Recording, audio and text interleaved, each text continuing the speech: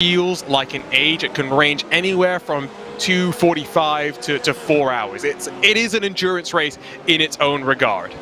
Also, I kind of, it depends a lot on the circuit as well, but for me, oval racing in general, people kind of like, we've had this chat as well. Oval racing's easy, apparently. God, I wish it was easy. I'm like, it's really not though. It requires a level of concentration and focus, regardless of the oval, whether you're racing at Daytona or Iowa or Indy or wherever, it doesn't matter. It requires a level of concentration, which in some degrees you don't even need on road courses, because road courses you just go with the rhythm. You just go with what's happening, especially if it's like, for example, in touring car racing, right? Whilst you do need your eyes focused on what's going on, obviously you do, but a lot of it is just the rhythm of what's going on rather than reacting to everything constantly. Whereas on an oval race, you are constantly reacting to everything that's happening all of the time. Your brain has to be fully in it, and when you're ill, I'd almost say, if I was ill, I would actually potentially rather do a road course race than an oval. I'd almost be at that point where it's like, I think I'd get away with a road course race easier. It depends what road course. For sure. Not the North Depends what Striker. oval. Yeah, no, like that. It's one of those sweeping generalizations generalizations, excuse me, that you can't really make, if we're being honest. Like, Daytona is probably one of the easier road courses. Le Mans is also quite easy. Not because they're technically easy, but because they give you opportunities to relax, to settle down. Oh, sorry. Manuel Tolentino in the 136 Apex Hunters United car. What's happened to him? One of the many has lost about 10 seconds this lap. I've got to assume that was either a mistake or assisted. He's lost 2 positions and, well, suboptimal. There was, as I said on a broadcast once, and as you and will not let me forget, there was some disuse. Wow. Yeah, I can't remember what I was trying to say, but it was clearly issues, and then a word in the same vein that begins with D. Oh, he was very assisted. I've just had a look. That's an LMP2 car that I think is looking at a slam dunk penalty. Now, which one is that? Which one? That is the question, isn't it? Well, that's what we're waiting for. Oh, it's the 89. Oh dear. Now, Tom Freer. we need a replay, because I say slam dunk penalty, but you can always see things multiple ways. That's the reality of most incidents. Yeah, here we go. Kudos to Mike Yao. This is the 136. There's Tom Freer going around the outside and is still there, the blue and white LMP2. The 136 comes back across, is in the middle of the road. Oh, there is air. Yeah, you see it from that angle. Contact, though. Yeah, but it's also so fine a margin. Like, it's not like he completely drove into the rear, which I've seen before. That's a tough one. That I'd remove. I know you would. I'd remove the slam dunk, and I would be like, race controller going to be like looking over that one. It could be a penalty, and it might not. It could also not be. Yeah. Oh, this is a good view. This is a good view. So on the right sort of bumper. Oh, it is a light tap. It is so light. And from that angle, you'd argue that the angle that he was taking as well wasn't great. You can hear the contact as well. It's not slam dunk. I'd suggest race control will still look at that one. We haven't really seen too many penalties recently. We had a flurry of them earlier on, didn't we? Oh yeah, it was right off that pit lane scene. Oh, it's coming. It's coming. I can see it being entered. Yeah, this is better. Yeah, there you go. I'm not slam dunk, but there's enough contact. It's a penalty. I know there was a little. There was a bit of. They're entering it right now, so I can tell you live as race control is typing it into the sheet. It's a drive-through penalty. Yeah, I mean that's consistent with what we've seen with a couple of the other bits of car contact. Obviously, it's what the 111 got, WEHE racing car, for their contact with the Vanderbilt Sim Racing yellow. So it kind of makes sense that was the route it was going to go. It's a shame. It doesn't remove them from the battle for the lead, considering the pace, especially that Wayne Burke had a bit earlier on in the race. So it's rough. It's going to be hard to overcome, but there's still 6.5 hours left to go. There is plenty of time.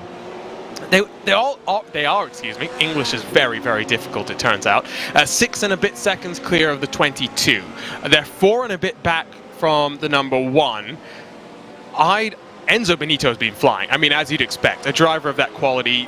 We talk about the Esports Racing League, the Esports Racing World Cup. Correct me if I'm wrong, Lewis, but he's the only driver. Well, he won the Most Valuable Driver award, which means the most podiums across of 3 different simulators: R-Factor 2, Assetto Corsa Competizione, and then iRacing. He's the only one to have gotten podiums in all 3 of the platforms as well. No, he's the only one to have won on all 3 of the platforms. He's not the only driver to have had podiums on all 3 platforms.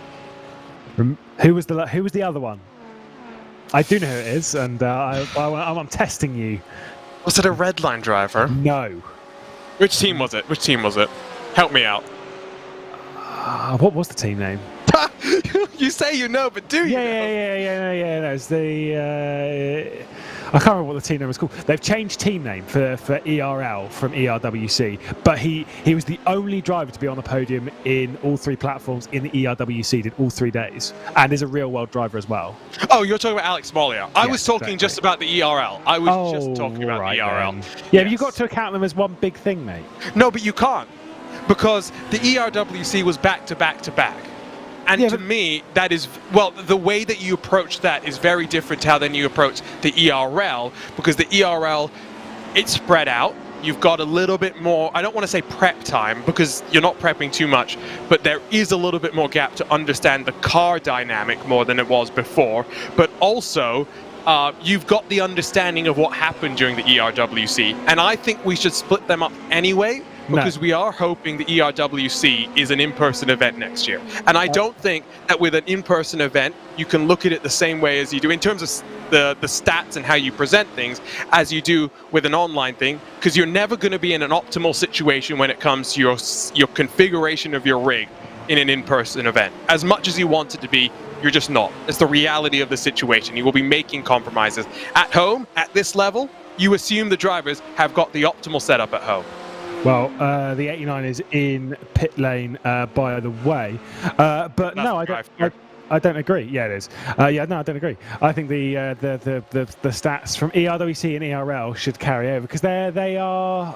I get what you're saying, but they're the same. Like in a sense of the format and stuff. Well, okay. Let me put it to you this way: do we look at World Cup qualifications in football as the same stats as a World Cup? No, but do you look at the main season of the NFL and then the Super Bowl? But that's stupid, because playoffs are stupid. But that's how it is. Fair. I'll give you that. So the ERWC is the Super Bowl to the ERL, and so the stats carry. I see it more. I don't actually see it as a playoff situation. I see it more as a qualification thing. But I concede that you make a valid point. Of course I do. Oh, for once. It's less obvious then. The gap's going to stay where it is. It's going to increase. It's going to decrease. That's for sure. Yeah, well, let's be fair. That was the greatest point I've ever made, because it was 100%. It was. You're never going to be more accurate than that, because you were literally on the money. Yeah, exactly. I don't think it's possible to be more accurate. Like, it is quite literally stating the obvious. That's like me saying, I am either sat down, or I'm stood up, or I'm lying down right now, and I am sat down. I'm sure I could find other things that you could technically be. But you could do, but I'll steer away from that one. I couldn't do a broadcast on a handstand or any of the other dodgy topics that we're definitely not going to bring up. Oh dear. Left-hand turn away, please. No, actually, no. I think we should. We're good. We are going to get off this topic, and we're going to focus on 148 car. Sorry, Lewis. Stop and go 30. That's the first stop and go we've seen today for the 148. What was it for? Abusive chat, code of conduct. What did they put in chat? It must have been in the Discord, not because it wasn't anything in game. I haven't seen anything. No. Unless there's channels that we aren't seeing, which is very possible. It is possible. It's just unlikely. But there must have been something. Either way, there's something. So, or it might have been between them and race control or something. I don't know. Who knows? All I know is that I've never had a penalty in anything for what I've said. Right? That's not true. I've been removed from a league for saying something on a stream before. I've been banned from a league. Really? I've been banned from a league from what I've said, yes. Wow. And then I also got banned from a round of the VMO TC UK for what I said as well. Wow, what a dirty commentator. I did not know these things about you. Really bad. Just really, really bad. But also at the same time, it's banter, isn't it? So why do you think I don't stream anymore, mate? Yeah, no, well, to be fair, it's a good point, because like I said, I got in trouble more for what I said on my stream than anything else. So I'm the end of an Indy 500, and I have the Adrian Fernandez, so, real world, American open wheel driver, coming up behind me, and I have underfueled that car because I don't know how to do math. We've said this many a times. And so basically I splutter out of turn 4, and what do you do when you're coming to the checkered flag? You just hold your line and hope you're okay. Unfortunately, Adrian Fernandez, clearly didn't know I was out of fuel, and I don't blame him for that. Runs into my rear end. I go barrel rolling to the moon, basically. Don't get to the checkered flag, and... Ooh. Quite frustrated. I said a lot of things that I probably shouldn't said, and the league was not happy with me. Funny thing is, I now commentate on that league. Yeah, no, but this is the thing, is that you just get removed and it's like, right, okay, I'm going to do something else then. I'll just commentate on it anyway, or I'll be race control or something. Right. How the tables turn. Yeah, exactly. It's a great world we live in. It's fantastic. Mr. Real World Commentator can say what he wants now. Oh, this is well, yeah. Apparently, I should start not saying your name right and then dropping some F-bombs. But to be fair, Ben did feel quite bad about that one. It was still, honestly, I think the funniest moment that I've had in the commentary booth last year. This year? That's why I tell people, just say my first name, make your life easy. It was hilarious, though. Poor guy, man. He tried his hardest. Did it 2 rounds in a row. You did mess up my name this morning. No, I always do.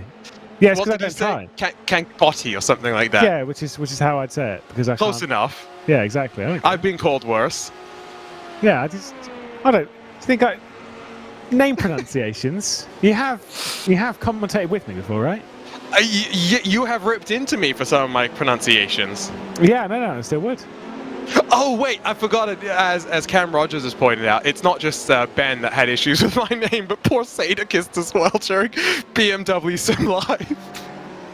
Sorry, so you just called him Cam Rogers? Oh wow, I'm in trouble. That's rough. That is rough. I'm in trouble, and of course I said it without the D as well. Indeed. That is, you're in big trouble, mate. You're in big trouble. The next thing you'll be calling him English. Oh, wow. The 89 car, back on topic. Right behind the 55 after its drive-through penalty. There you go. Yeah, I'm pretty sure... Oh, no, that would have just been as it came through pit lane as well, because obviously on the timesheets, when it started the lap, it was ahead of the 55. So unless the 55 has got past it, and then it's trying to close back in again, I think it's more just where they were when they came through the pit lane. But you're absolutely right. Looking to make a bit of progress back up 20-odd seconds, 22 seconds off of the race lead. I would rule that out. Knowing the speed of this car, it just needs to not waste too much time. It needs a safety car. Might need a safety car, yeah. I wouldn't say it's a guarantee that it needs a safety car with 22 seconds. I think Enzo Benito's pace is the difference in that number 1 car. It is a problem, yes, because he is quite quick. Yeah, I think when you factor him into the equation, I'm not saying Ben didn't have the pace, but I think you could tell from his tone as well that he was waiting for the balance to come to him in these cooler conditions. The sun is set below the grandstands now. We're basically in night here in this Apex Hunters United final round of the championship. I think this car, you wonder if maybe the 89 was better during the day than it will be during the night. We won't know. That's the reality. We have to wait and see. It's one of those critical things. The thing is, though, is that if you really think about it, we wouldn't tend to know in a race like this anyway, because you won't typically have the same driver in for most of the night anyway. That's kind of thing, obviously, just with how they switch. There is the 55 once again coming straight back across the nose of the 89 as they'll return to the banking on the exit of T7. I kind of agree. Maybe the 89 was just better in the nice hot sun that we had a bit earlier. I mean, it was flying, wasn't it? The 89 was, but right now, it's not looking so great. Here is the Evolution car. This is obviously now in third spot. They've done a great job to work their way up the order, but they are going to lose a spot to the 197, Shane van Gisbergen, past one, and then past a bit of lap traffic as well. Team lap traffic. I wonder if there was some coordination there. It did look it, didn't it? It did, didn't it? It was quite nicely done. You're driving there. Which one is it? The 156. I mean, you can't tell. It's the same livery. Exactly. So it would again. Please help us out. Help us out. It is the 156 though. It is Tom McMillan. We are thick commentators as the 55 Summit SimSport car, Liam Reston, onto pit lane. Now, is that a penalty, or is that it? Might be. No, never mind. There was something that came down on the race control sheet, but it was a no further action penalty, and that was for contact with the 148. So we talked about that penalty the 148 got, the stop and go for the chat abuse. It was related to a bit of contact with that Summit SimSport Everest machine. Really? Interesting. I mean, part of me is genuinely sad being like, I wonder what they said now. I'm desperate to know what they said now. I mean, we're talking about Australians here. It's definitely not stuff savoury enough for a broadcast. Well, you never know. I don't know. This is the thing is I don't really know how the water. Do you know what the watershed is? Do you have that in the States? No, we don't. Okay. Yeah, we don't have an Ofcom. That's why our sport broadcasts are littered with commercials. That's a good point. That is a very good point. Yeah, we have, was it 12 minutes in every hour is the, something like that, the maximum amount of adverts that we can have and things like that. Yeah, I don't know if there's a watershed in the States, but obviously that is at 9 o'clock. Past 9 o'clock, you can swear on... When Top Gear is allowed to be on, basically. No, because Top Gear was always 8 p.m. Was it always pre-watershed? Oh, pre-watershed. Wow. Pre-watershed, mate. Yeah, no, it was always, which is why all of the swearing was bleeped. But... yeah, it's those kind of things that's kind of the interesting. So basically, what I'm saying is certainly in the UK we would not be broadcast friendly to have any Australian talking on a broadcast because 9 times out of 10 it's not very PC. Love them though. Yeah, one of my best friends in high school was Australian. Taught me many a word that when I got to the US for university, I had to stop using. Yeah. You know which words I'm talking about. Oh yeah. Because we still stay there with one another. Yeah. No, we. Yeah. I don't think too many people realise how fast and loose with the English language most commentators play when they're not on air. It's why we have to be very careful about hot mics. So bad. Very, very careful. I am so careful that I've gone to...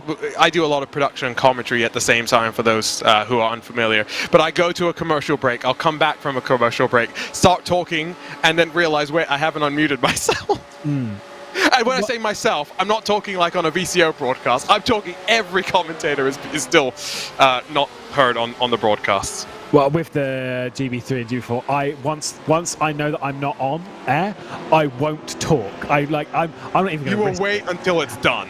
I will. Yeah, I wait until the broadcast is over. I put the mic down. I leave the commentary booth, and then I'd be like, thanks, such. You almost went there. No, I wasn't. No, I did nearly earlier, but no. Like that's like once I'm well away from it, then it's like right now I can breathe. When you're actually just in the thick of it, it's like nope, no. Be a good boy. Don't say anything. Always assume any microphone nearby is on. Yeah, always. Oh, I've got some stories that I'm not going to say on air, but Are they good ones? Yes, they're very funny. Are they good? No. Are they funny? Yes. Nice. Did you see that video, by the way, of me getting detonated? Not yet. I'll watch it as soon as we're done here in about 11 minutes' time. Disappointing. We will actually hand over a little bit earlier to the other duo, so we can really reminisce on this broadcast that we've had and our thoughts. It's been a bit of a calmer fourth hour, I'll say that. The opening one was actually not too bad. The second and third hour were pretty much crazy town. Yeah, well, we just after the first hour completed, basically, that's when stuff kicked off, didn't it? We had the Ferrari, the 225 Bluebell racing car in the wall. It then got worse from there with the bowling that we had with one of the Apex Hunters United cars being pushed wide and then almost taking out one of its own. That brought out the safety car. We said cautions breed cautions, but that wasn't really the case. It did mean that everything got packed up again. It meant that the battle for the lead in prototypes picked up. Eventually the battle in the GT lead picked up as well. You're right. It's settled down since then. I'm knocking on wood because, you know, the curse of the commentator. I'm sure you and O'Leary, as well as Cam Roger, will be hoping that it does. You see, yeah, I got to be careful. You really forced it that on. Yeah, nice. they'll be hoping it stays like this because we love chaos. Don't get me wrong, but the beauty of endurance racing is that we get these runs where it's all about long run pace. Oh, don't tell me something major has happened. That's the 43, and not for the first time. It's an issue in one of the hairpins. Yeah, obviously coming down into the West Horseshoe once again, which has been a big problem for the P2s. They've had a lot of issues rolling down to that section of the track again and again, and continuing on in such. To give you an update, by the way, before we jump off as to what's happened in each of the category, of course, at the moment in the prototype category, the Drop Bear SBM, one of your champion contending cars, is leading. This is what's happened to the Pulse Racing Team Century Batteries car, the 179, spinning right in front of quite a lot of people. And there was one of the drop back cars. I'm going to hope rather, that was the 88 that came through, not the SBM. That would be the second, the HRS car with Daniel Yeaman behind the wheel. But yes, Drop Bear SBM are leading at the moment. We are awaiting a pit stop though from them. They are going a couple of laps longer than everyone else. Cameron Dance behind the wheel for the last stint or so. Enzo Benito jumped behind the wheel of the Apex Hunters United #1 car that's been flying. It's currently sat in 4th position and working its way up. It was Daniel Yeaman that came through and made contact. We'll expect the AHU #1 to return to the race lead. The Synergy Sim Racing #89 started from pole position. That is the car that's had a couple of issues recently, got involved in this and had a drive-through penalty. That's what's happening within the prototype category. In the GT3, at least with the GT Open, it's Vendavel Sim Racing White. A fantastic stint from Jackson Souza and Harlow gave them a 20-odd second lead in that 101 car, leading by a country mile now, so around about 30 seconds with Dylan Burst behind the wheel, leading away from Richie Stanaway. The 197 has Shane Van Gisbergen back behind the wheel after a decent stint from Mark Gibson, but did lose a bit of time to not only their teammate but the Vendavel Sim Racing White car as well. Speaking of the 169, started the race with a bit of a sizable penalty after a safety car. They were right back on it, and the leader in the was going to be in the category, the GT Am category, was the Team JDR car, but that is now on pit lane. That is the car which, at least as things continue, could win the championship within the GT Academy. Penalty incoming for the 179, I do believe. I think maybe related to what we just saw there. Yeah. No action. So I agree with that. They were talking about the contact with the 88. That's just one of those racing deals, right? The car spins. It's not like he was doing an unsafe rejoin or anything. He was parked. Yeaman just really didn't have much time to react. No room to go. I agree. Good call from the stewards. No action. No penalty for Chris Weitzel. Yeah, I think it's more like, obviously, as well as to what happened afterwards, whether it lit up to kind of drive back forward and get back going again, and then obviously rejoin the race circuit, which we would have jumped on straight away. The 22, by the way, is into the pit lane now, so that was the pit lane that we were expecting. A good 3, 4, 5 laps later, though, than the #1. Actually, not quite that long. I think it might only be 3. But still, it's a good distance further. No, you're right. Yes, I think. I don't trust you. I don't trust you any more than I trust myself. No. Well, let's see. They've pitted on lap 139, and the #1 pitted on lap 136. So that would be 3 laps. Sounds right. Yes. We're almost there. Well, and one thing to remember as well with some of these cars is where their box is in relation to the line will impact what lap their score is coming down on. It always confuses me sometimes when you look at the stint lengths and you're like, wait, this doesn't add up. And then they come in and you're like, oh, wait, yes, no, that's right. Now, we will use this opportunity, only because I want to ask them a couple of questions before we hand over fully. We've got Ewan O'Leary and Cam Roger in the booth. I'll go to Ewan first. Good morning. Good morning. Hello. Did you sleep well, mate? I actually did. I actually got into bed early, and I'm ready. It does not feel like it's 7 o'clock. I feel very awake, which I'm glad about. And see, this is things you've got to do 4 hours straight. Cam gets 2 hours on, 2 hours off, 2 hours on to see it out to the checkered flag. But it's been a pretty exciting start to the race, Cam. But championship-wise, we are still very open here. Yeah, that's the beauty of the double points as well. Keeps so many people involved, and I can't wait to see how it is when we get to the final hour, because you always know in AHU there's always that risk of a safety car or something's happening in that final hour that can change it all as well. So it's going to be exciting. Well, Arjuna, this is kind of it for us. What's your final take on your first round here in AHU Endurance? That first mic, is not. I'm not the only one that can make mistakes with Cam's name. That's yeah, for sure. no, I did say it. Thank you, Mike. That does make me feel better. I love it. I like the concept. I like the way the safety car process works. Very similar to what I've seen as well with V8 Scots and whatnot. The grid is, I wouldn't say, the most eclectic that I've seen. I think that probably goes to some of the IRX All-Star races that I've commentated on in the past as part of the World Championship Support Series. But I like it a lot. I think we've got some of the best talent in the region, combined with real world stars, people up and coming on their journey into sim racing, as well as guys that I've raced against in the past, and I love to see how they've developed in the couple of years that I've been commentating. And it's the end of the season, but it's hopefully just the start of the AHU journey, season 2, of course, this being. And I'm sure if Shane and Nick continue to put their effort into this one, it will continue to grow and continue to be something that those in the region, and well, I guess you in the UK, especially with your early mornings, continue to somewhat look forward to. Well, certainly indeed. You'll have to put up with at least me and Arjuna at some points through VCO Infinity here on VCO Esports a little bit later on in the evening. Until then, though, obviously you've got the final 6 hours of this race. At least 4 of those, you and O'Leary will be with you. Karen Roger, at least for the next couple. Lads, take it away. Thanks very much, Lewis. Thanks to Arjuna as well for staying up a little bit late in the America to cover this race for us. Indeed, 4 hours in to the 10 hours of Daytona.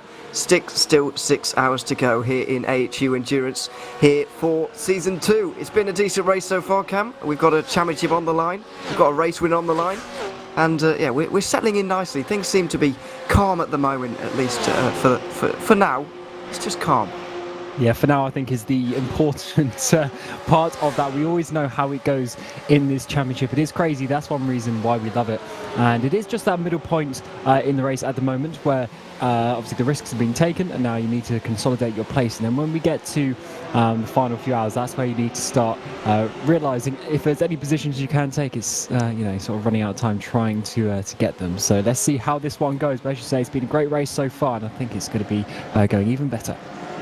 Yes, if in case you haven't been with us so far, I will update you on the major things that have happened so far in the first 4 hours or so, in terms of major cars going off or whatever.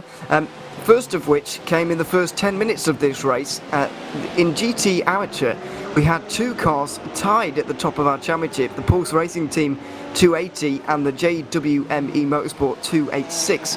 We're tied on points coming into today, but the 286 JWME Motorsports car crashed at the bus stop in the first 10 minutes of this race. They're now 40th overall, 26th in the overall GT race, and that translates to really quite a long way down in GT Am. So Pulse Racing Team at the moment by far and away leading that championship because of all of that. So that was early drama for them, I'm afraid. The 89 got off to a great start in the prototype championship, in the prototype race, I should say. Tom Ferrer is currently driving that car for Synergy Sim Racing in second, and the reason they are in second now is because they did go into the barrier about an hour into the race after leading for the first part of it. So we've had 1 safety car so far and 1 retirement as well. From the 42 cars that started this race, we still have 41 running, and the car that's not there is a Pulse Racing Team car. It's the 281 that retired really quite early into this race. That is pretty much everything major anyway that has been happening so far in this one. Still a long way to go though, and still a lot of maths for us to do, but for the moment it's Apex Hunters United Esports who have got control of this race, control of this championship of course, and they've drafted in one of sim racing's finest, Enzo Benito, to help them on their way, and he is helping them right now. Yes, certainly that's something that they've used to their advantage as the AHU teams over the course of the season. They've managed to get in some really great drivers to help those teams, and that's really sort of pushed them to the front of certain races this season, and it seems like that's what we've got here again. The gaps aren't huge, but it's just enough that they're keeping out at the front at the moment, and really taking control of this 10 hours of Daytona, as we're seeing here the 250 car going for a spin, coming through. Is at the exit of the bus stop chicane. Peter Hunter there, not too bad of a spin, but he's certainly lost some time and probably hurt those tyres just a little bit. Just a little bit, but able to get back going again for International Drivers Syndicate. So we'll continue on his way. This is all stuff going on a little bit further down the order. The battle for was around 18th at the moment with one of the AHU cars, but also a car a lap in front. Ooh. Also involved. As we see Jesse Butler also off the road, was looking the other way there, but very bizarre on the straight to be going off for Mach 1 Esports. How did he not hit the wall there as well? Coming out onto the back straight. That one was a huge spin, but fortunately, loads of runoff there for Jesse to avoid the barrier just narrowly as well. An extra metre less of the runoff wouldn't have been too good for him, but he's managed to keep him going in that 144 car, as we're focusing now on this battle for, actually not a battle unfortunately, for P10. But as Arjuna and Lewis were saying, there's AHU GT3s all over the field at the moment. It seems like we're getting them almost in a line in the front of the shot as well. Yeah, they are everywhere, and they all look the same, as they were complaining earlier. This is a bit of team-on-team action here. Oh no, it's LMP2 getting involved, and my goodness, Jesse Butler is lucky. There's a lot of runoff towards the wall there, but he still managed to get mighty close to it. Bit of an interaction with lap traffic, which you don't often see out on the oval. You'd say that's the easiest part of this to make traffic work, but even then there can be a miscommunication, and there was there with very near disastrous consequences. Thankfully everybody got away with it though. Yeah, it is one of those things though. The GT3s were coming over to the right hand side of the track, which we generally talk about the high line on these ovals, and you are, as the slower class or a slower car in general, are supposed to stay lower on the oval, with the faster cars going on the high banks to get past you. And they were certainly coming over, which didn't help the situation of the LMP2 coming around the outside of them. So there's certainly things that they could have done, and as much as it is a corner, it's not much of a corner, so the GT3s aren't really on the limit in that regard, so the P2s can easily come around the outside. So I think that was just the GT3s being not quite aware exactly of the surroundings. But we do actually have a battle now between the AHU cars. The 136 is now defending from the 148 right behind them. Yeah, and you can just see the point that Lewis and Arjuna were making earlier on about all the AHU cars looking the same, and they're not wrong. Oh dearie me. One of the Summit Sim Sports cars, the 56, I think that was going off. They're 11th at the moment, might be 12th in a minute, because they've gone flying off into the International Horseshoe. Let's see what happened here. John de Graaf on the rear brakes, and unfortunately goes for a spin.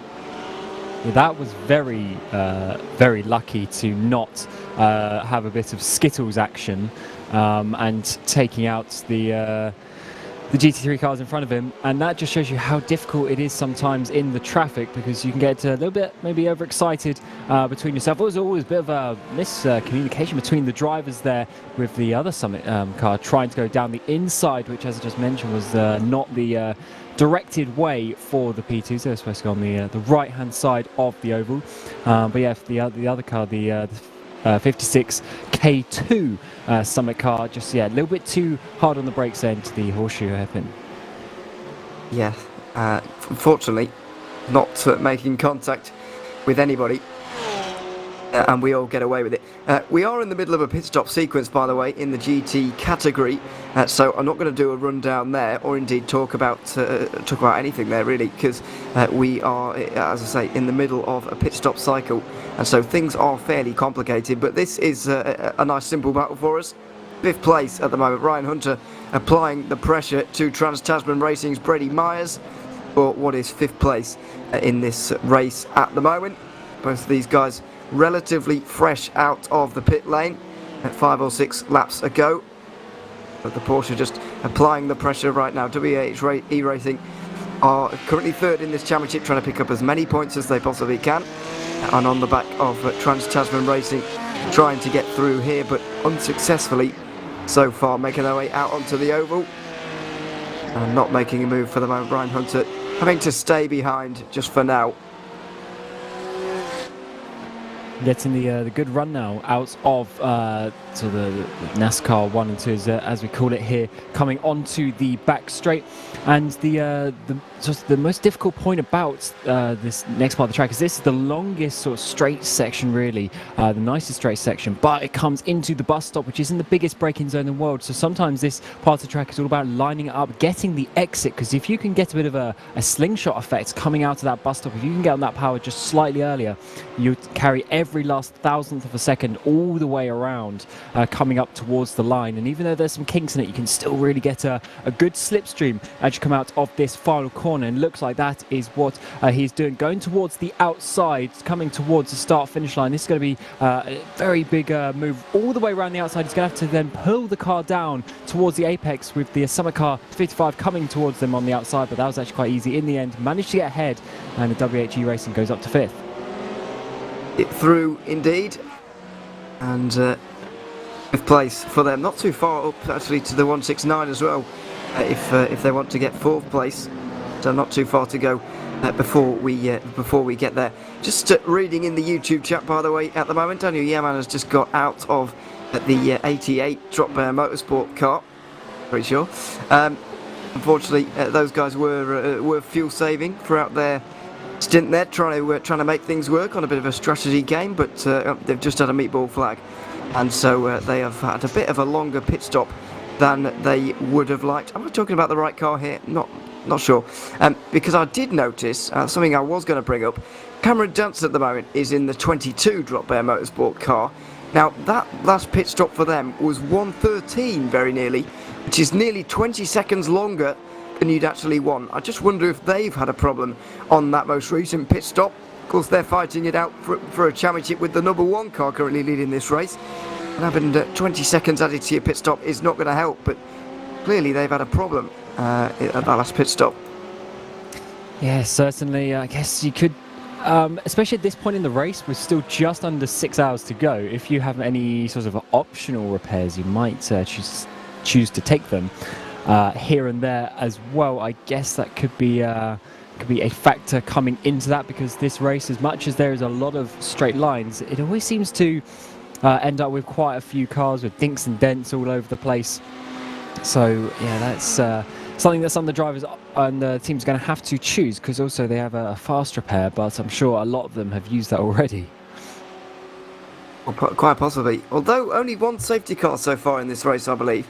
So it has been a little bit quieter than what we've seen in some of the others, which is, I guess, to be expected. It is a longer race, a good 4 hours longer than we have seen or any of the others so far. We did have a couple of 6 hours in the middle of the season at Suzuka and Phillip Island, but this is easily the longest race we've had, and the longest race in the AHU Endurance's now 2-season-long history over the last year or so. I can't remember when we started season 1.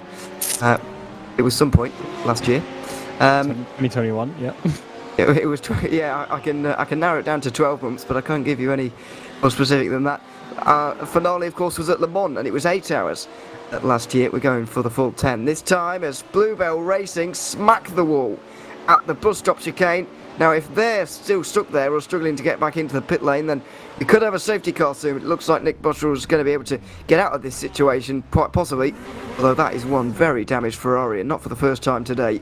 And not this season as well, unfortunately. But that is a horrible place to have an accident and get going, because the cars are coming. Oh, that could have been a huge accident. The cars are coming in there, well over, 100 mile an hour, 120 mile an hour sometimes, and that is very damaged car. Fortunately, we got the apron here, so you can come all the way down the inside. But this Bluebell car, I don't remember the first part of the season them having so many issues, but the last couple of races especially, they've just been struggling so much and having issues left, right and centre. But really good job for them to actually continue and yeah, and really just get towards the end, and obviously causing the safety car earlier as well. Yeah, unfortunately, they did indeed. 5th place coming into today in the championship, so did have a mathematical shot at this one, but not a realistic one, over 400 points back. And by the way, in all 3 of our categories, 10 teams can mathematically win, although that is, of course, realistically unlikely. 30 cars, 30 teams came into today with a mathematical opportunity of winning this race. Winning this championship, I should say. They can all win the race. Winning this championship, I should say. Just to go back to LMP2 for a second, we haven't really told you about the championship permutations coming into today. Obviously, we've spoken about the points, various points, and we will do, especially when Zach gets here and Cam and Zach are on the final 2 hours. There's going to be a lot of maths going on there, mainly from me. But I'll just tell you about the permutations coming into today, because we are now complete with the pit stop cycle in GT, just about. Because Paul Blomqvist is getting into the 148 AHU car, and that will complete our cycle, I believe. Yes, it does, pretty much. So we can indeed go through it all now. First of all, LMP2, of course, which is our second closest of the categories. There is 41 points between Drop Bear Motorsports 22 and the number 1 reigning champions, which does mean if either of them win the race, then they automatically win the championship without any arguments at all. So they both have matches in their own hands, if you see what I mean. Which is something you don't see very often, but it's what's happened in LMP2. If you win the race, you've won the championship. And at the moment, the number 1 team are doing that. In GT3, as far as the overall championship is concerned, Evolution Racing Team have been by far and away the most consistent team in an otherwise unpredictable and topsy-turvy championship. They haven't finished outside of the top 7 all season long. It's given them a rather big lead, actually, going into this final race, and so all they need is a top 4 finish and they will be champions. However, they are 7th at the minute, not too far away from 4th on the road. They're actually not that far from 3rd, but it's still not quite enough for them at the moment, and with Venderville winning the race, they would actually leapfrog them, despite the fact there being nearly 150 points coming into today between the 2 of them. And of course in GT, and we've already spoken about this a little bit, Pulse Racing Team and JWME Motorsport are on exactly the same points coming into today, so it's pretty much whoever beats the other. And at the moment, Pulse Racing Team being 2nd in the race are indeed beating the others. Well, they are now 4th, but they are still beating the car a little bit further down. Team JDR having such a great race today, might have to factor them in, but they did come into today 147 points behind, which is quite a long way. So we'll do the maths on that and see. But yeah, finely poised, I think, is the word to describe these championships at the moment. And the one furthest apart at the moment is actually the one that's changing the most. GT3 overall, Cam, is changing hands, despite Evolution Racing Team having a really quite big lead. Yeah, the double points can certainly change something. It really means that you have to perform in this final race, because, as you say, it can change so easy. And even if you have a couple 100-point lead, 150-odd point lead, it can just swing around. And you got to be getting into these top positions. And there's certainly enough time for you to be able to do that. As you said, a lot of the gaps are quite close enough to do that. But yeah, I mean, if it changes around, then that will certainly be keep the admins happy for introducing that double point system here for the 10 hours of Daytona, and I think it's going to yeah, certainly ruffle some feathers if things go and change themselves in the last few hours. You say introduced. Did we not have double points for Le Mans or not? I can't remember, because I wasn't on the end of the race and it didn't really matter during my stint. I was bang in the middle of the race, so it didn't really matter at all. But was there double points last season? I cannot remember. For the life of me. I don't remember, actually. I think I was there at the final. I think I actually did the final stint, which is quite funny in that time. But I mean, I remember I have to do a bit of research and get back to you on that one. Yeah, I'm not sure. We'll be digging up the old AHU season 1 sheet that we used to have. for that championship. So there we are. But yeah, it was a long time ago, and I cannot remember. We watch too many different races these days for us to really know what is going on in each of them. And of course, a little bit later today, I know that Arjuna and Lewis will have mentioned this, and both of us are on this broadcast, and Zach, all five of us that have been here today are going to be on the VCO Infinity broadcast a little bit later on. If you're watching this in Australia at the moment, as I'd imagine a lot of you are, then it's going to be starting quite early in the morning for you. I'm sorry about that, but certainly throughout all of Sunday, you'll be able to watch VCO Infinity. 24 45-minute races over the spread of 24 hours. And yeah, it's well, it's an interesting concept. We don't really know how it's going to. We don't really know how it's going to work. But then I guess nor do the teams of drivers, nor do the viewers. So that's why it's going to be quite a nice one. In obviously splitting the 24 hours up into individual hour battles, and then obviously on completely different cars, completely different tracks. So you're not going to be able to sort of practice as such for it. So yeah, there's a lot of variables going on, and it's also sort of comes down to what VCO's tried with a few events recently, is really trying to find out what is the most versatile team, not necessarily who's the best team in that specific class on those tracks. Yes, it is a good idea. As you see Drop Bear off, I'm afraid, of the 88, Mike Wayne just going for a spin at the International Horseshoe. But yeah, I was distracted mid-sentence there. I was trying to search for those words that Cam said, but Discord pinging in my ear. I always worry when that happens, because I wonder if someone's panically telling me not to say something that I'm about to say. So I had to look. It was just Cam telling me that there weren't double points last season, and I was wrong.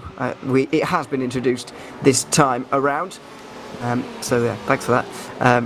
We got there in the end, though. We got there in the end. So yeah, double points being introduced for this time around. 48 points between first and second, though, is absolutely huge. Yeah, that's certainly changed things a little bit in terms of LMP2, because as I said, both teams have things in their own hands. If they win the race, then they've won the title. But yeah, it's an interesting idea. Double points, I'm actually a fan of, I have to say, especially given it's a longer race. Why not go You love a controversial point system. Do you remember your discussions with Lewis about this?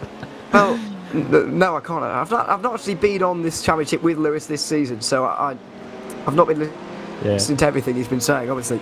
No, it is quite funny, because Lewis likes a very strict and simple point system. But like me as well, I do like the ones where more people get points and things like that.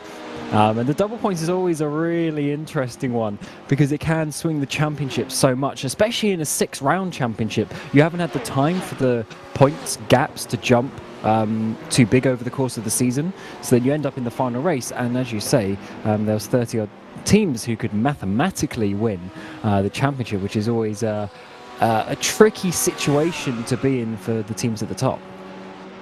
Yeah, absolutely. It's I agree. Lewis uses the word forgiving for these kind of point systems. It's forgiving because you can do an awful lot and still get points. Excuse me. You can do an awful lot wrong and still get points in this chat. I mean, getting to the end of this race, we'll see you getting points, and probably at more than 100 of them, to be honest. So yeah, it's he doesn't like that particularly, but I'm a fan of it. So there we are. You'd think that having more points available does extend championship margins or whatever, but it actually does.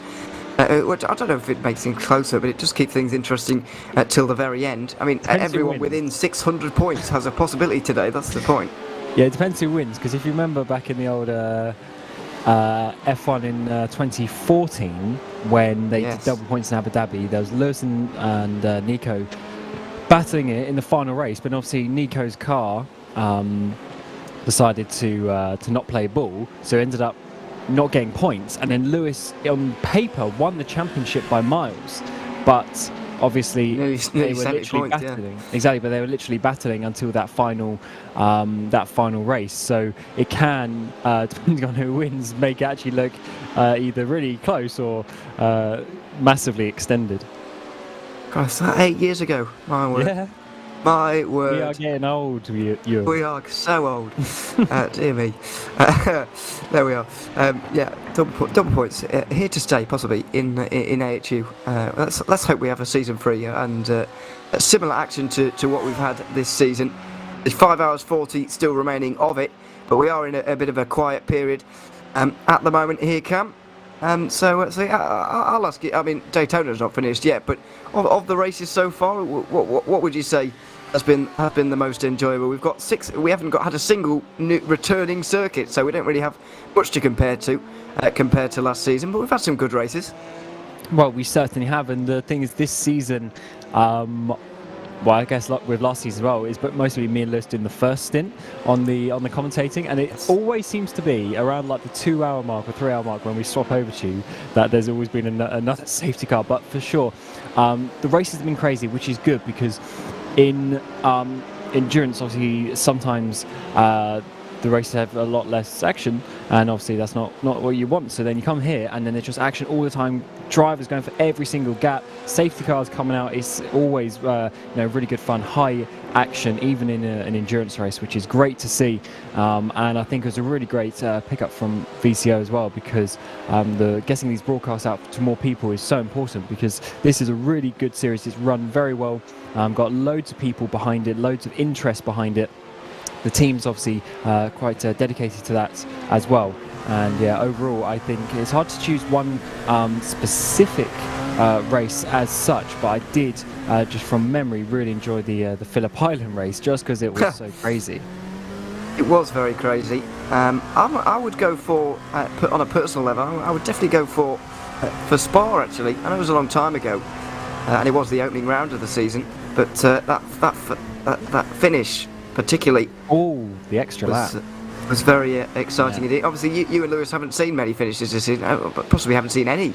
I can't remember a race I haven't finished actually on the comms, but yeah, that's Lewis does the schedule, so I can't complain. It all depends on the what part of the race you see as well. As I just said, it's normally me and Lewis doing the first half, and you and Zach doing the second half. So obviously that changes your. Potentially changes one's perspective of it, because it was often quite early in the morning as well in the UK for me and Lewis, which I'm not complaining about, because it's certainly worth the alarm clock to get up for this. Yeah, I don't mind getting up early for this at all.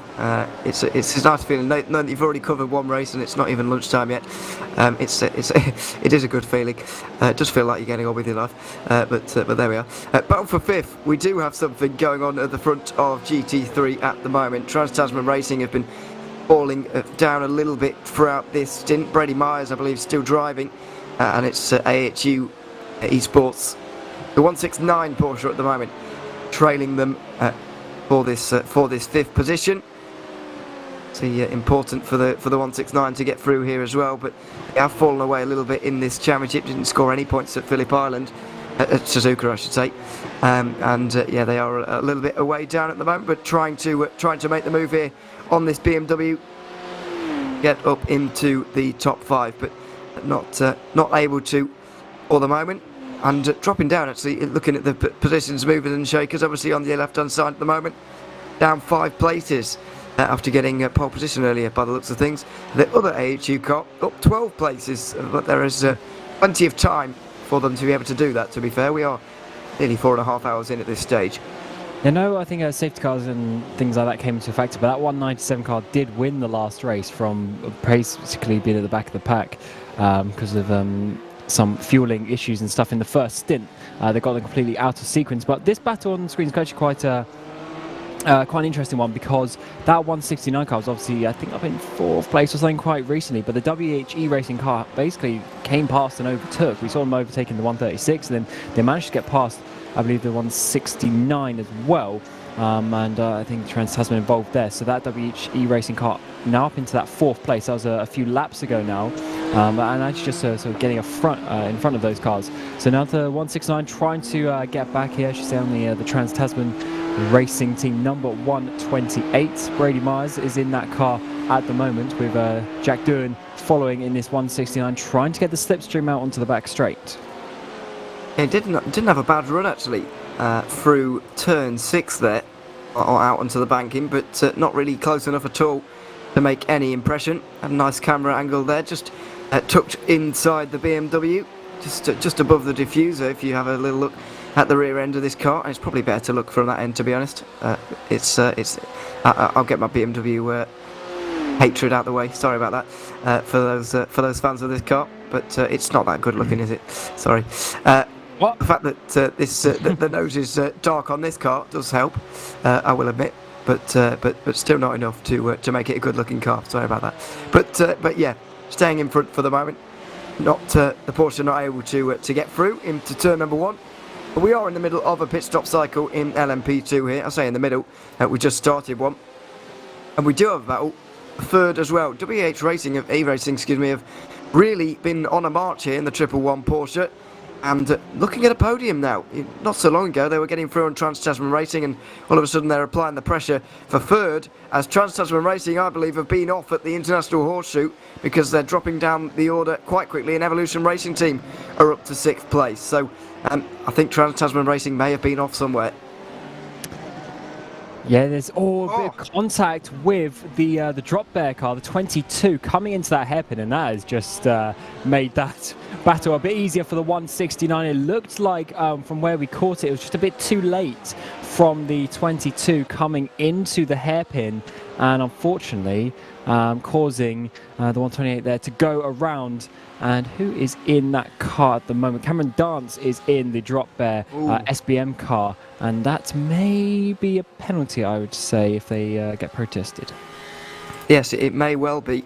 I'm going to get the sheet open for the incidents, because there's been a lot for race control to go through we're recently. Going to get a change for third place here. WHE Racing, we said they'd been moving up the places. They're in about 6th place. Now getting the slipstream, coming towards the outside of the Vendaval yellow car, coming all the way around the tri-oval, coming towards turn number 1. Is he going to be able to do what he did earlier? Pull back down the inside. Yes, he is. That is Ryan Hunter in that car, making plenty of moves in the last 20 minutes or so. Yeah, he certainly is on the hunt right now. Sorry, but yeah, he's moving forward quite quickly, going faster than pretty much everybody in GT3 at the moment, as that is the move from the 22. This car chasing a championship, of course, chasing excuse me, chasing the number 1 car. But Ben Cornett, back out after his pit stop, has now got a pit stops lead over Drop Bear Motorsports 22. Yeah, they certainly need a safety car to get back into this one, because that might well be a penalty. Do you want to know a fun fact about that car? They're leading the championship, the 22 car, but in 3 of the 5 races so far, they've got penalty points, totaling to 25 points so far. I wouldn't be surprised if they get more this race. So they could potentially get 4, so 2/3 of the championship they could get penalty points, and they're still in a good place to win the overall championship as well. So if they do so, then does that equal, because obviously 1 + 1 = 5, does that equal that getting penalty points and taking risks is the way to win a championship? Well, no, because the number 1's leading. Well, so at the moment, yes. So no, but I wouldn't have said so. But hey. You never really know, do you? I think the fact that they've finished in the top 6 in every single race so far is probably more of a factor, because every other car in this field has had a bad race at some point. I say bad race. AHU haven't finished outside the top 10 either, but yeah, there's not many over 10 cars that get to the end of these races in LMP2. We do have a couple more retirements, I believe, by the way, since we came on air about half an hour ago, or since me and Cam came on air about half an hour ago. Frog Leap Juiced Racing Green marks the first LMP2 out of this race, along with Bluebell Racing in the GT3, to bring us down to 39 cars in the field from the 42 that began earlier today. So there you have it. Another couple of cars out of this one. But yeah, Drop Bear Motorsport, it's always almost a helpless feeling when you're involved in a championship. I don't know if you've ever been involved in a championship fight on the final day, Cam, but I certainly haven't. I can always imagine it to be a very stressful afternoon, and it's certainly turning into that for Drop Bear Motorsport. Yeah, I have a couple of times. One time, it was made quite easy because the final race of the season was 24 hours of Le Mans, and you got points in that championship. You got points after the classification percentage was 50%. Actually, we'll just have a quick look at the replay first of this 27. Just going a bit too deep there into the second, the Wester horseshoe there, and Sam Stride actually saving that pretty well, keeping it out of the barrier, but losing a bit of time from that. Then that championship, you got points of 50%. So basically, you had to make it to the 12-hour mark of the race to get points. And I can't remember if they crashed or blew their engine as 27 goes off again into the hairpin. But our championship contenders crashed after about 11 hours or so. So yeah, basically they didn't get any points, and that made it a lot easy. So I see a lot less stressful. He's even got the lines on the grass from his previous one. He's just doing a bit of a lawnmower-ing out that corner. Lawnmower ring. That's nice. He needs to go and work for Leicester Football Club. They've got. Why? Have you not seen their pitch? No. Mate, the groundskeepers at that club, they know what they're doing. This is far too English for this broadcast, but yeah, there we are. Anyway, yeah, it's certainly off a couple of times. Not an easy braking zone actually. The West Horseshoe there, you are kind of turning a corner where you're on the way in there, which doesn't make things easy. Cam Dutch, by the way, is in the stewards' room now. Well, not physically, but he is in the stewards' room now for that contact made with the 128, and the action has already been taken. That very quick work from the stewards there. It happened about 2 minutes ago, and the stewards have already come to a conclusion. Drive-through penalty for Cameron Dance in the 22 car. It did look late, and it did look like it was going to be a penalty, and a drive-through is what it is. It's going to cost them once more. They're in now. I'm not sure whether that's for their actual pit stop or for their drive-through, because they are due both. But it's going to set them back even further in a race where they already are quite far back. Yeah, I'm just keeping an eye. They are actually serving a pit stop at the moment, so this must be actually changing drivers at the moment. Andrew Saunders has got into that car, the number 22, and I guess he'll be the one to serve that penalty if they have not already. But I mean, no questions really about that penalty. Pretty slam dunk, I would say. Far too late coming into the hairpin and just causing a spin, as we're seeing Troy Maguire trying to dive down the inside at the Evolution car, championship leader as we stand, and actually making a move there up the inside. Just about making his way through that. It was pretty close, but I was a little bit scared for the championship leaders there, but they've gotten away with it on this occasion. Currently down in 6th place with Riley Preston at the wheel, chasing down Jack Doohan. Not making major strides every lap, but he is chipping away at that margin at the moment. Dylan Burr's currently leading and taking over the championship lead for Vanderbilt Sim Racing White. Coming into today at 138 points back. And so, yeah, the Evolution Racing team do need a top 4 at the moment, given the 101 team are leading at this race right now. As we go back to LMP2, Synergy Sim Racing and Summit Simsports are battling over 3rd place. These two have both come out the pit lane recently, behind simrigs.com DPR. And I have to say, in the last hour or so, when I woke up this morning, an hour before we came to air here, Cam, about how close it was between all of the cars, especially in LMP2.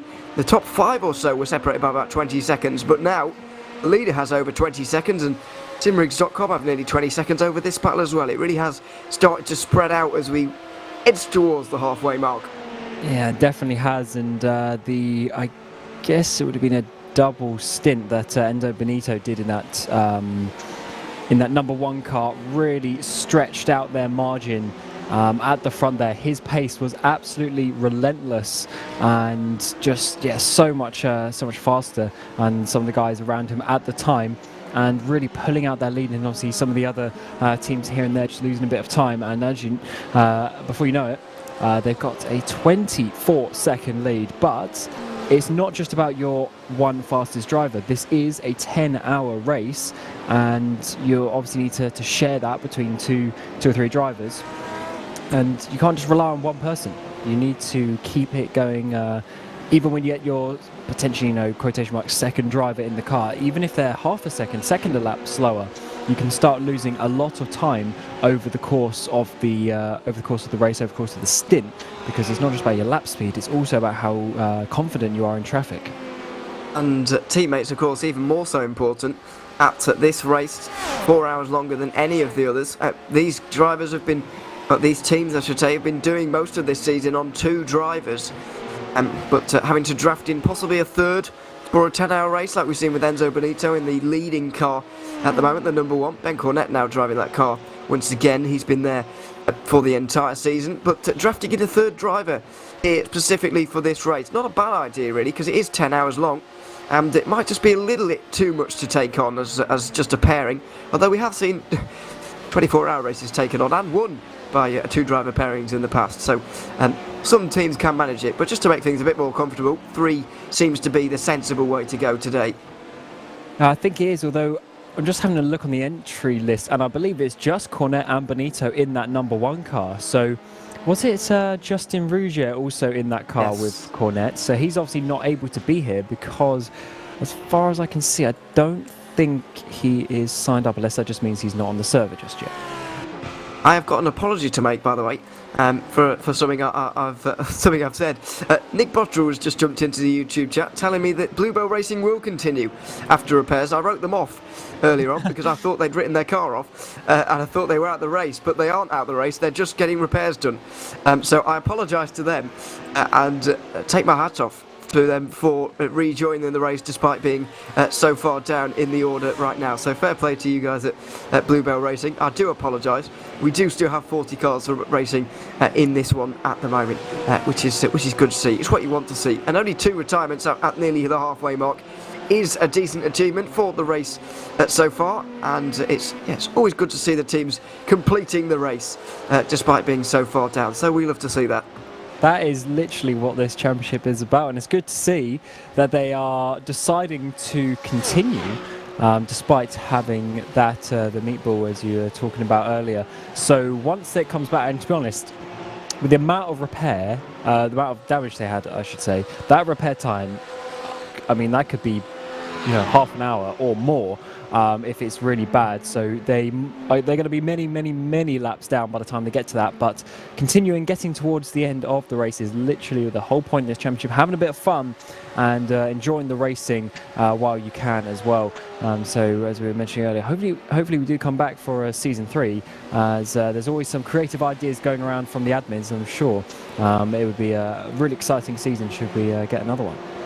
Now, speaking of which, I did also see something a little bit earlier on in the YouTube chat as well about when is registration for next season opening. Well, next season hasn't even been announced yet, so I do hope we have one, but I couldn't tell you whether that we're going to have one or not, or whether or when registration is going to be. Because as you know, Cam, organising a season in itself is quite a catastrophic task, and. It's difficult on your own without trying to think about the next season as well. So I think Shane Magisberger, Nick Foster and everybody behind the scenes just trying to get this season finished before they start thinking about next.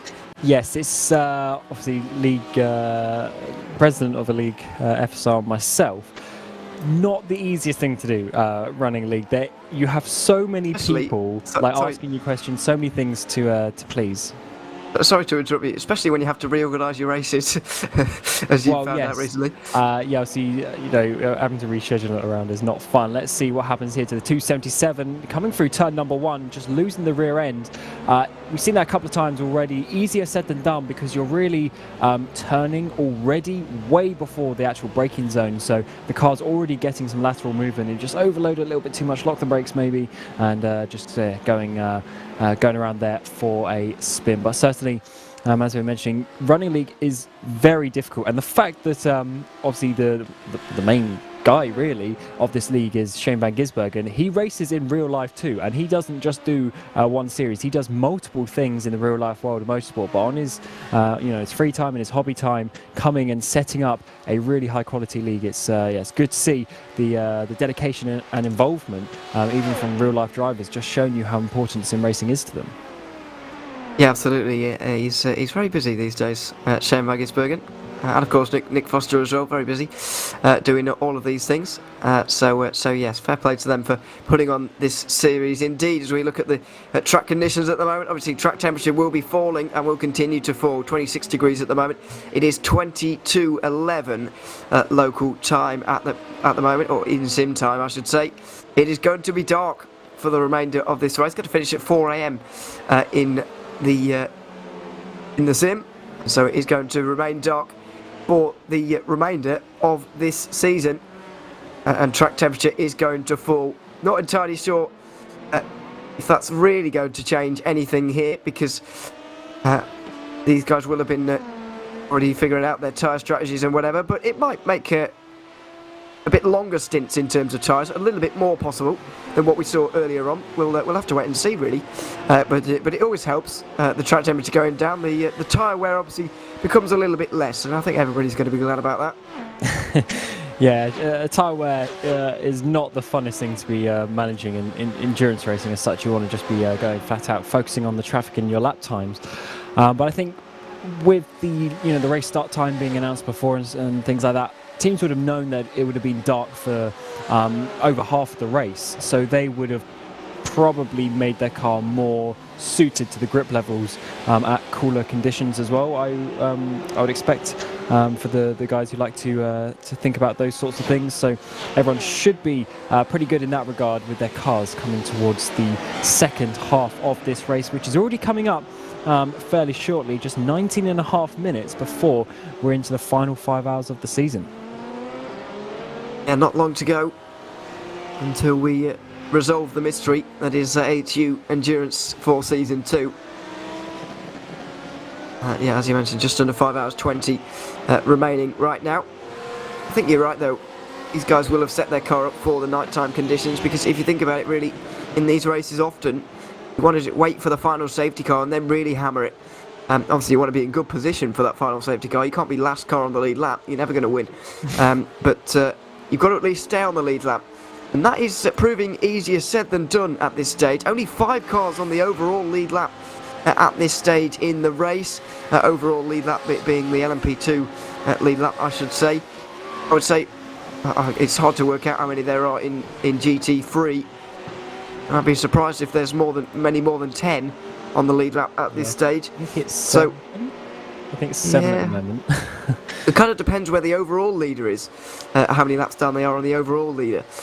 So it's a bit difficult to work out without us cycling through every single car, which obviously it is a bit difficult to do. As we see Evolution Racing Team trying to make a move here on the 169 AHU Porsche that pulls to the outside line.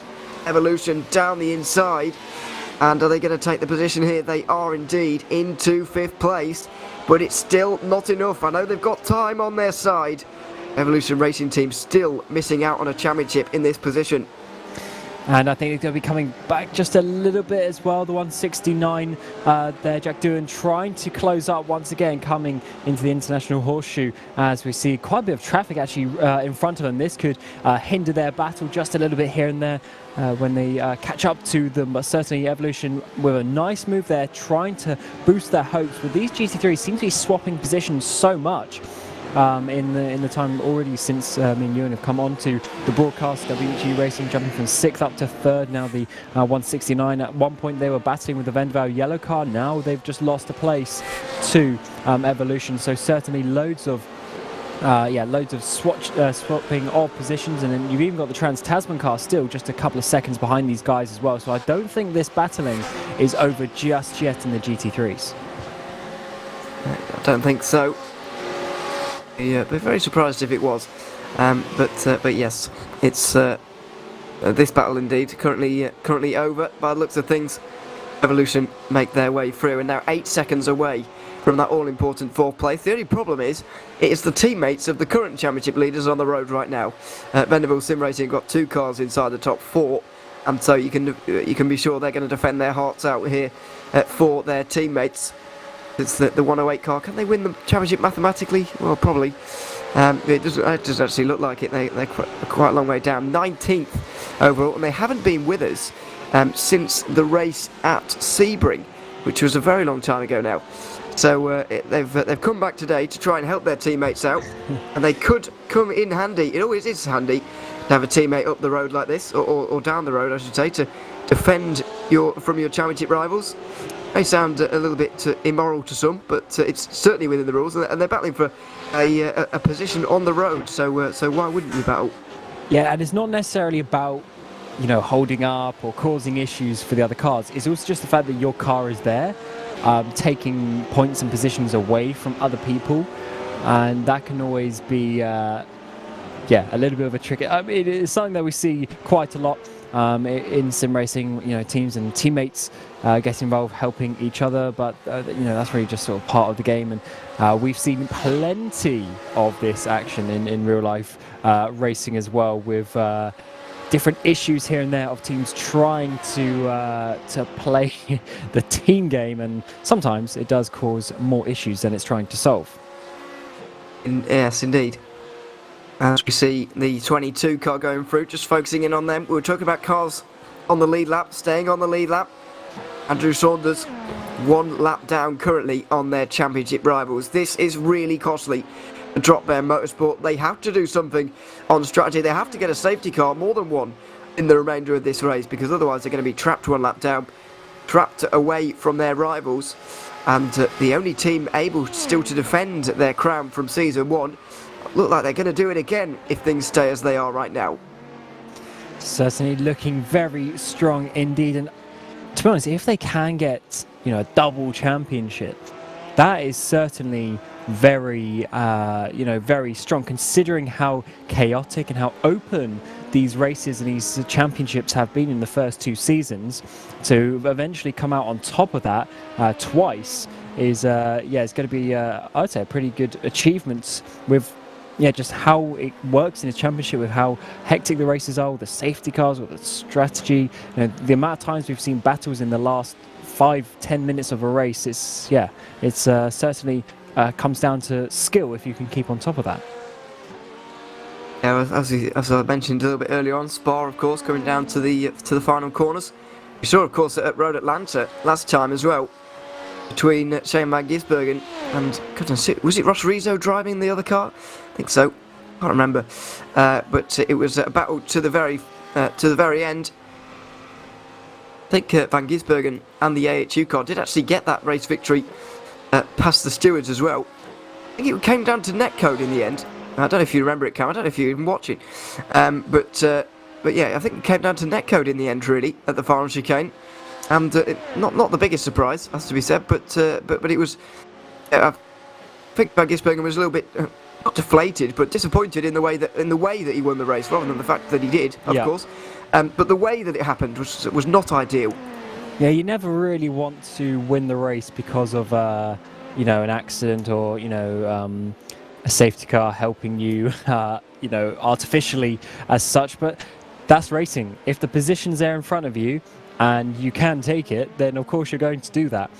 So you're never going to sit back and be a gentleman about it all the time. Maybe if there's a bit of bumping and barging in the middle of a race, you might just give up the position and say, yeah, sorry, that was my bad, but or something like that. But when you get to that final part of the race, you've just got to take everything in front of you, and it comes quite trying to think of there's a word for it, but you basically just use your natural fighting instincts, if that makes sense. Like, you just see a place to win and you go and do it. And that's just how it is in racing. You got to be a little bit selfish in those opportunities and just take what comes at you. You do a little bit indeed. There we are. I guess being able to get that race victory, of course, for the 197 team last time out, alongside Pablo Rio Castro, who's currently driving that car right now, in 2nd position in GT3. Having to today 4th place in this championship. about 250 points back, 241 more specifically. So with the results of the top two right now going quite so well, they're not going to be able to challenge for the championship really, which is going to be a shame for AHU, but either way, that is the way they are at the moment. Now, seeing something a little bit in the GT category. Team JDR are in the pit lane here at the moment. Is this on schedule? Is this right? I guess it is right. We are coming up towards the end of an hour again, I suppose. And Josh Mertens is making his way back out again. A very long lane time and a 1 second stop. Now, surely that has to be some timing error, because that is ludicrous if that is correct. Why on earth would he be in the pit lane for 100 seconds and only be stopped for one of them? That is ludicrous. I'm trying to take a look. I wonder if they had some connection issues or something like that, unless it's just the replay I'm trying to see being a little bit buggy. But yeah, that is a bit of a interesting one, but maybe just needed to come in and do a reset of something, maybe on his wheel or pedals or something like that. That's unfortunately something that can happen. And obviously doing that in the pit lane is the safest place to do so. So, well, they drop down to what is 17th in the overall GT3 race. We are, as I said, in the middle of a GT3 pit stop window now because we're coming up towards the end of an hour. But yeah, it's a strange one. Josh Mertens back out again. Team JDR, though, have been dominating this race in GTM. If they were to win the race, by the way, they're not out of contention for this championship whatsoever. Third place at the moment, 147 points back, I think. Something along those lines. Yeah, they are indeed. 147 back, so Pulse Racing Team's 280 would only need a top 4 if JDR win the race, but they've been set back a little bit now, and Pulse are doing a little bit better. There are our champions in waiting. Second place in this race right now, or champions elect, because they are, if the race were to end right now, Ricky Lindbeck driving that car as things stand. JWM Motorsport, though, are going to be so disappointed with how this race has gone, because they did so much work throughout the season to put themselves in that situation, winning, of course, at Phillip Island, when Pulse Racing Team had a little bit of an off day, comparatively, well, 2 off days in the middle of the season, but a race victory at Road Atlanta got them right back into contention. And then the 286, 10 minutes into this race, put their car into the wall, and they've been 3 laps back ever since. Not the way you want to shoot for a championship. In a race as long as this, you do not want it to all unravel in the first 10 minutes. Yeah, that is the difficult part. Obviously, I didn't exactly see it. Was that literally just their own fault as well? Because it's certainly. Well, I wasn't awake, but I believe so. Yeah, certainly. Sometimes it's just genuinely a mistake, but it can always be a tiny bit of nerves as well, here and there. But it's always difficult to remember that it's a 10-hour race. You'll get into the race, you'll learn the track, you learn the grip, how it's going in those first couple of hours, especially if you're trying to find the championship. You just need to really just not lose time as such, rather than going out to try and win the time. But it's easier said than done, and even myself back in Deer, I used to have a few issues with that as well, getting nervous. I used to get the old leg shakes on the I used to get the old leg shakes on the left leg, because I was just scared of braking and scared of locking up and spinning out. But yeah, those days are long gone now. Yes, you experienced enough to know that. Interesting on this point. We've got a bit of time to chat right now. I wonder, because I like you, obviously, well, like every commentator, really started out sim racing as a driver, and then realised you're not quite good enough for that, so to try something else. I never said that. Well, no, you are still a driver. I'm talking definitely about me. A little bit about Lewis as well, because he doesn't do much driving these days. Don't know about Zach. I'll have to ask him a bit later on, because he's only about 12. Of course, Zach's right. Wait, just driving. Of course, yeah. You're not into it, because next week he's doing a competition that me and Lewis are actually commentating on. So we're commentating on a commentator, which is a nice one. Yes. About 20 minutes away from where I live, so I'll be going down to watch. Oh, nice. I'm not involved, but Commentator there we me are. up. Let's go.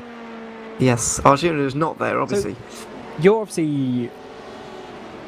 I mean, you're not old, but you're not. You're still a bit younger than me, anyway. So when were you racing then? Because I've known you for quite a few years, and I've never seen you behind the wheel of a car. Yes.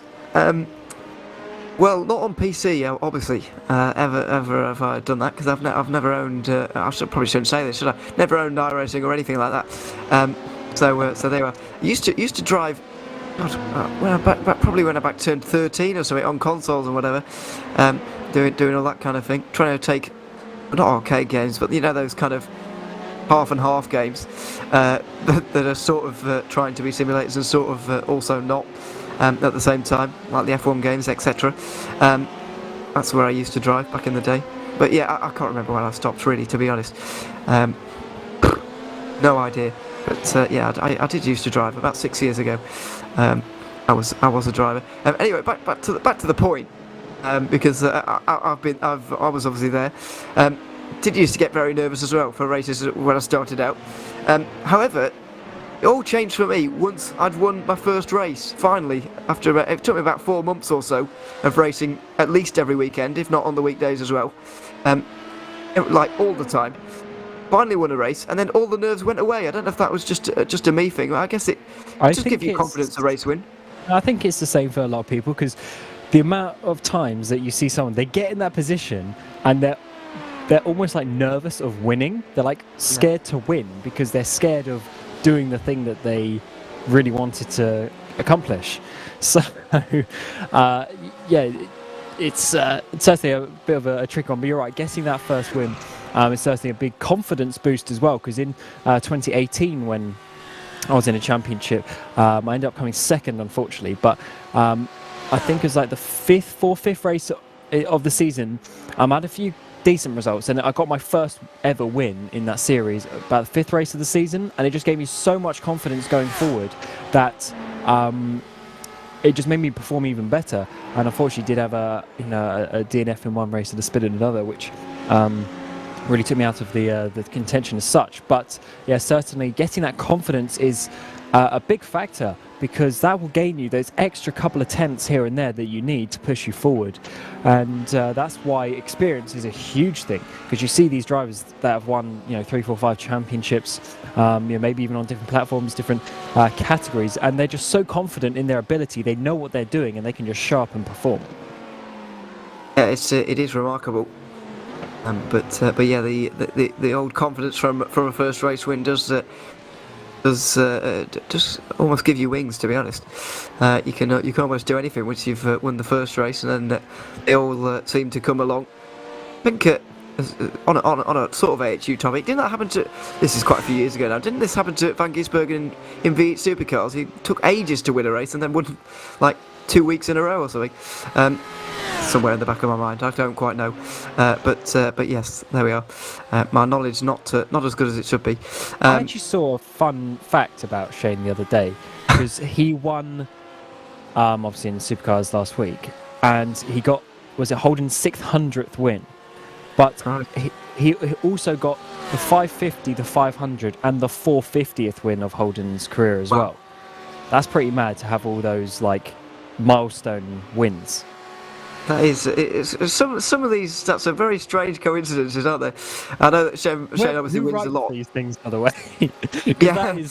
That's like you wouldn't think to look at that stat, but some people out there do. Somebody did, yeah. No, it is remarkable. Some of the statistics, though, obviously, as I said, I know Shane wins very regularly, so it's maybe a little bit less surprising than it should be, but it is. It would be very easy to miss out on that milestone somehow. So yeah, Holden do a lot of winning as well, to be fair. So there we are.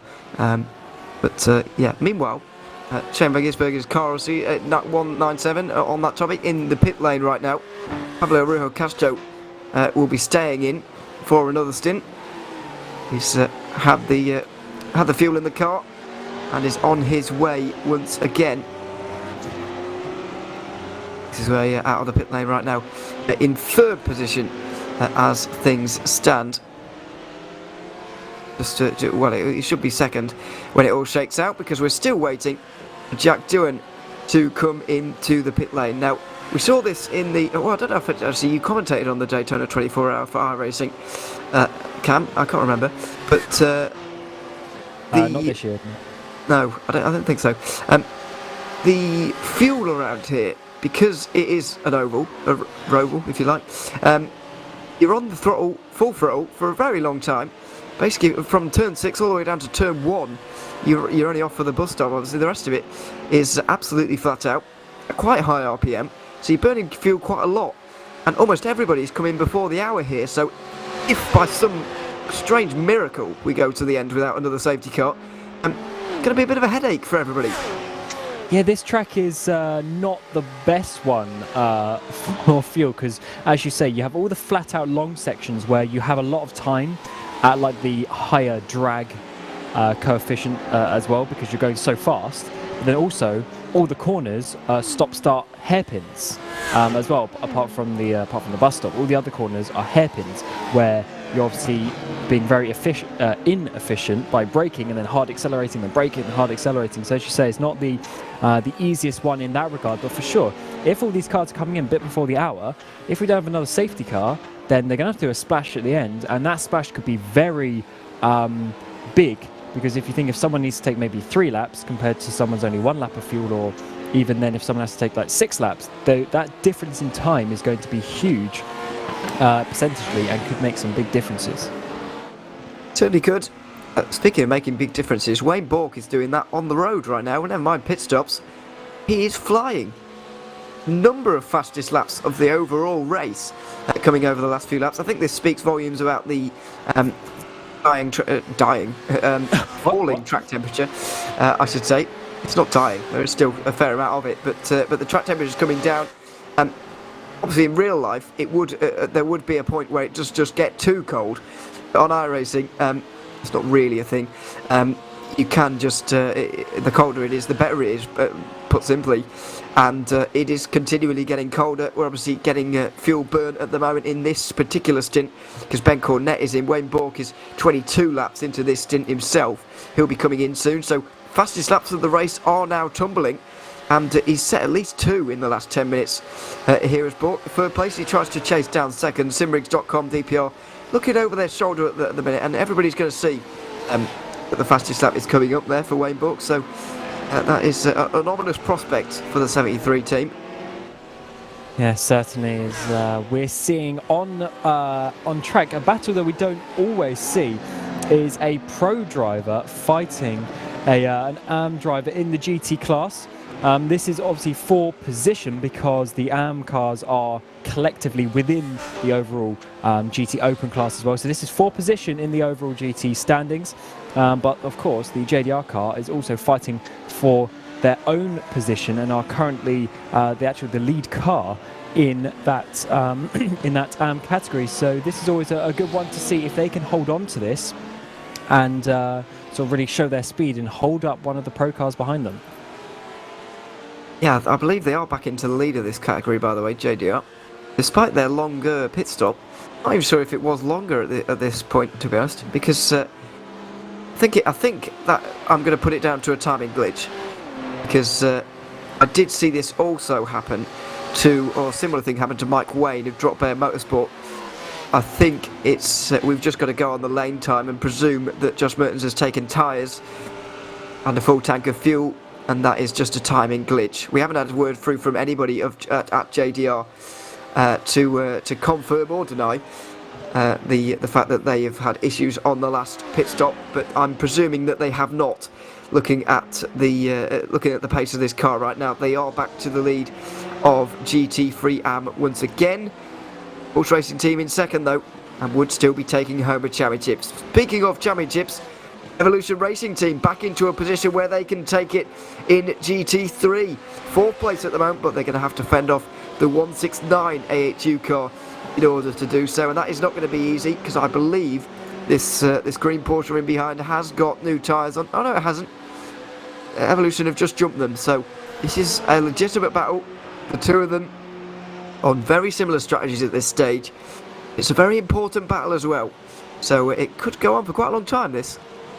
It certainly could. Under 5 hours to go now. We've got some more LMP2s coming to the pit lane there with Analytical Racing Aussie Sports and Rival Autosport as well.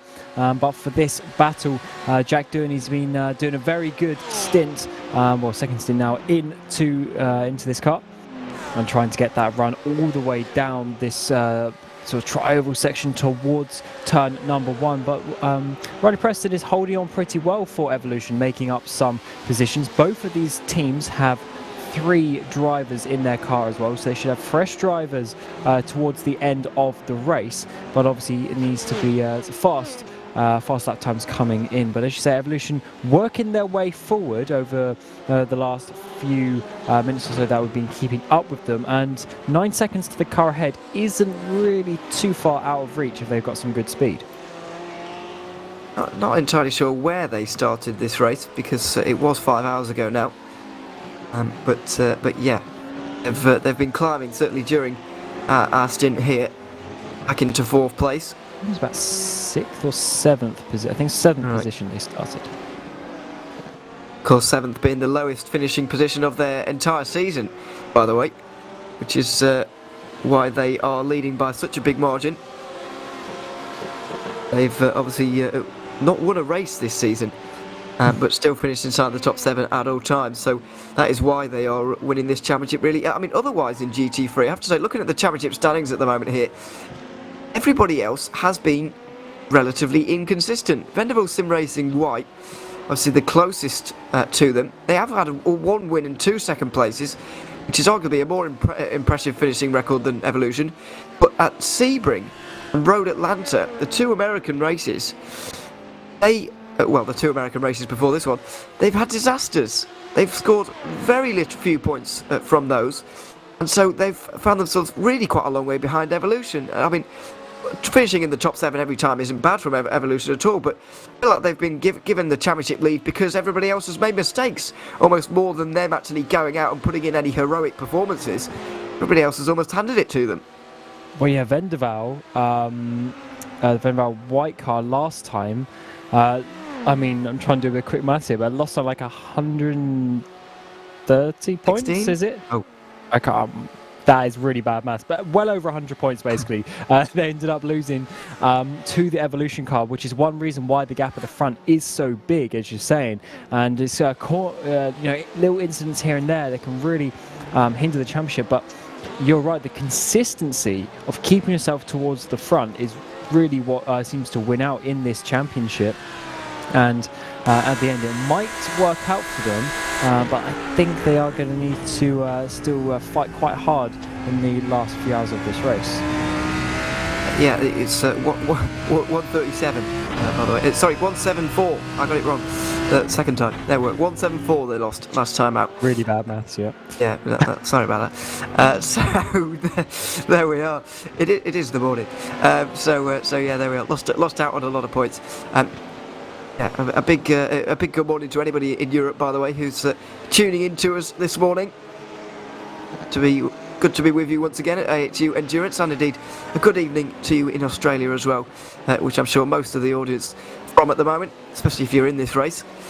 If you're in America and still up watching us right now, then fair play to you, because it is the middle of the night. Yeah, a hello to you as well. But yeah, it's good to have everybody tuned in again and watching in. And some people chatting away in the YouTube chat as well, including someone from JDR, or I believe they're from JDR anyway, confirming that it was a normal pit stop with tyres, and it was just a timing glitch, so no panic at all for them, and they're on their way. JDR have been pretty much dominating today, although the AM teams today haven't been doing quite as well as some of the AM teams in the past. We've seen some very good AM performances so far in this season, but we haven't even got one in the top 15 today. I'd say it's a hard track. Having said that, Road Atlanta last time is also a difficult track, but I think I just saw there's an LMP2 off in the hairpin. I think it was the 42 Alpha Aggressor car. Yeah, it was at the West Horseshoe. Just having a bit of a moment there. But I'd say as easy as this track looks on paper, I would actually say it's probably more difficult because you have to be, in some ways, you actually have to be faster in the corners here, because if you have bad exits, then you lose it all the way down the long straights here. And therefore, it's also more difficult to gain the time in the corners because you have to, just be that, that much better. And it's a bit difficult to do so in hairpins. So, yeah, also maybe the way the track, the racing works, difficult to say, but certainly not the best day for those AM cars in terms of the overall GT Championship. No, certainly isn't. In terms of the overall GT Championship, by the way, the JWM and Porsche Racing Team cars are in 12th and 13th. You think they're on equal points, but they're not. They are in GT AM, but not in the overall, because in the overall you score overall points. In the AM category, you only score AM points. Based on only the AM cars, if you see what I mean. So they are 12th and 13th for the moment. If it was all one overall championship, and they scored points together, then JWM would still be winning. I say would still be winning, they're tied. They would be winning, but only by 6 points. So it would be quite close, put it that way. So the teams obviously get different points like per championship, if that makes sense. So which is obviously a good thing, because it means that the AM cars in theory could have 5 pro cars between them, but they're still first and second, which obviously keeps that championship a lot closer. But that means on track you can actually help yourself quite a lot by getting yourself into some good track position. Yeah, that is true. I'm not sure which one I'd prefer, actually, if they all scored points together or individual classes. I think I do prefer individual classes scoring points, because in the end you might get the situation where AM category cars are needlessly battling with cars that they maybe shouldn't, because there are points on the line. Whereas this way, you can kind of let the pro cars go through, and there's not going to be an argument about it. I think the way of doing it this way is good, so that the AM cars can still fight in the pro category. Because I think if you had it literally just as 2 separate categories completely, and the AM cars were effectively just fighting themselves, obviously they got something a little bit less to fight for, whereas now they can compare themselves to the pro guys, and they've got nothing to lose in that regard, because if they finish 20th overall, it doesn't matter, because they're still getting their points in the AM category. Whereas if they have a good race and they finish 8th in the pro class, they're still getting their points for the AM in the same way, but then they're also getting the recognition for being faster on that race, in that race as well. So I think that consolidation of the GT class this season, going just to the GT3s for both categories rather than having the GTE and last season, I think is the dynamic just works a little bit better. I think it does. Here's my favourite car. The Whitey's Pies update. Let's go. Yeah, the Whitey's Pies update. Here it is. Top 10 for them at the moment. They're not too far behind Drop Bear Motorsport's 88 car.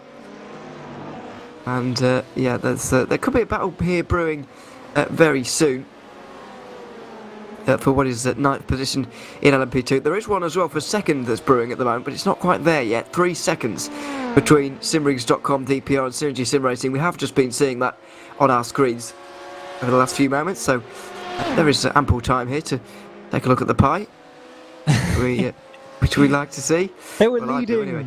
They were leading at was it Phillip Island at one point as well. So yeah, it was a pit strategy call that did get them to the lead, but they had to be there. Obviously, the safety car helped them out a little bit, but no, that was a good thing to see. Unfortunately, it didn't last. I've just seen some. It was actually about 20 minutes ago that this got said, but I've only just read it. I don't think we mentioned it so far. But we were talking about Bluebell Racing. Oh, I did mention this about 45 minutes ago. Yes. No, but did you see the updates that Ben Jeffrey put in the Discord? What did they? Oh, no, I didn't. No. So they obviously had quite a lot of optional repairs, and then their engine blew while taking the repairs, and that added another 53 minutes of repairs, so their total pit time is going to be 1 hour and 20 minutes. Oh my.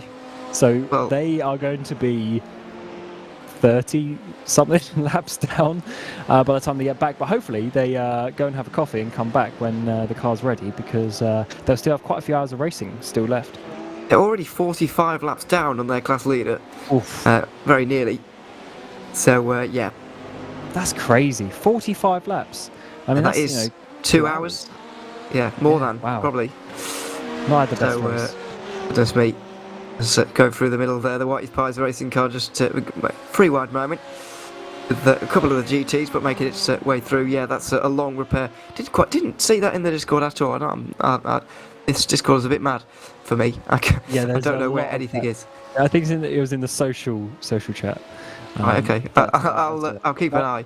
That is, I mean, I don't know if I've ever seen one that long. An hour and 20. I mean, I've seen, like 30, 45 minutes, that sort of range. But that is, that's definitely go out and have a walk territory. I think it's also a bit of a reminder to anybody getting a long repair is to turn your engine off and map a button that will do so for you, because that kind of thing can happen. Obviously, engines are supposed to be running while moving, and you get the cool air in while you're getting repairs. Obviously, you can't do that, and unfortunately, the engine will blow. Unfortunately, they've found that out. Not entirely sure when they will be exiting the pit lane again, but we'll give them a mention when they do, because they do deserve it. They could well still be in there for another half an hour though. I think they will be, because they said at about 22 minutes ago, they said added another 53 minutes. So a bit of quick maths, there's still about half an hour left, unfortunately, before they're going to be getting out. But yeah, the cars obviously don't have like bands, so they need the airflow, as you're saying, over the radiators. And when you're just sat there in the pit lane, it just gets hotter and hotter and hotter, and at some point the engine's going to be like, nah, I'm not going to have any of this. Yeah, unfortunately that is what's happened down the order. What's going to happen on this latest replay then to Mach 1 Esports, the 277, a little bit wide at the West Horseshoe, going for a spin. So many cars going past, you can see the headlights as well. Okay, there was still another car coming. Yes. That was not a good rejoin. But it's such a tricky position to be in. Not that obviously that's much of an excuse to drive into someone, but it is difficult to get yourself out of the position because you can't really see behind you and stuff. But obviously the best thing that you can do is try and sort of reverse more and then turn left. So your angle of attack coming back onto the track is more, in the direction of movement rather than perpendicular into the path of someone. I think that was JWM, by the way, who nearly got involved there. I know they're a long way down, but I don't know if they actually did, because we didn't quite see if he avoided contact. Well, yeah, I think they did just about, but it was close. As we go up to the battle for second, Wayne Bork on a charge, and he looks like he's going to get through here for Synergy quite easily. Simrigs.com DPR can't really do much about that. And the 89 sweeps around the outside into turn number 1 and makes its way through 5th place in the championship for these boys at the moment. Obviously after their race victory at Sebring that they got, a couple of poor results has put them a little bit far down really for a realistic chance at this one. Just over 200 points back. They do need things to go their way. But flying at the moment. Wayne Bork is the quickest man out there on the circuit. That includes the leader as well. He is catching the leader, but coming up on a lot of traffic here. Oh, is that the Alpha Aggressor again? Then that's the other one, the 27 spinning on the infield there, trying to get themselves back going. But this is getting very, very tight indeed for this battle, as you're saying, for the top so 2 and 3 positions in the LMP2. Going through the middle of the traffic, taking the risks, is Wayne Bork, trying to pull away from the Simrigs car behind him, with Andrew Dyson trying to keep up as well. But there's cars all over the place. These LMP2s going left, right and centre, trying to get the track position. Dear me, time on the inside at the bus stop chicane as well. Always a risky one. The GTs can't really do much once they've turned in there. But Wayne Bork hasn't really pulled out much of a margin here, so might get steamrolled again here by Andrew Dyson in the 73 at C. Slipstream for the Simrigs.com DPR car, and could well be outside line of the move as well, or even inside. Although, is he going to just lift off here? It is a sensible thing to do. There are 4 hours and 42 remaining, and it's a much better idea to just save the fuel, and that's exactly what Dyson does. Stays behind, saves a bit of fuel. and is getting towed along at the moment by Wayne Bork. He won't be too dissatisfied with how this has gone, how this has turned out. He's just getting a bit of help now from Bork. So yeah, the two of them are going to run in tandem by the looks of things for the next few moments. You got to wait for the moment in the traffic as well, because it just seeing how crazy it was there for a moment. Easily, Bork could get balked, and then Dyson will be able to get past. So sometimes just waiting for a better opportunity is the smarter way, rather than sort of diving it down the inside or trying to do something a bit dodgy in the high-speed parts of the track. And coming out onto the oval once again. And the cool part of this Daytona track is we literally do like 99% of the oval, because you go back out pretty much where you cut off for turn number 1, and then obviously the bus stop as well. So you really get a lot of flat out racing around this track, high speed, and that's also good for the speed difference and the overspeed between the classes, because it's always good when the LMP2s can just fly past the GT3s rather than just getting there before the braking zone. It's also a bit helpful as a spectator, actually. You can probably see the whole circuit, or most of it, from the grandstand down here at Turn 1. On the through the tri-oval, really, it's at the grandstand. They do open it for the 24 hours, don't they? I'm pretty sure they do. It's it'd be a good place to watch, though, because I know you're quite a long way from the circuit and it might not feel quite the same, but you can see the entire circuit all at once, which is can't be a bad thing. Well, definitely. Never been to Daytona, though. It's so high. Yes. The grandstand is so high. I mean, you can see on the right side there, it's got, what's that, like 3 or 4 tiers to it. But obviously, it is designed that way for when you're having, like the Daytona 500, and when the cars are going down the back straight, you can still see them. So I wouldn't be surprised if you can see the whole thing. But yeah, I haven't been to Daytona either in real life. It's certainly one that I do want to go to, because it is one of those I guess spectacles, or whatever you want to call it. It's one of the glory tracks that is really a must-have, I would say, in a racing enthusiast's diary to do in their life. Yeah. Although I do, being quite that high up, I'm not sure I quite like it. Can you see the heights? Yeah, oh yeah, yeah. So yeah, I mean, even if you've ever been to, well, for any kind of sports match ever, really, if there's a big arena, big stadium, whatever, and you're quite high up, and it's very steep, kind of between one seat and another. Obviously, you're trying to see over the person ahead of you. Yeah, it's a bit scary. Is that what it's like at Forest Stadium? No, we don't quite have that big of a stadium. I don't get scared there, but we do have the best one. It's not the biggest. Row D. Yeah. No, that was when I was at. This is going wildly off topic now. That's what happened when I was at Salford Stadium the other day. About 4 or 5 rows. That's just this ground. About 4 or 5 rows.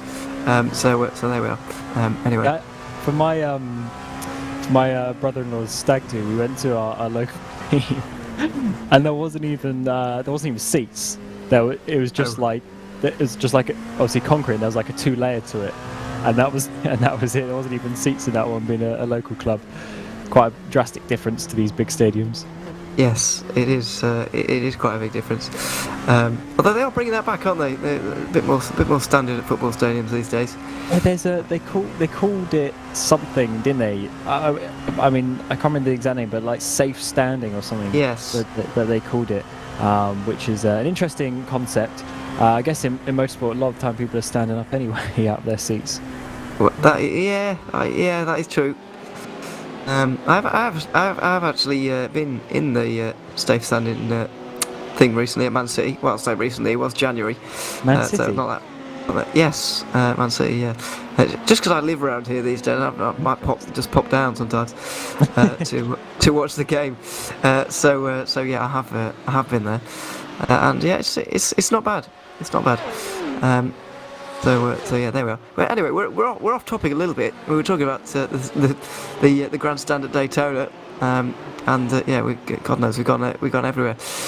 We've gone back to the 151's Cool Drive. Cool Drive Racing. Yeah, I was getting that right. 13th overall at the minute in GT3.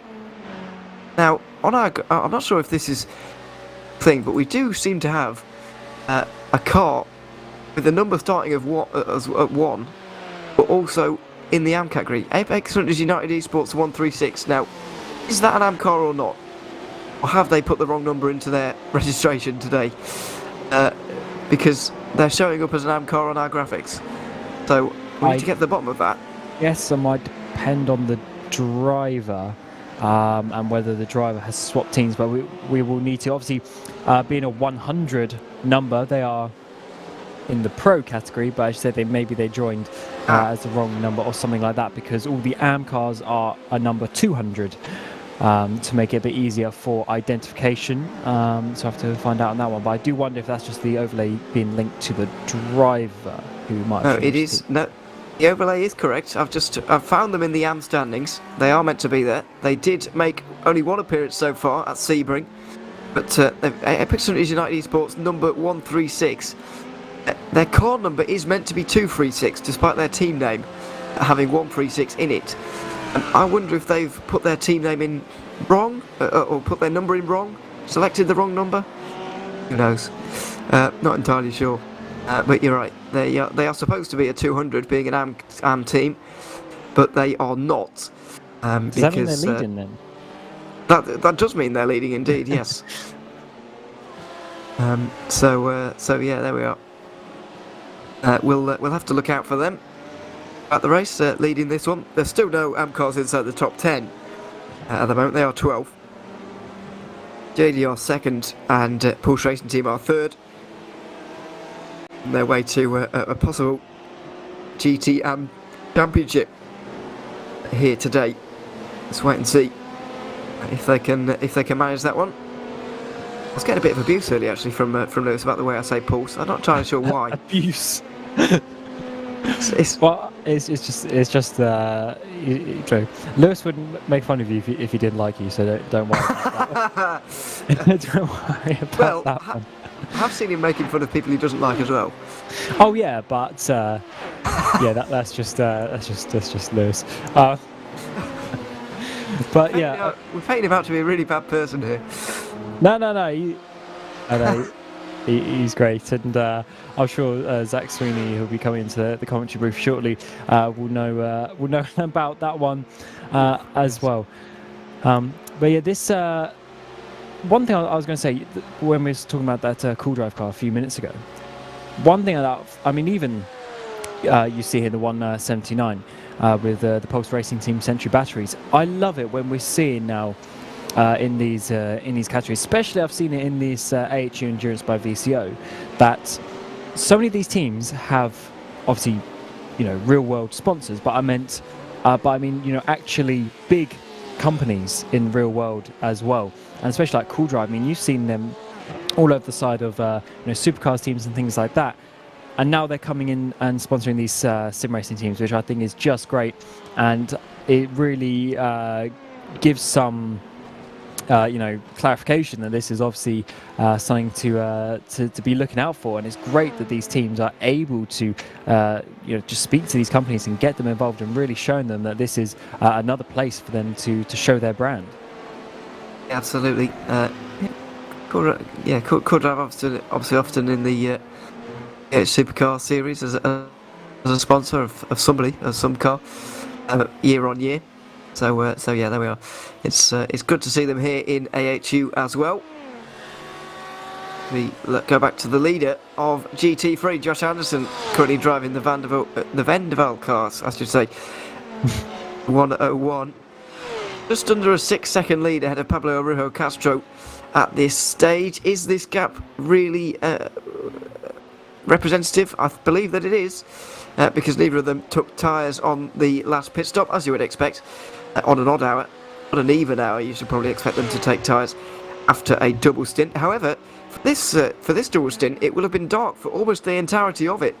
And track temperature obviously making triple stints, a possible triple stint, much more possible than it was in the past. So, yeah, I'm not entirely sure whether we could see even these guys taking it even longer on a set of tyres on this occasion, because yeah, why not, I suppose? The track temperature might just allow for it, although 3 hours is a long time.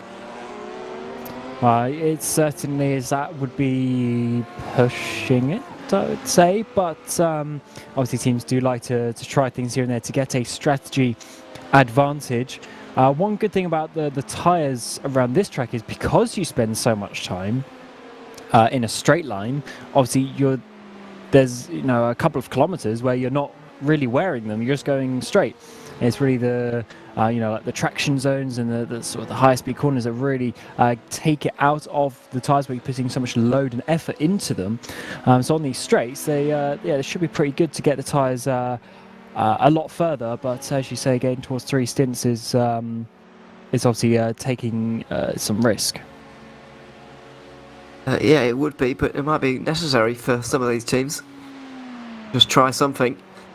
You often do see this towards the end of races.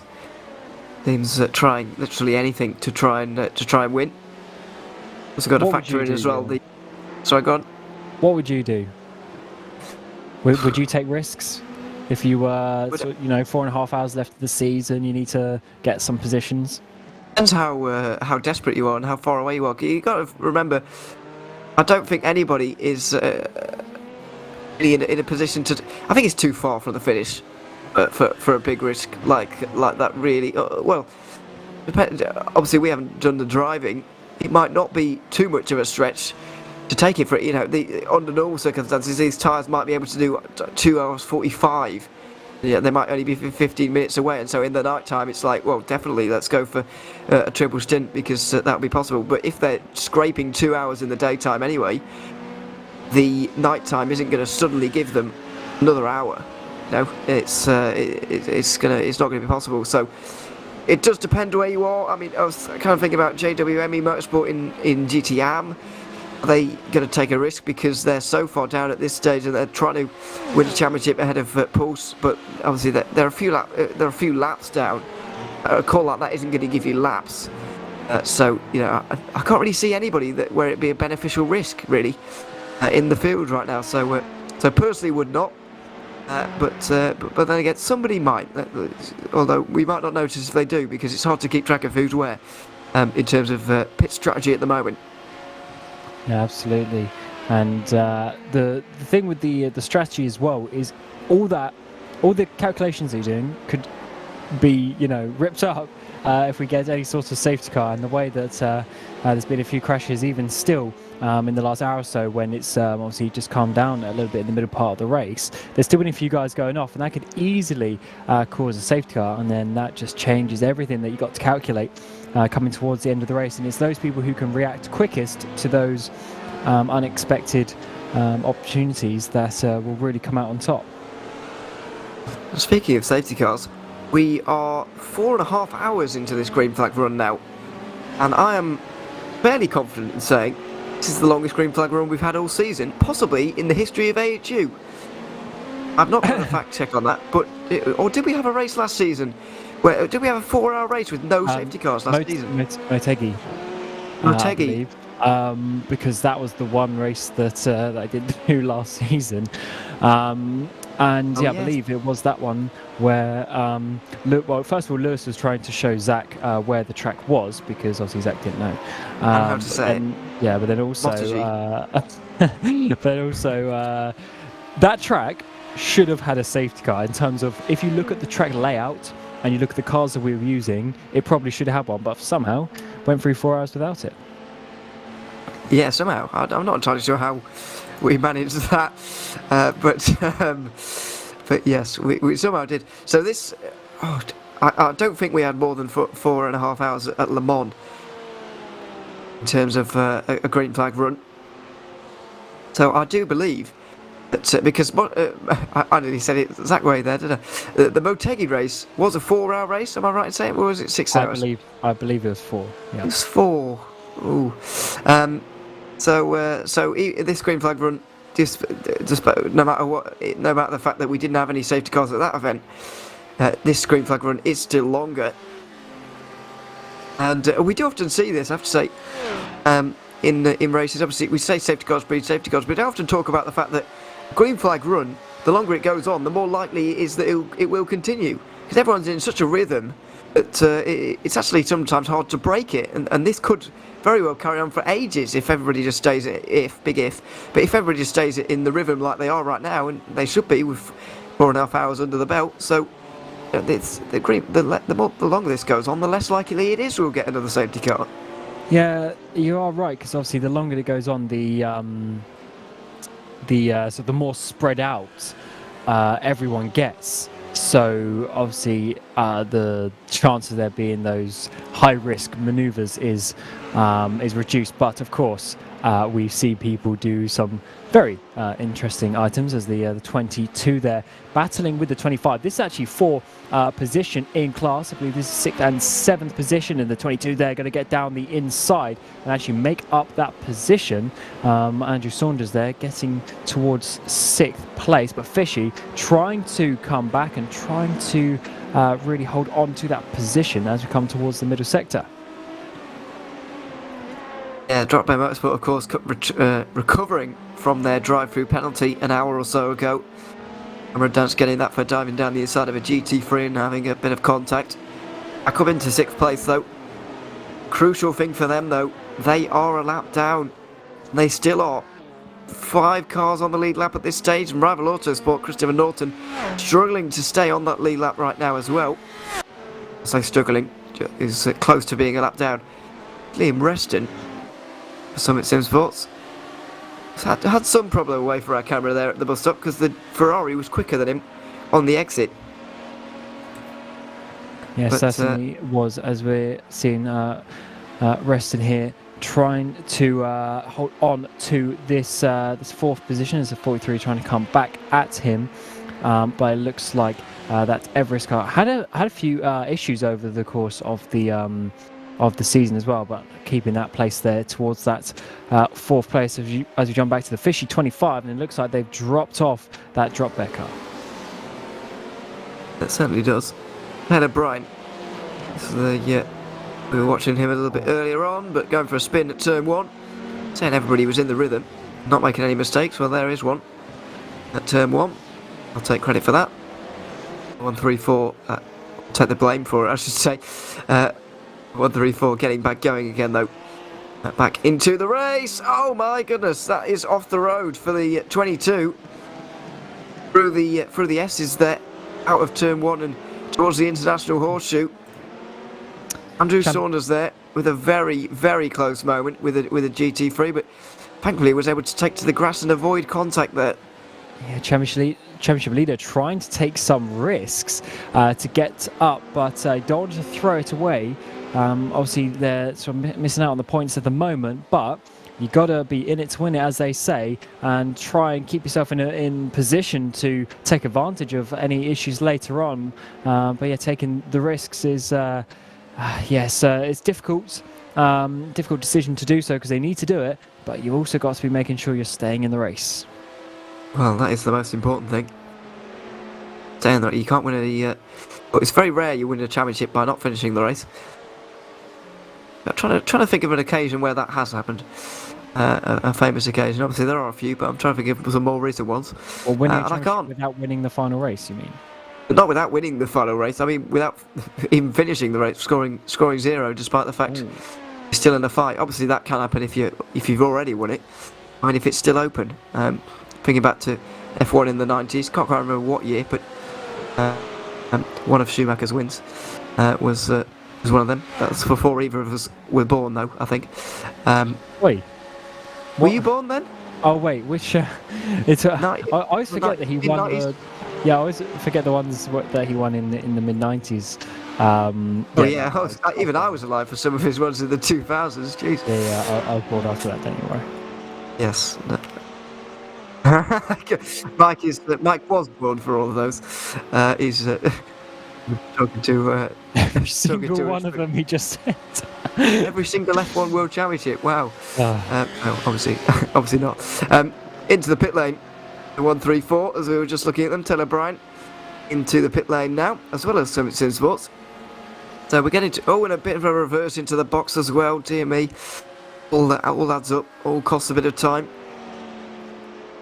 But thankfully, not too much, only a second or two. hopefully won't affect things too much at the end of this race as the overall leader, reigning champions, championship leader as on the road right now.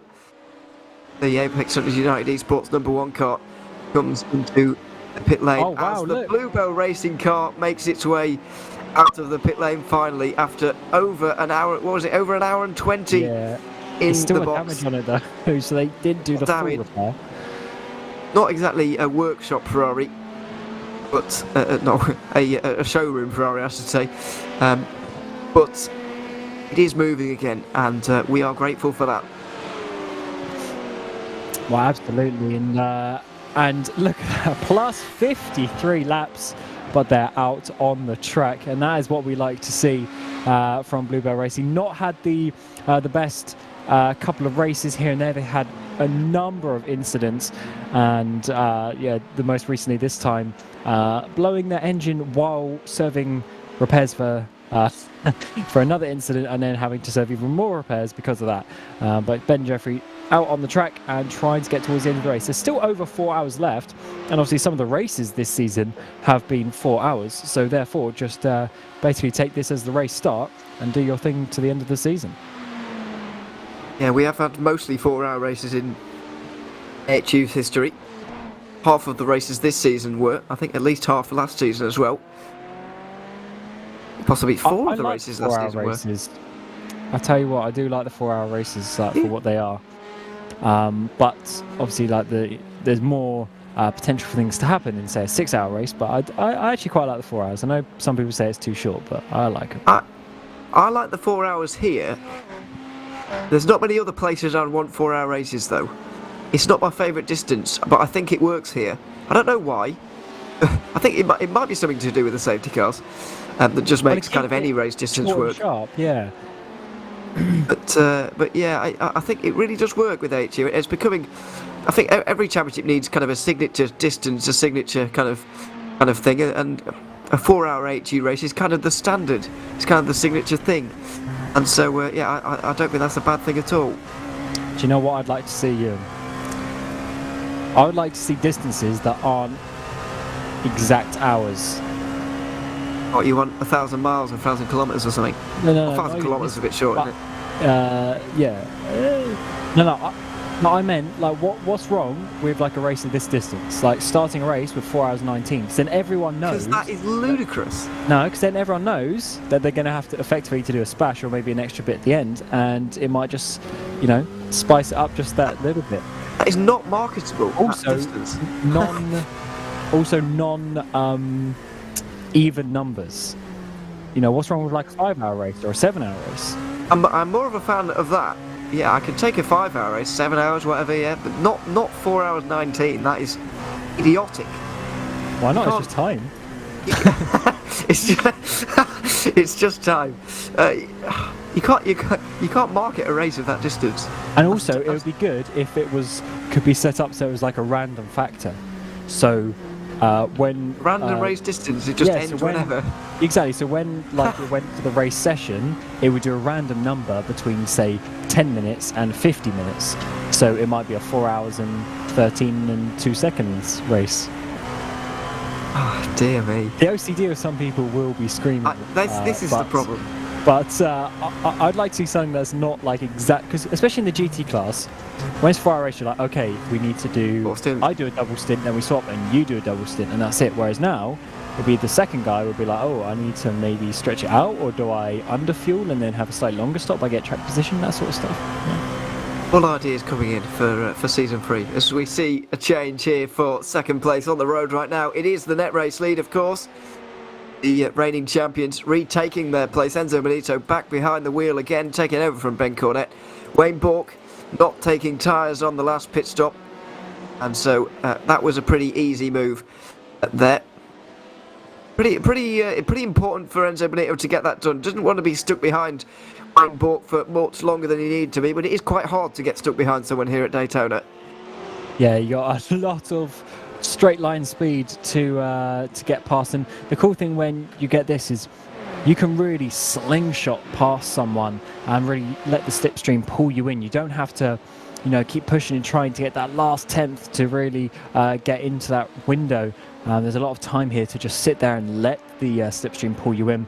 And it does look like that number 1 car with Benito in the car at the moment, looking pretty good and trying to just extend that lead even more, and already having a pit stop on the car in 3rd place is pretty good from them, as the simrigs.com DPR number 73 is coming into the pit lane as well. Certainly is. They always do tend to go that little bit longer. Andrew Dyson driving that car right now, but he might not be for too much longer. I think there is a driver change being made there, and James Glasspool gets into the car. Won't be leading for much longer. We'll slot back into 3rd place for simrigs.com DPR. Back in the pack there. There's a few more on the lead lap at this stage. 7 on the lead lap now because of the pit stop cycle, but we've still got a few to go in. Was that contact there? I think there was a bit of argy-bargy going on there. Yeah. It was WH Racing's 111 Porsche there on the outside line. Fishy Motorsport down the inside. I could have sworn I saw at the corner of my eye there the right-hand wheels completely off the ground for that LMP2. It's not normal. The left-hand wheels, I should say. But, yeah, a bit of weird wheel-to-wheel contact, I would say, which isn't going to be doing WHE Racing any good. And once again, they are swapping positions, and they actually have Trans-Tasman right behind them. This time round, it is the 184, so the white car compared to the 128, which is the black car that they were fighting with earlier. But either way, Trans-Tasman in that lovely looking BMW Yun, coming around the outside, and I think it looks like they're just going to be blasting past WHE Racing. Don't really have anything to fight for as they come out onto the front stretch.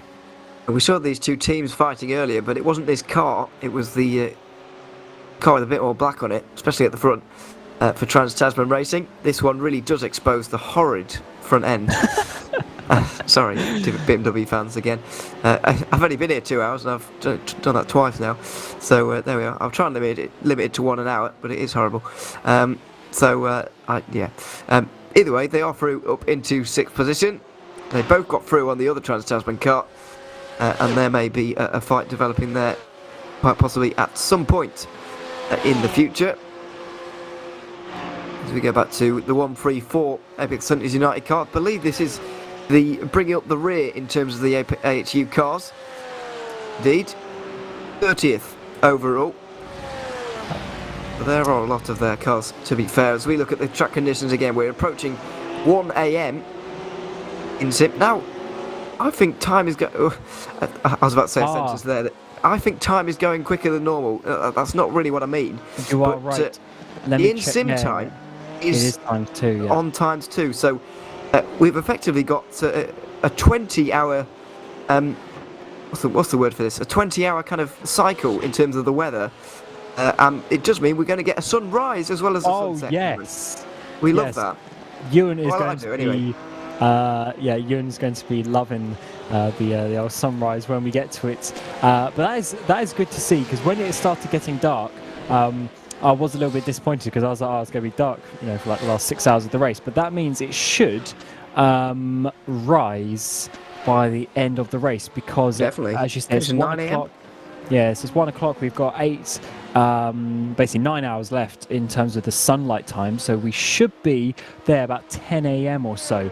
So I'm guessing the last hour or two will be in the sunrise, or the sunlight, I should say. We are in May now, so I mean it will be longer than that, I'd imagine. The sun comes up about 5:30 these days, earlier than that. So we'll have plenty of sunrise. I think I'll even get a bit of sunrise actually before the end of my stint. Just to tell you about that, by the way, I know we've heard from Lewis McGlade and Arjuna Kankipali earlier on in broadcast today.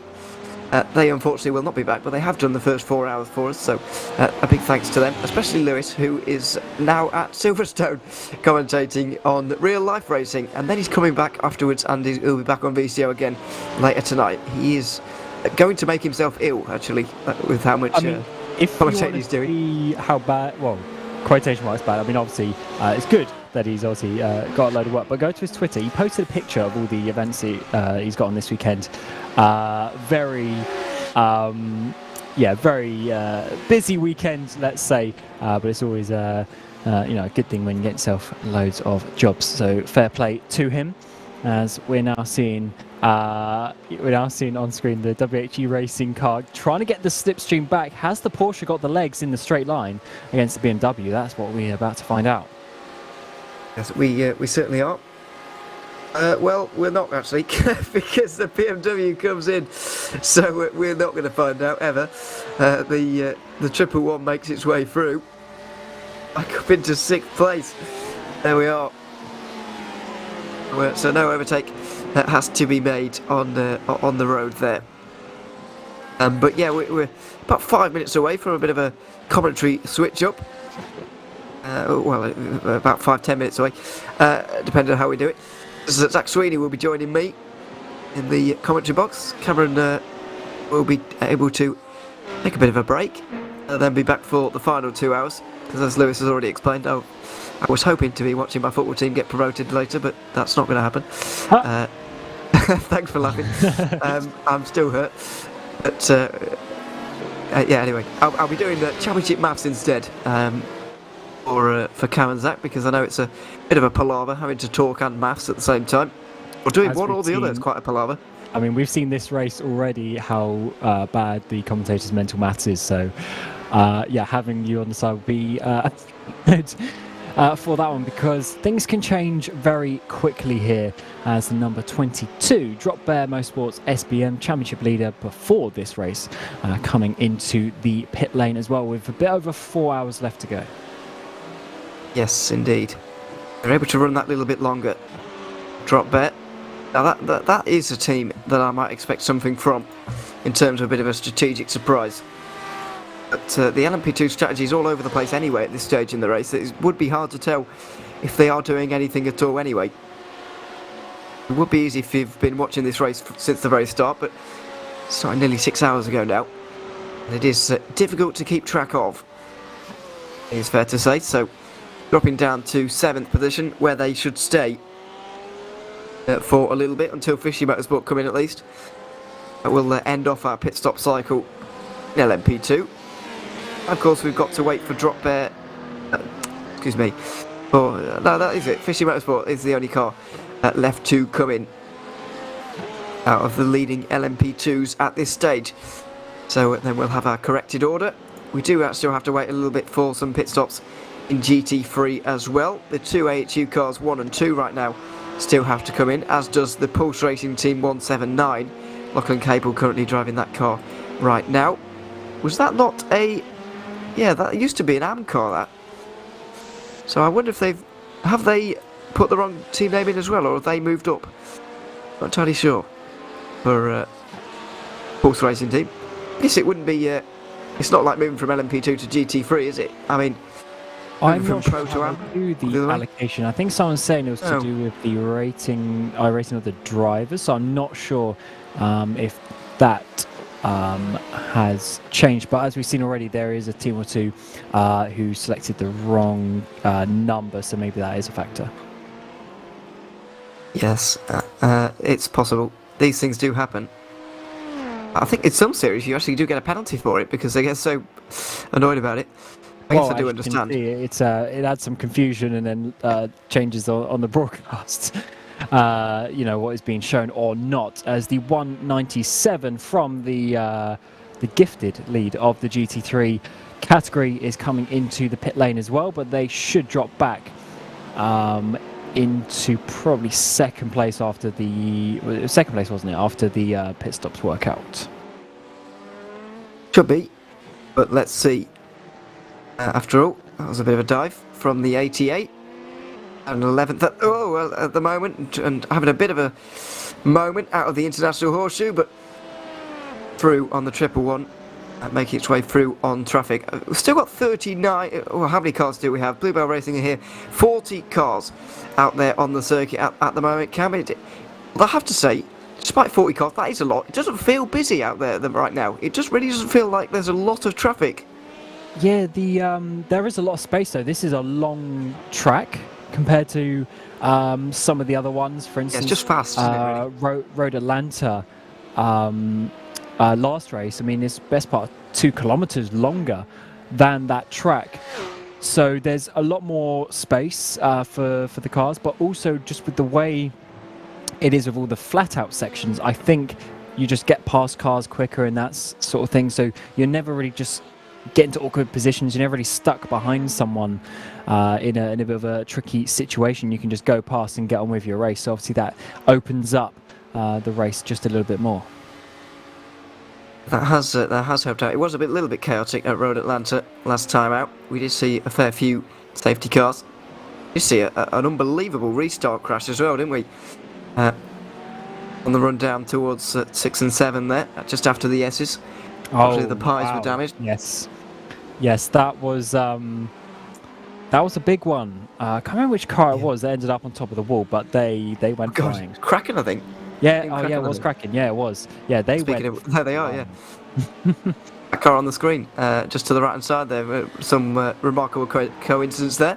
As we continue to focus on the 88, but making its way through traffic, and the leader in GT3 overall into the pit lane. So 4 hours and 6 remaining in this race. Cam, we've been here for a couple of hours. What have you made of the mid part of this race? I guess it's like any mid part of a race should be.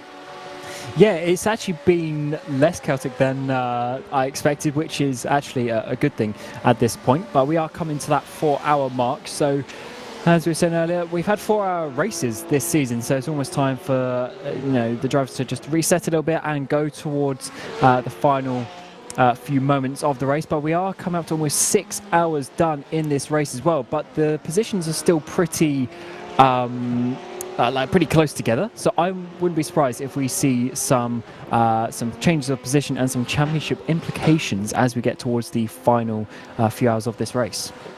I certainly hope so. We're going to bid you farewell for now, Cam, for the next couple of hours. He'll be taking you to the flag here at Daytona with Zach Sweeney, who now is going to join me for the next couple of hours. Zach, welcome to the commentary booth. We've got a standard AHU endurance race remaining to go, but the only problem is we've had a previous 6 hours as well.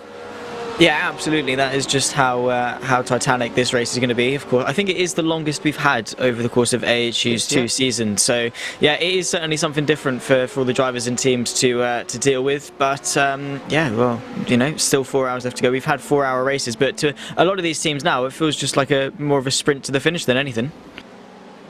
I guess it does at this distance. It's 24 hours doesn't seem like too much to take on to some of these, especially. Still, Enzo Benito leading this race. Wayne Bork has got just under 3 seconds. We'll do a bit of a run through in a minute, just waiting for GT3 to properly sort itself out after their pit stop cycles. But I've got to ask here Zach, have you heard of Daytona before? Have you seen this circuit before? I have, Ewan, and if you don't remember, we have done a stream around Daytona, so I do know my way around, just about. But yeah, there's certainly more underground, I don't want to say underground circuits, but more lesser known circuits that will, to some people, really trigger the fact that I've said lesser known circuits. But I don't know. If it's on the Formula 1 calendar, I'll know it.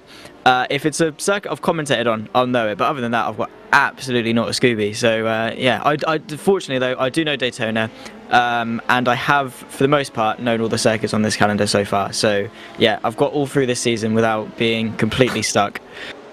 Yeah, and unlike Lewis, I'm not going to spend the next 2 hours picking apart your lack of knowledge of circuits, because that would be cruel for a second time. I get enough of it. So, yeah, exactly. Yeah, so you did actually get that quite a lot the other day as well. So I'll not go there. But yes, it's Lewis does like to go there. So yeah, there we are. But yeah, we've had a good season. There's been a number of good circuits on here. And it's been enjoyable indeed. Still just over 4 hours to go of it. Let's have a little bit of a run through then, shall we? Because GT3's mostly sorted itself out. So, with just over 4 hours to go, as I mentioned a few moments ago, Enzo Benito still leading for Apex Hunters United Esports #1. The reigning champions, and if things were to end as they are right now, they would successfully defend their championship ahead of Drop Bear Motorsports 22, which is in 6th position. We'll get to them in a moment. Second place is Wayne Bork and Synergy Sim Racing. Expect them to fall back a little bit though over the next half an hour or so, because they did not take tyres on the last pit stop, whereas the cars in front and behind of them did. This is James Glasspool, who's making his first laps out there in simrigs.com DPR 73 car. They're in third at the moment, ahead of Liam Reston in the Summit Simsports Everest 55. Rival Autosport in their number 58 rounds out the top 5. Ahead of Drop Bear Motorsport and Andrew Saunders in 6th position. Then Fishy Motorsport, Blake Delaney, Analytical Racing Oz Esports, Whitest Pines Racing, and Drop Bear Motorsports 88 round out your top 10 in LMP2. We'll do top 5 in GT3 because there are 2 categories to get through. Josh Anderson leads the Pro category by over 30 seconds and is in contention for this championship. Mark Gibson currently chasing him down for AHU, and Jack Doohan as well. Also another AHU car in third. Evolution Racing Team are fourth, currently doing just enough to clinch this championship in GT3. This is exactly what the position that they need. They need a top 4. Vendables Sim Racing Yellow, the other car, Damon Woods, rounds out your top 5. And then in GT Am, we do have a little bit of figuring out to do. I believe the 136 is the leading car, even though it's got a 1 in front of it. I believe it's still an Am. Todd Gibson, 13th at the moment. They are in the Am standings as the 136. So I believe they are winning. Todd Gibson there. In second it is JDR and Jack Haley trying to take the championship away from Pulse Racing Team. It's going to be difficult with Ricky Limbeck following them 10 seconds behind in third. Then we have Mac 1 Esports, the 277 in fourth, and the other Mac 1 Esports 222 in fifth. Then JWM are sixth in the AM category. Just went down to sixth there because, of course, JWM, I should say, are involved in that championship fight. So that's a bit of a run through, and just as we speak now, 3, 2, 1, there it is, 4 hours to go now. And so a standard AHU race still remains in this race, but the championships are very finely poised here, Zach, it has to be said, and that is a car off. Got out the International Horseshoe, way off the road somehow, but yeah, these championships finally poised. And nerves are going to be around everywhere for those teams involved. Oh yeah, absolutely, because the entire season has been leading up to this sort of, not this necessarily this 4-hour sprint to the finish, I say sprint, this 4-hour dash to the finish that they've been waiting for the last 6 hours. But this entire season really has been boiling down to this, of course. You know, for the first 2 races, it's like, okay, let's just get the season off to a good start, not really thinking about the championship. And then after round 3, round 4, it's like, okay, we're sort of in this. And then that's when the pressure starts to build. And then you get to this race and how close it has been, you know, with, you know, the top 2 teams in the GT3 AM were tied on points coming into this race. It is so close, and if you're going to have, you know, one bad race throughout the season, you do not want it to be this one at all. This really is where it all counts, and you just have to bring it home. Whatever happened beforehand, whether you've had a spin, a crash, whatever, you can look back in hindsight and cry about it, or you can look forward and try and deliver as best you can today, because, you know, this is where it happens. This is going to be the decider for season 2. And are we going to see a double reigning champion? We don't know. It might well be the case, but with how close this season has been, to say that AHU have won it 2 seasons in a row really isn't the whole story. No, certainly not. They're the only team, of course, that can still defend their crown at this stage. Venerable Sim Racing White, despite being the number 1 in terms of cars starting with a 1, if you see what I mean, they're not reigning champions, but they are in the conversation for becoming champions this time around, of course. As things stand, Evolution Racing Team would defend their lead. Their rather big lead indeed, but at the moment, Vanderbilt doing everything they can. This is one of the Audis, a bit further down the order. And this is what happened to the 250. We saw this car, International Driver Syndicate is the car. Going for a spin out the International Horseshoe. I think just caught that little curb on the outside, caught that little bump, and off they went. Traction control won't save you from the curbs or whatever. Yeah, no, not at all. And luckily they've got a massive grass runoff. Of course, that's not quite tarmac, but still better than hitting into a barrier. But these cars are very, very sensitive, especially that little Lamborghini, because it's so small and low to the ground that you change the elevation and around it goes. And yeah, just running a little bit too wide, and that probably is just, I guess, attrition kicking, like the tiredness starting to get to him. Because yeah, when you're this far into a race, and Daytona isn't sort of the most demanding circuit. You spend a lot of it flat out. So it is very easy just to switch off, and then obviously that's when the mistakes start to creep in. So it's an easy one to make, but yeah, that is just big consequences, because they had to then travel across the grass for a decent amount of time. Yeah, there is quite a lot of runoff there, thankfully. So going once again. Now, this green flag run, Zach, has been going on for over 5 hours now, or about 5 hours. Which is, I believe, I'm going to do a little bit more digging on this, but I believe it is the longest green flag run in AHU endurance history. Now, I'm going to give you a chance to curse on everything here. Are we going to see another safety car this season? I mean, I hope so, I guess, in a sense that it would really spice things up. Of course, I'm sure things are going to follow their way down, and it'll be really interesting for the last couple of hours or so, but definitely wouldn't say no to a safety car, just to bring everyone close together. And then of course with the championship stakes as well, I would love to see another safety car, but everyone's seeming to do a pretty good job of keeping it out of the barrier so far. So yeah, I mean, it's still 4 hours. That's still an entire race. We've gone 4 hour races with 2-3 safety cars, so yeah, anything could still happen. But yeah, I would like a safety car. Yeah, why not? I suppose I can think of a few teams who wouldn't like a safety car, but yeah, I can understand why you would, I suppose. Indeed, I've just done a little bit more digging. The Motegi race we're talking about did indeed run green flag the entire way. However, it was a 4 hour race. So despite that, this is still a longer green flag run. And of course, confirming as well, we did already know this, but this is the longest race in AHU Endurance's history so far. I feel like this is kind of the well, I'll get onto that in a minute as we see a bit of a replay. Contact, that's the GTM leader, Ethan Bass for Drop Bear Motorsport, trying to get out the way, and a bit of contact there.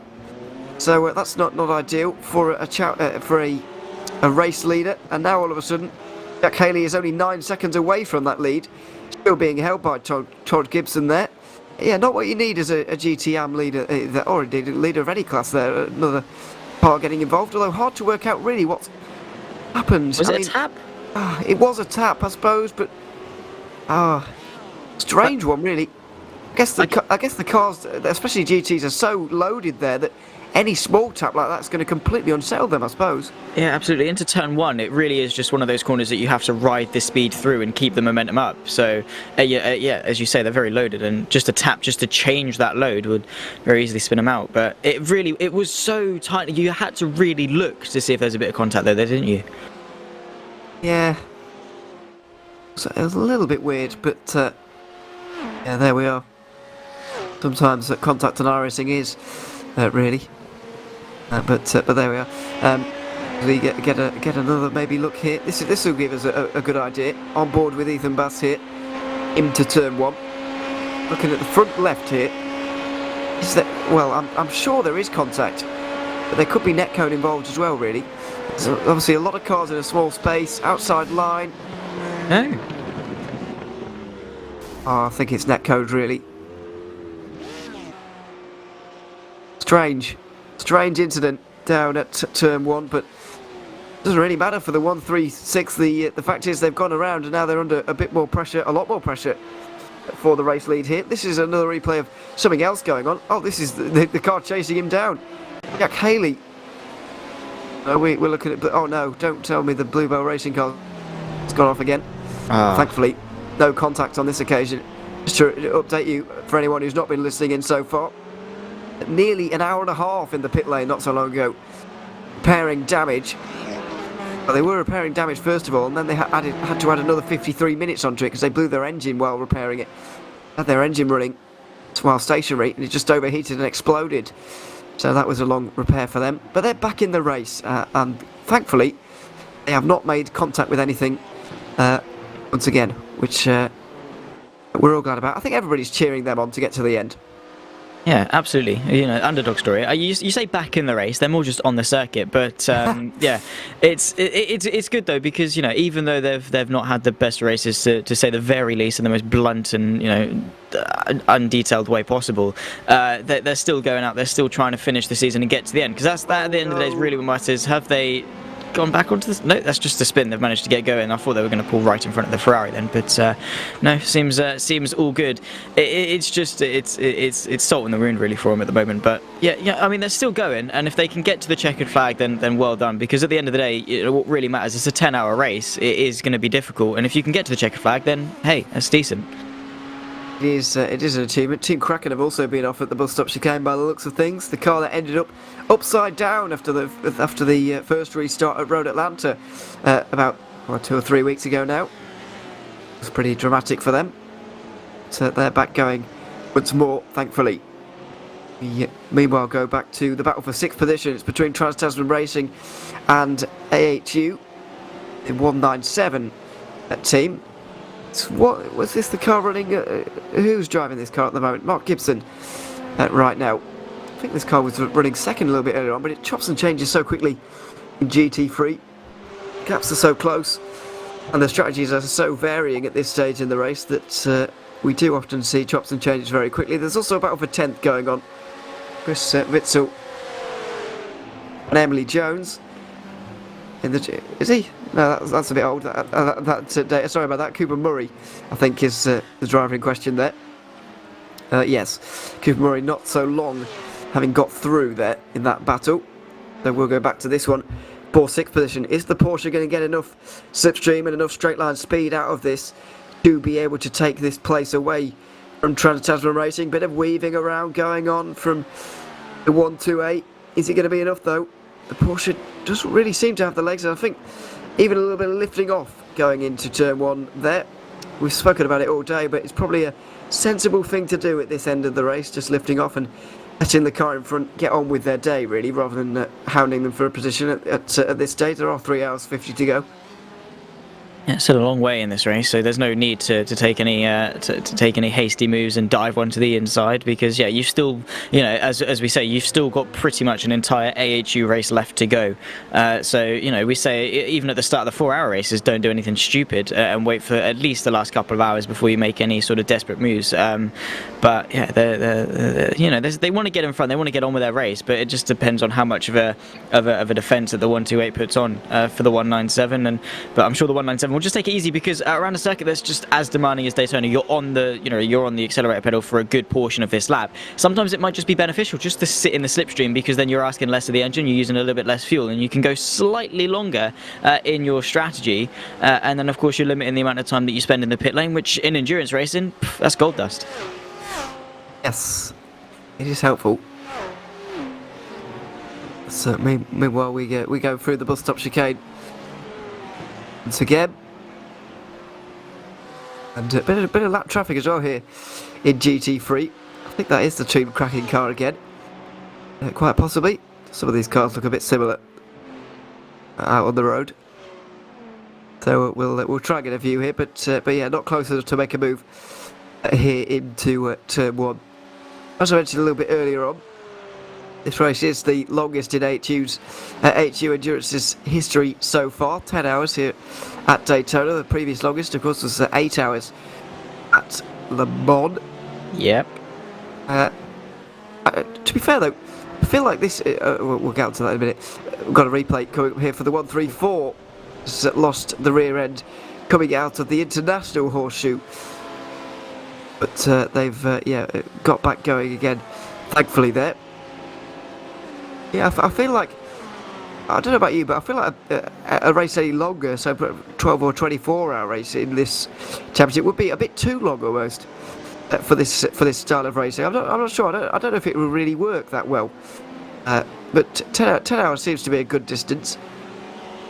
Yeah, I mean, we'll have to find out if we ever do a 12 or 24-hour race. But I mean, if it does get a little bit dull, saying like sort of the graveyard shifts and things like that, we do have we are lucky enough in AHU to have the safety car to bring things back in if someone has a massive off, and we can then bring everyone back together. I know a lot of championships don't have I guess it depends how you look at it. I certainly see it as a blessing of a safety car to spice things up. But yeah, but that's the thing. It is an endurance series, and 12, 24-hour races really are the pinnacle of endurance racing. So it would be a different challenge, but I'd say we're not doing too bad without him.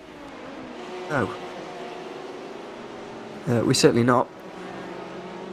We've only had one so far in this. I can't remember quite how many we decided on yesterday, but in a little group chat between us commentators, I think Cam said. Yeah, how many safety cars did Cam predict? I can't remember. It was 4, I think. 4. Yeah, we're not on schedule for that at the minute. Need one every 2.5 hours or so. That has not been the case at all just yet. My goodness, that is a dive down the inside from simrigs.com DPR. Or if not a dive, then certainly a squeeze down the inside of the West Horseshoe. Got things done, and then up the inside at turn 6 as well. Very nearly making contact with another one of the AHU cars running in 10th place at the moment. So this car is definitely under pressure, and Summit Sim Sports applying the pressure at the moment. They've caught up rather quickly, and so they might be able to get through quite quickly as well. Perhaps so, certainly in the slipstream, and of course these two are P3 and P4 in the championship, and while the gap is pretty sizable, you still want to keep them behind, make sure they can't do anything in the championship, because P3 in the championship is certainly better than P4. But yeah, they're in the slipstream. Can they go for a move into turn 1? Well, let's see. It's such a long. I know it's obviously a banked corner, you are technically turning, but such a long straight here that you can pick up a real big amount of slipstream and get through. But Limit Simsports are going to come into the pit lane instead and make another pit stop here in this race. So all for them at the minute, but they are going to drop down, and we're not going to see an overtake there. Pit strategy coming into effect once more, and we are upon pit stops in LMP2 once again here. Enzo Benito, Wayne Bork are going to be coming in here soon once again.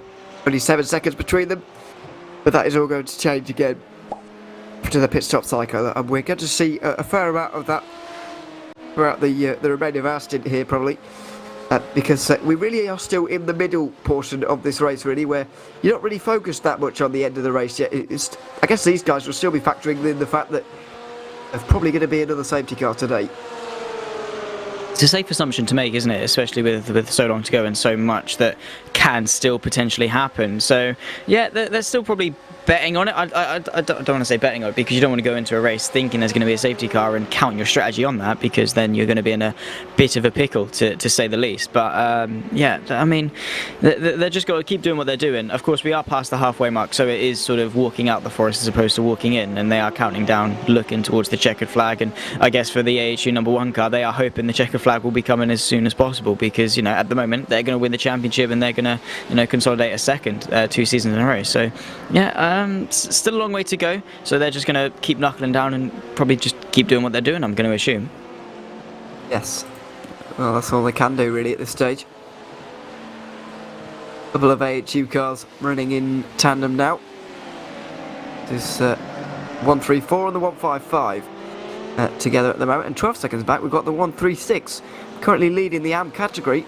Jack Haley well, I'll say right behind, 3.5 seconds now is the margin. Team JDR can still win this championship. They probably do need to win realistically, not mathematically, but they do need to win realistically, and need Pulse and JWM to finish outside the top 4 if they do indeed win. They do come into today with quite a big deficit, 147 points. Well, would 4th be enough there? Probably not, actually. Maybe they would need a podium. Oh no, 4th would be enough. Yeah, there we go. Nice maths. This is why I will be doing the maths while not talking as well later, for Kamazak, because I know it is difficult, as I'm proving right now. So yeah, I'll do that later on in this one. Yeah, you can be sure there is going to be a few changes a little bit later. I mean, we haven't seen too many changes so far in this race, Zach, but I mean, when the safety cars start coming out, it's almost impossible to keep up with where everybody is. Absolutely, there's a lot of chopping and changing and things happen, and we saw, last week with Tim Kraken and up on their roof, which is probably one of the most spectacular crashes, bar I think it was Alpha Aggressor at Suzuka, that sort of topped that one just. But yeah, I mean, the safety cars, of course, people are going to be close. There's a lot of championships at stake, so people aren't going to be waiting around. At the moment, there's not really much they can do, but as soon as there's a safety car, they can see their rival. Something different sort of switches on, and they think, okay, we could just give it a little bit more, go for that move, and see what happens, because then the ball's certainly in their court, and they can do something about it. Now, we have had a couple of penalties in since the last time we really talked about this. We last talked about Cameron Dance's drive-through, of course. And now, I've got something more important to clarify on here. Because, as we see contact, I'm afraid, and around, there's 89 and more contact. This car was involved in, Book was trying to chase down the race leaders, the number 1 car. But now the gap has gone out to 15.5 seconds, absolutely not what they need. Thought actually they were going to hit somebody else around, but they went into the back of someone and went around themselves there, which was a little bit odd, but that's cost them a lot of time. It's doubled their margin to Enzo Benito there. Unfortunate for Wayne Book. But yeah, as I was getting to, we have indeed had confirmation. The 136 has, formerly the 236, has been moved to Pro because of driver changes they made. Their I rating, the average I rating and driver rating has been bumped up because of driver changes, and so they have been moved to Pro. JDR, we can now go back on that. JDR now are leading that race, or have been leading the race for a little while. You can ignore the fact that the 136 is in red on your timing tower there. Obviously, driver changes have meant that they are moving up to Pro. So yeah, that's always something to look out for. And so JDR are leading the race. Obviously, these driver categories are sorted on driver rating, and if you're adding better drivers, then you can be moved up into Pro, and that's exactly what's happened there to that car. So glad to have confirmation of that. So we aren't about to see the battle for the lead in GTM like previously thought. That battle is 20 seconds between JDR and Pulse Racing Team. So going to be no changes in AM by the looks of things. Which is, well, I mean, it's unfortunate because we're not going to have that race. But yeah, I mean, it does keep it nice and fair because, the whole point of the AM category is to allow sort of the lesser experienced drivers to sort of find their feet in endurance racing. So to have someone who's, a lot quicker and just, dominate the championship would be a little bit unfair, and it just keeps everything nice and equal. But yeah, it certainly does make the race for the lead a little less interesting. But as we said, still 3 hours 39 minutes left to go. Still a lot can happen. Certainly is a lot that can still happen here. Now, is this a battle for position with Richard Hampstead? Yes, it is. Richard Hampstead, the one under pressure here from Mark Gibson in that 6th position. Hampstead been around the RSN service for a good while. Seen him in V8 Scops in the past, one of the top drivers there. Not sure if he still races there. I did learn the information earlier, in case you were watching earlier on, 3 hours ago. Arjuna mentioning that he'd raced in V8 Scops before, which I was very surprised about. He has apparently, so fair play to him for that one. And he was on for a decent result, he said, before blowing his engine. So that's unfortunate for him. But yeah, I mean, I'm surprised when I learned that. I mean, even I'm pretty sure I'm probably the only one out of the commentary team that doesn't do any racing at all anymore. I know you definitely do, still, Zach, and you. A LAN event coming up soon. Well, I'll say that you are going somewhere to do a sim race, I suppose. So yeah, that'll be fun. But you're still out and about driving a little bit now and again. Now and again, yeah, just casually. No. Well, I mean, yeah, I guess Yeah. Okay. Is it Fair casually enough. or not? Yeah. I mean, you've got to go to Bolton to do it. So yeah, we'll see how that one goes. But I'm not expecting too much. I mean, we'll just have to play it by ear. I mean, I've got Lewis and Cam on the commentary booths for that race. So certainly got a good omen in the rooms to try and cheer me on, because I know full well if I don't do well, I'll never hear the end of it from Lewis or Cam. So Yes. pressure is on. But yeah, I mean, to be fair, Ewan, with your facilities, it's sort of it's quite difficult Yes. for you to be racing, and I think you'd be more of a hazard than an opponent on the circuit with your would little laptop. I mean, it would be quite funny to watch. However, I don't think the people you're racing against would be particularly happy or welcome that sight at all. Not that they'd know that you're on a laptop, but I think they'd very quickly figure it out. Yeah, it wouldn't be a good idea for me to race at all. Yeah, speaking, I'll be I'll be spectating as well, so I'll be in Bolton. I'll be a good omen as well, hopefully. I've been a pretty bad omen for this series actually, so maybe it's not a good idea for me to be there. But anyway, there's no BMWs, so it's all good. Oh, well, that is true. I'm glad about that. As you can see on your screen at the minute. See if we're about to see a positional change here, but no, we're not.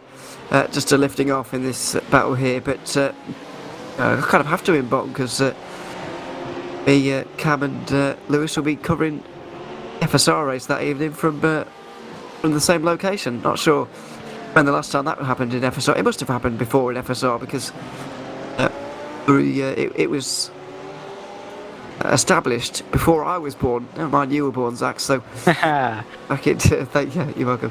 Back in 2001. Were you? You're graduated. not. When were you? 2002. 2002. Yeah. I was born. So yeah, that was after FSR was created. Surely they must have done an FSR race from the same location somewhere before, somewhere along the history. They have been 22nd season, for goodness sake. If not, there's certainly a first time for everything, I suppose. I unfortunately can't because, after the Sunday, I have to get home because I've got my first exam on the Monday, which is lovely. Crikey. Yeah, which is fun. It's RE as well, so I get to waffle on about Buddhism and Christianity, yes. which is fantastic. So my hands are going to be hurting from the sim. I say that they're probably not, and then I have to go and the RE exam is horrible because the writing is just constant. So that'll be fun. Might have to take some textbooks with me. Might have to get Lewis to help me revise, which will be absolutely amazing. But really looking forward to that one. To be honest, I'll just be I won't even care about it, to be honest. Over the course of the weekend, of course, Monday morning might be a bit of a shock in the fact that I've been waiting so long, and the 197 is looking for a move, but unfortunately can't quite, as I think they're just still lifting off. Doesn't want to. I think is the occasion. Yeah, I think hands hit from the RE exam. Or I've got to tell you, I was there. But how many years ago was it now? Goodness me, 3 years. Jeez. Were you Anyway. a COVID GCSE, or were you the last? Oh no, year? I was the last normal GCSE. I'm so glad about it because I'll be honest, it was I had a fantastic time. It was great fun as weird as it is to say. Yeah, I had a great time. So yeah. Hopefully this is the first sort of normal post-COVID GCSE. As we got a car round at the West Horseshoe. Where on earth was that? Not entirely sure. I know where it was, but who was it? That's better I meant to say. Who was it? 22. Oh dear, the Drop Bear Motorsport car. Andrew Saunders, 6th position at the moment, trying to chase down Summit Sinsforce, I think. Oh no, Rival Autosport, I should say. The gap now 10 seconds, and they're even under pressure from Fishy Motorsport and Blake Delaney. Oh dear, oh dear. Well, they weren't too far away from unlapping themselves from the number 1 car there, but that is all undone for them. Sometimes these races just don't go your way, and this is one of the worst possible races to have not go your way for Drop Bear Motorsport. I'm afraid the number 22 losing points to the number 1 and losing a championship as things stand.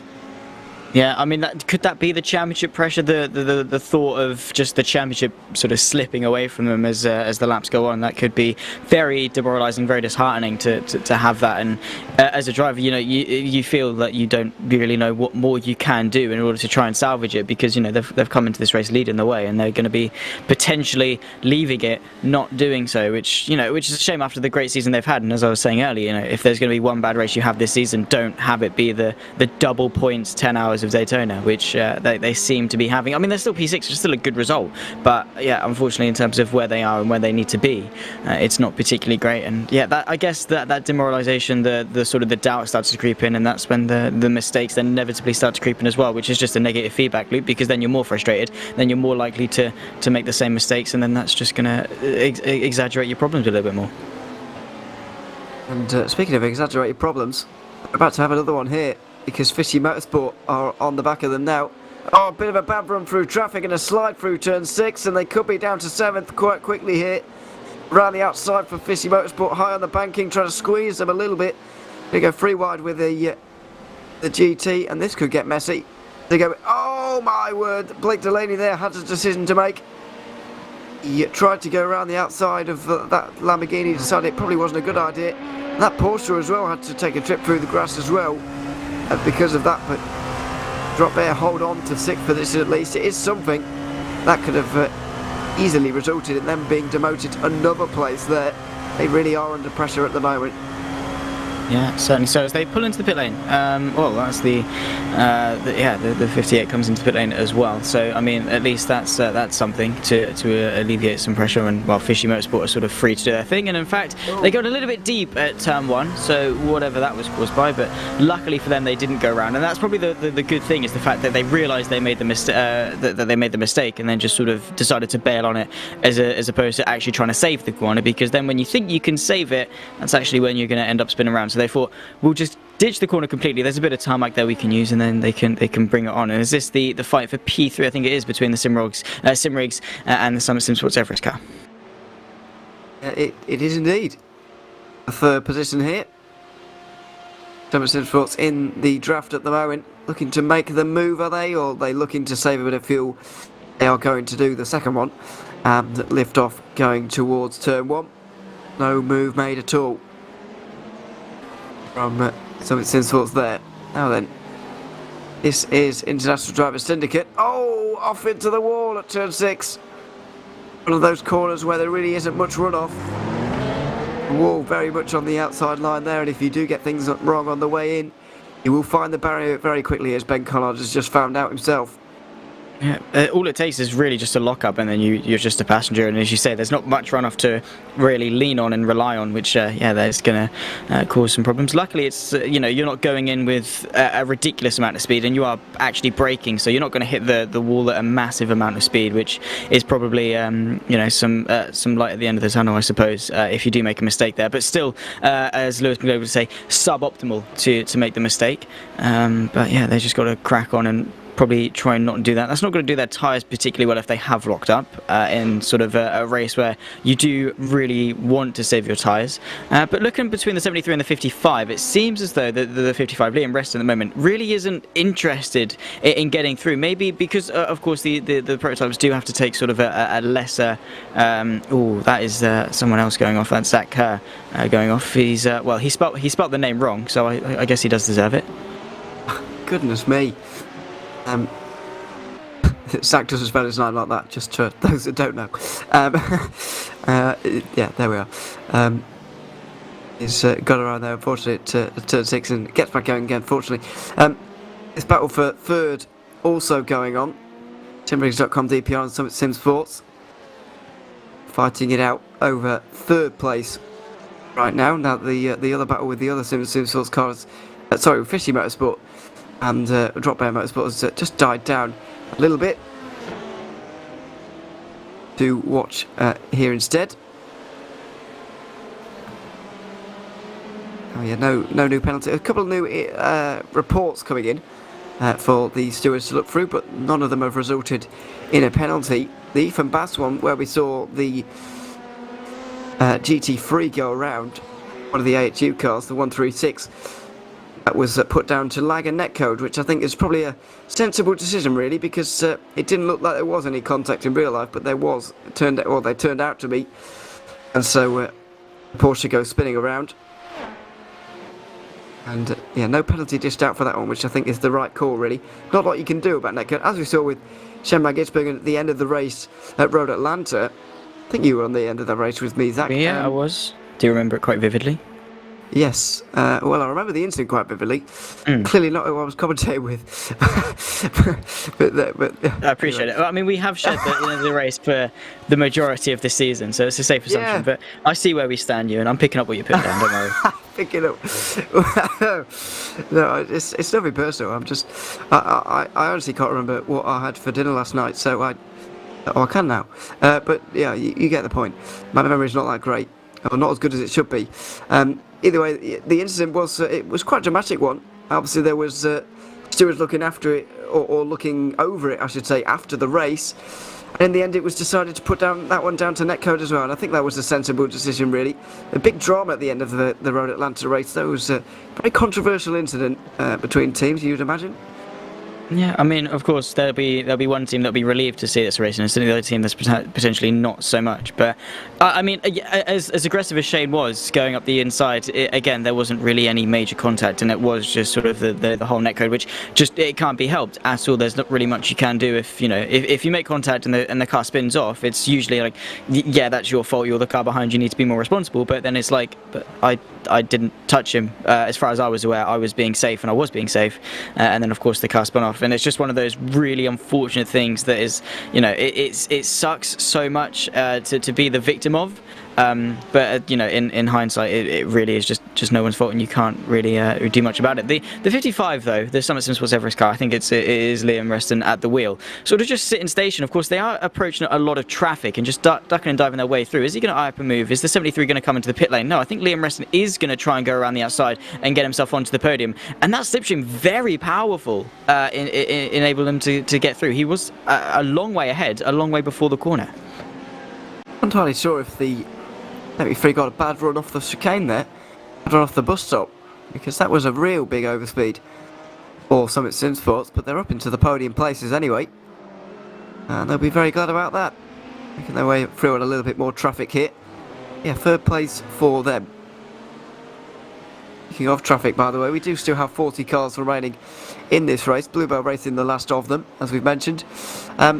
Only 13 LMP2s though, so there are 27 GT3s still out there. Although, as I was saying to Cam earlier, Zach, it really doesn't feel that busy out there, especially compared to Road Atlanta last time, where things were a bit chaotic, especially that restart, which I've referenced a few times.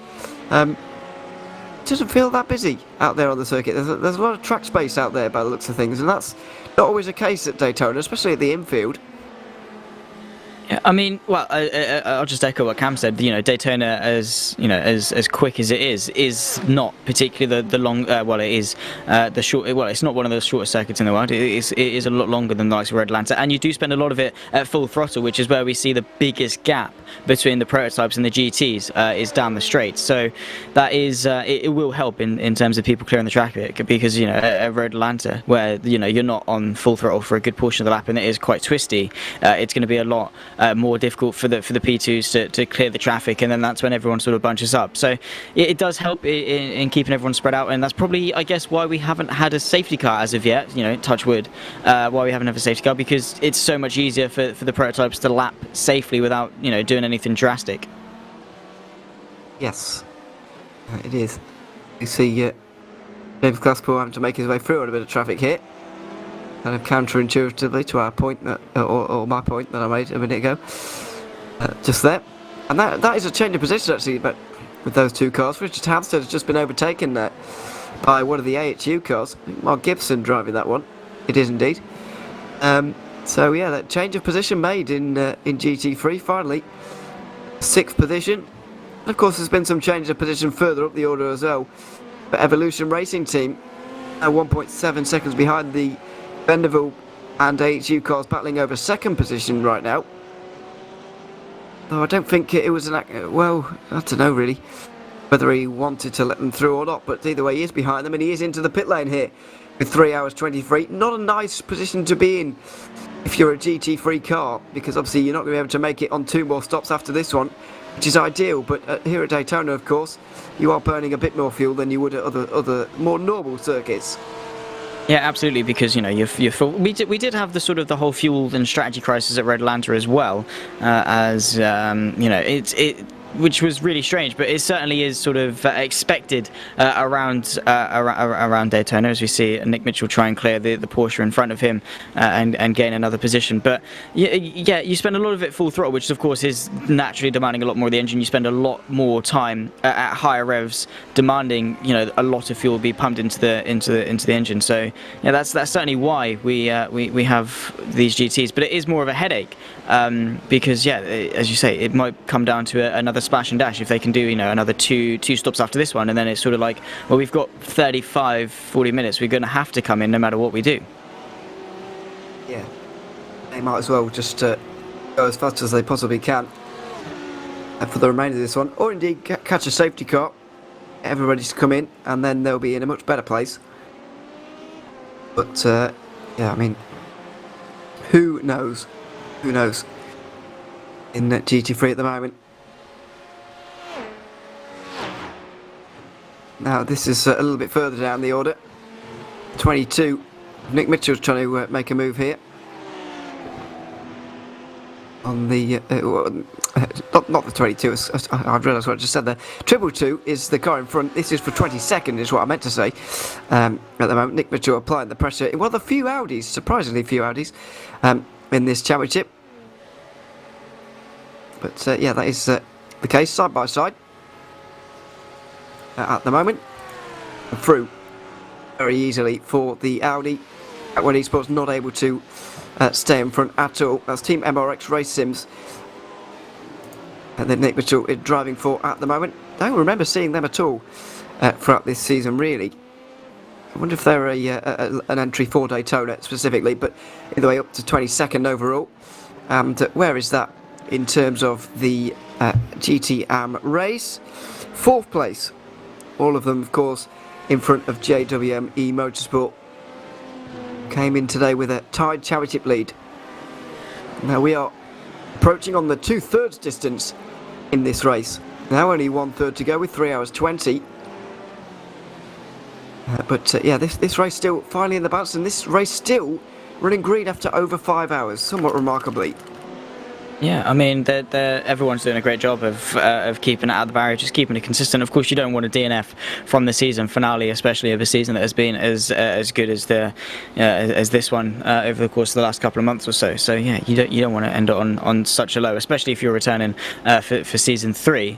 You don't want to go into next season having not finished the last one. It really does tarnish your sort of mentality going in to a new season. But yeah, Nick Mitchell seems to be doing a good job, and as you say, yeah, I certainly don't recognise that team nor that livery. But yeah, they're giving us a show, making some overtakes. But yeah, they're just pushing on and doing what they need to do. Yeah, as you say, with the Audi, I am quite surprised we haven't seen as many. Of course, it's very much Porsche and BMW dominated, but the Audi still on iRacing, from what I've heard, I've never driven it, but from what I've heard, still is certainly a reliable shout. But it seems just that the Porsche and the BMW has taken precedence. Yeah, the more modern cars. I mean, when the Audi and Mercedes got brought out about 5 years, well, it might be about 5 years ago now, maybe 6. They got brought out together. Those two were the top cars to have. Although over a long endurance series, long endurance season, and more fittingly here, long endurance race, the Audi not as good because it obviously a little bit more unpredictable. Can lend itself to a little bit more oversteer as well, and that was not really, or is not really helpful when you're taking on such a long season such as this. So it fallen out of favour really, especially in longer races like this one. But yeah, still getting a run out here by this team. And a nice livery, I have to say. Colourful one, won't be to everyone's taste, but I don't mind it. Very striking, isn't it? Yeah. I do like the sort of the yellow into sort of the pinky purple. I can never pick those two colours apart, pink and purple. I don't really know where the line is between them. But yeah, nonetheless, it is very striking. It's one that I would sort of put on imagine on sort of like a motocross bike livery or something of the sort, and not particularly on a GT3 race car. But certainly does look nice, as do a lot of liveries on the grid actually. Of course, Lewis McGlade would pick them apart and be very nitpicky on them, but to me, I do quite rate a lot of the liveries on the grid. I think they're very nice, and every team's livery designer has done a very good job. Yeah, there are some very nice ones out here in the field. But I haven't experienced Lewis's livery picking apart throughout this season in particular, I have to say, because he's avoiding me very well actually. Have you commentated with him yet? No, I have not commentated Really? on this season of AHU. No, and he makes the schedule as well. So you put 2 and 2 together there at home, and he just doesn't like commentating with me, really. That's the end of it. But no, we do a fair amount of commentating together anyway. So it's not too much of a disappointment to either of us, I don't think. But yes, he.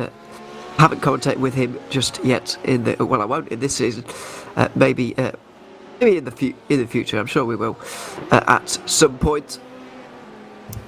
But yeah, I know he's fairly critical of some of the liveries that are out and about. I have to say I don't know any that I particularly hate on this grid.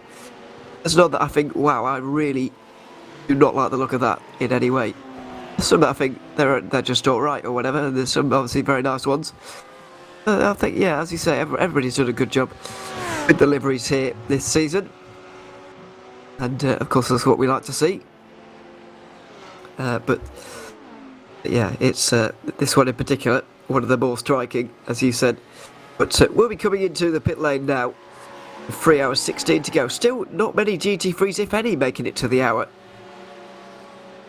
Yeah, and there's quite a big gap. Of course, we saw about 10 minutes ago one of the GTs come in, which is, there's big gaps between a lot of the GTs and obviously different strategies. Obviously, I think some of them trying to salvage and go for the sort of the prolonged pit stops and not take that splash and dash if they can, and other teams just sort of like, well, at this rate, we're going to have to come in anyway. What's the point in saving when we can just go flat out, come in, do the stop that pretty much we think most people will have to do anyway, and then they're not going to be compromising too much time, as well as I think that's the 101, the Vanderbilt Sim Racing white car as well into the pit lane, they are a team that are in the, they're in the, they come into this race second place in the championship. Of course, the Evolution Racing team had a pretty sizable lead, but they're still in contention. They still want to do as well in this race as they possibly can, should something happen to the Evolution Racing team. Yeah, that's all they can hope at this stage, as the leader of GT3 comes in. Vanderbilt Sim Racing white going to give up the lead briefly to their teammates. Vanderbilt Sim Racing yellow. Oh no, they're not, because their teammates are going to come in as well. It just makes sense for two teams to be on or two teammates to be on the same strategy together. That's exactly what Vanderbilt have done there. A great drive from the 101 today, I have to say. I came into today long way off in the championship because of a poor race at Road Atlanta. They finished outside of the top 20 in that race, and the Evolution Racing team came third, so they did benefit greatly out of that one, losing 174 points on the day. They're still second in the championship, so they came in with a lot to do, but they're doing all they can at the moment. They've led almost, I don't want to say it, certainly every lap I've been awake for the last 4 hours or so. They've led every single lap, and it's been very, very impressive from Vanderbilt, just doing all they can, as I say. Yeah, absolutely. And I mean, it did make me think just a moment ago in terms of having that bad race and having a really bad race to sort of really throw you out of contention of a championship. Would I guess drop scores be a good idea for the future? I mean, in a 6-round season, of course. I mean, it is part of racing to have bad rounds and trying to recover from it. But would it be better in terms of a championship just to have that drop score just to keep you in it. I mean, they're still doing a great job as best they can, and to come home second in the championship. But would drop scores be welcomed by you, Ewan? Not by me. I don't like them particularly, personally. I do get them, especially in single driver seasons, when you have obviously the opportunity to be away for whatever reason on a particular race. But there's drivers that obviously that you can call upon throughout these races. You can have a lot of drivers available. I think you can have 5 to a team here, which is more than enough to get you through a season.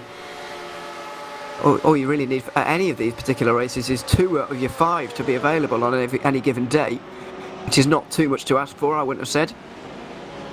And it's only 6 rounds, that also means that there's even less chance for people to be away during the races. And obviously it just makes things more difficult to work out as well.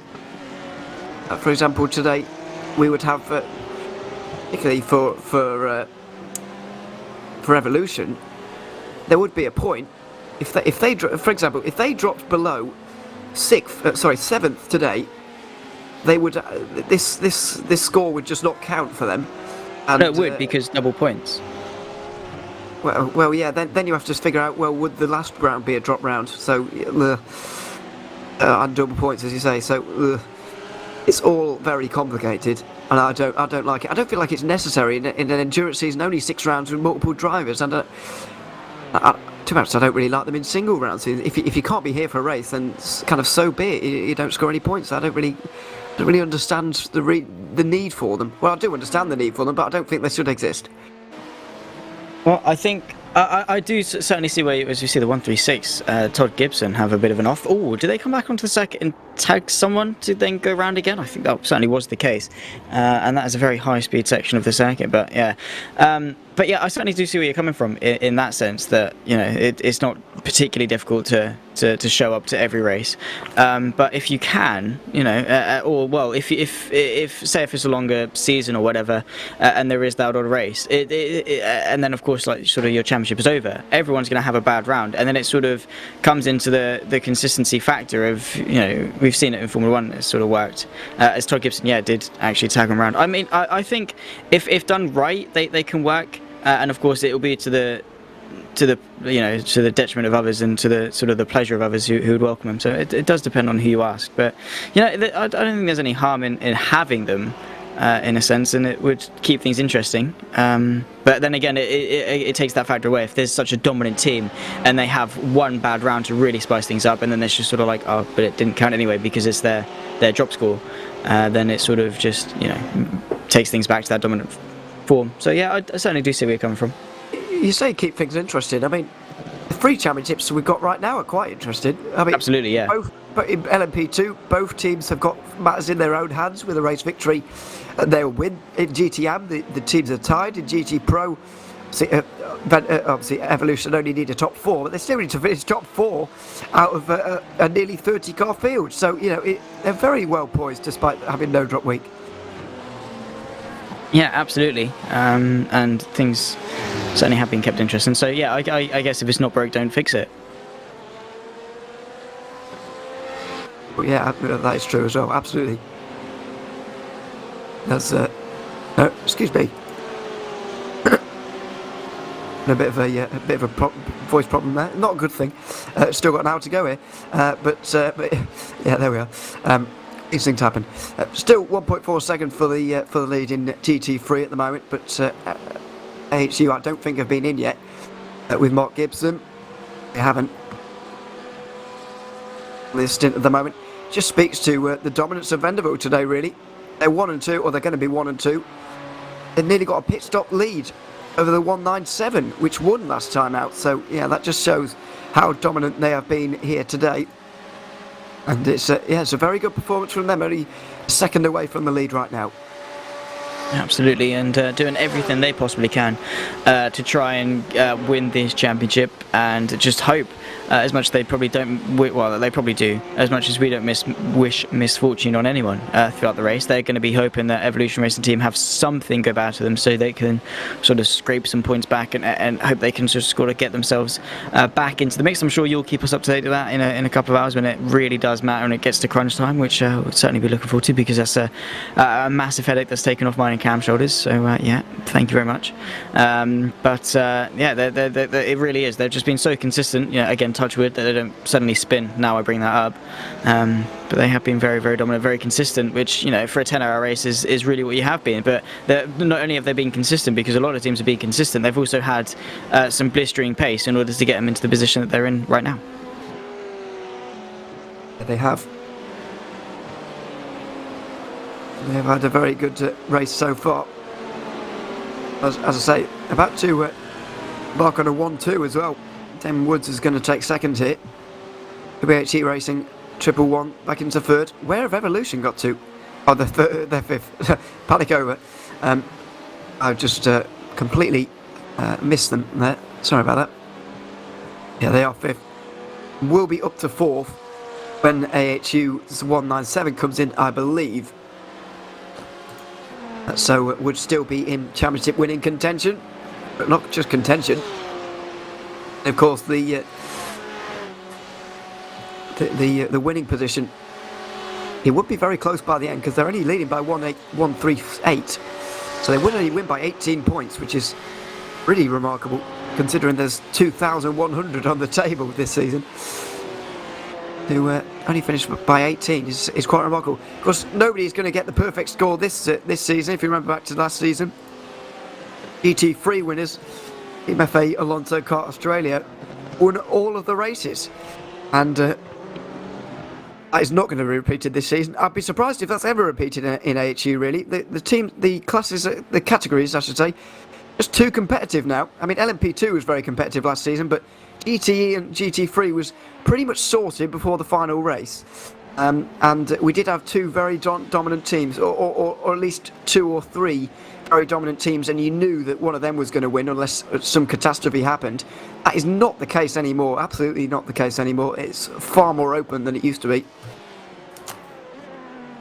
Certainly a welcome sight for sure to a lot of people, because yeah, the main talking points really was the prototypes and the championship fight there, and we went into every race wondering, you know, are they going to win in GT again, are they going to win in GT3 again, and that really was the question. But you know, you can't discredit the teams for doing that and just having that dominant run, because as you know, it is still a massive talking point to say how impressive their season has been, but I certainly would prefer, you know, how it has been with, you know, in all categories at least 3 teams in all of them fighting for the championship come the final race, which is what we really want. And as much of a headache as it is calculating all the points and seeing how things are as they stand and what could happen, it certainly is a welcomed problem, because it is certainly very, very interesting, keeps everyone on their toes and all that. But yeah, the teams this season has been very, very close, very, very topsy-turvy and changing every single race in terms of who's at the sharp end, who's fighting, as we see now. You know, the AHU 197 won last time out. This time they're a pit stop behind the 101. So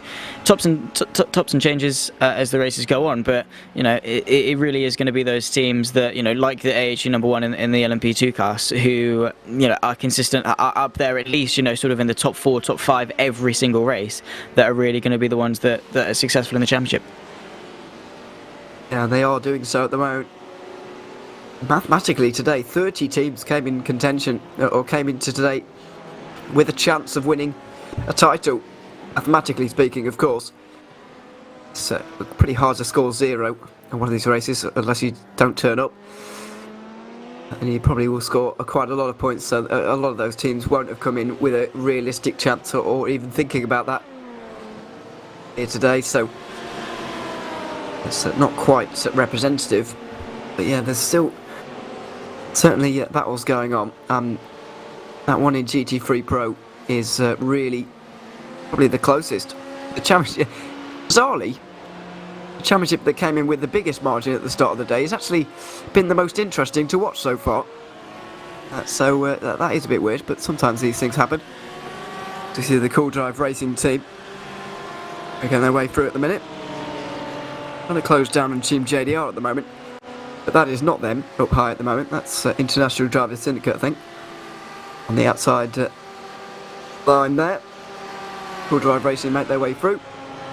As Apex Hunters United Esports, their 197 come into the pit lane as well.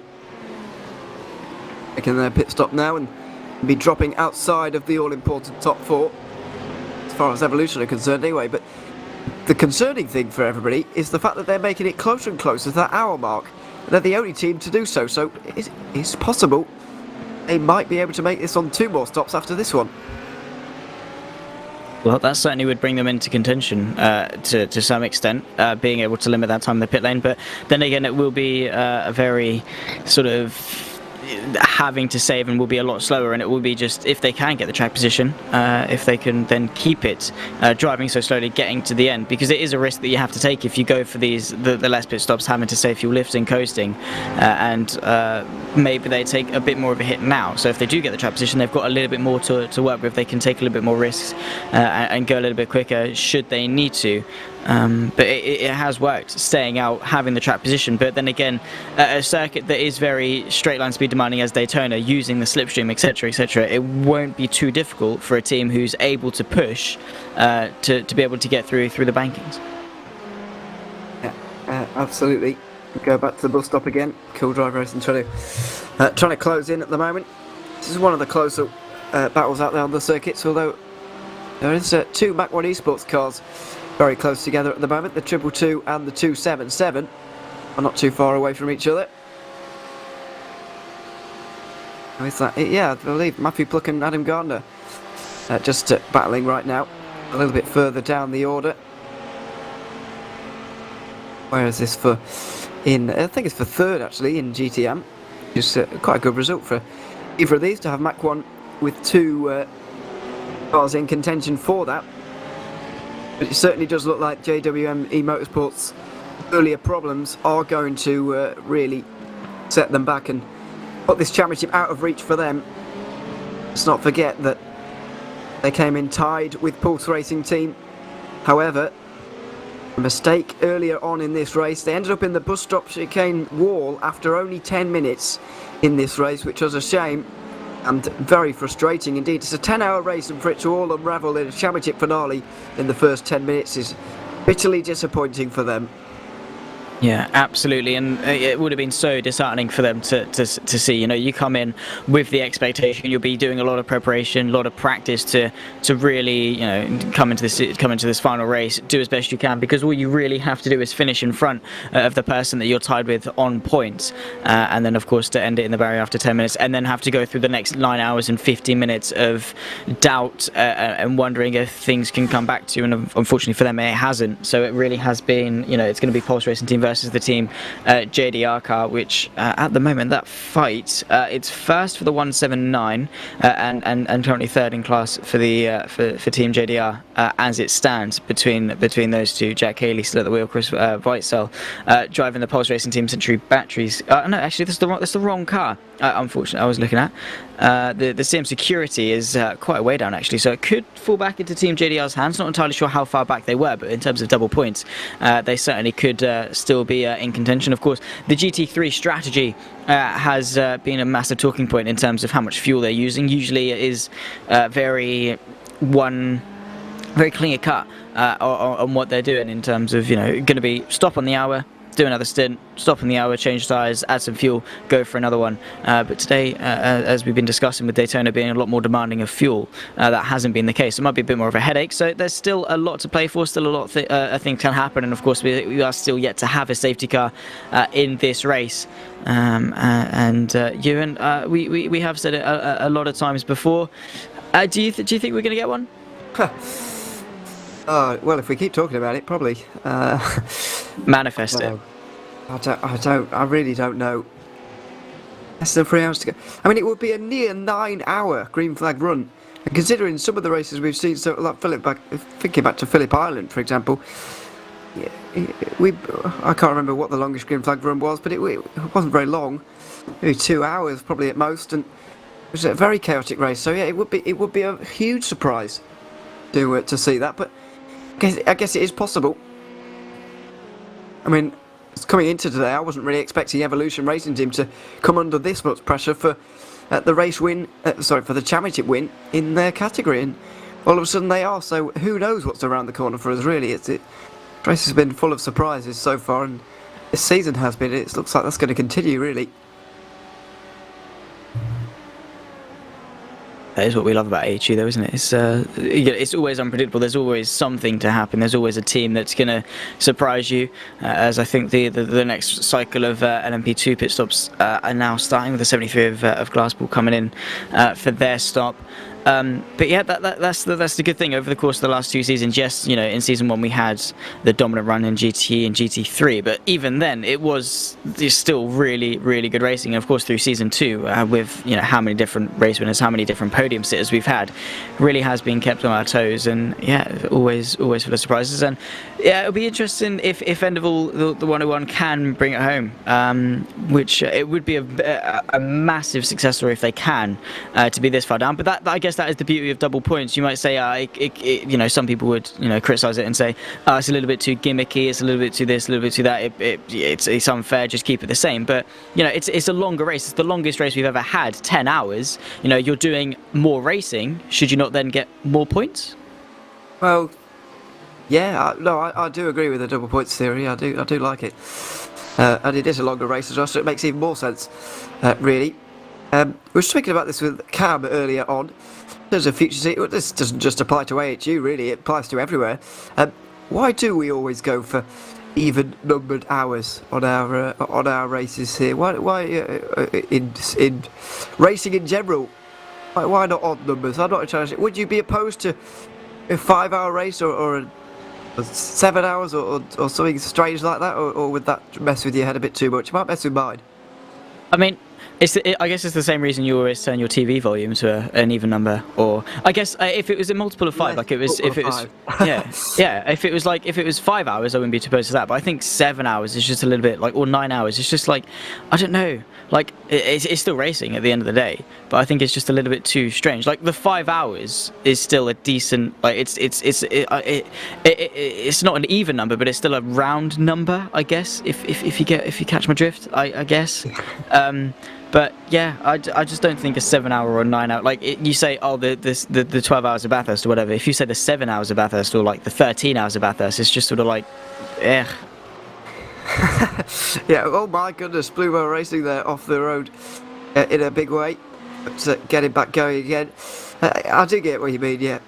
Cam even suggested 4 hours 19 or something when we got to that point. He was like, why don't we just start the race from here and do a strange number of minutes as well, which I don't know if I would be able to deal with, but yeah, I take his point. And Ben Jeffrey is just losing the rear end there. Nice save. Wow. You're drifting there, Zane. Are you a big fan? Absolutely, that was very aesthetically pleasing. I know you won't appreciate it as much because you are, I wonder, yeah, I just no, I don't get what isn't satisfying about drifting. To just see someone chuck it in. Boring. No, because you watch on board and you see the footwork and the steering work and all of that, and there's so much going on. They're tapping the clutch every second. They're just really chucking the car around, ripping the handbrake, going in 90 degrees into a corner.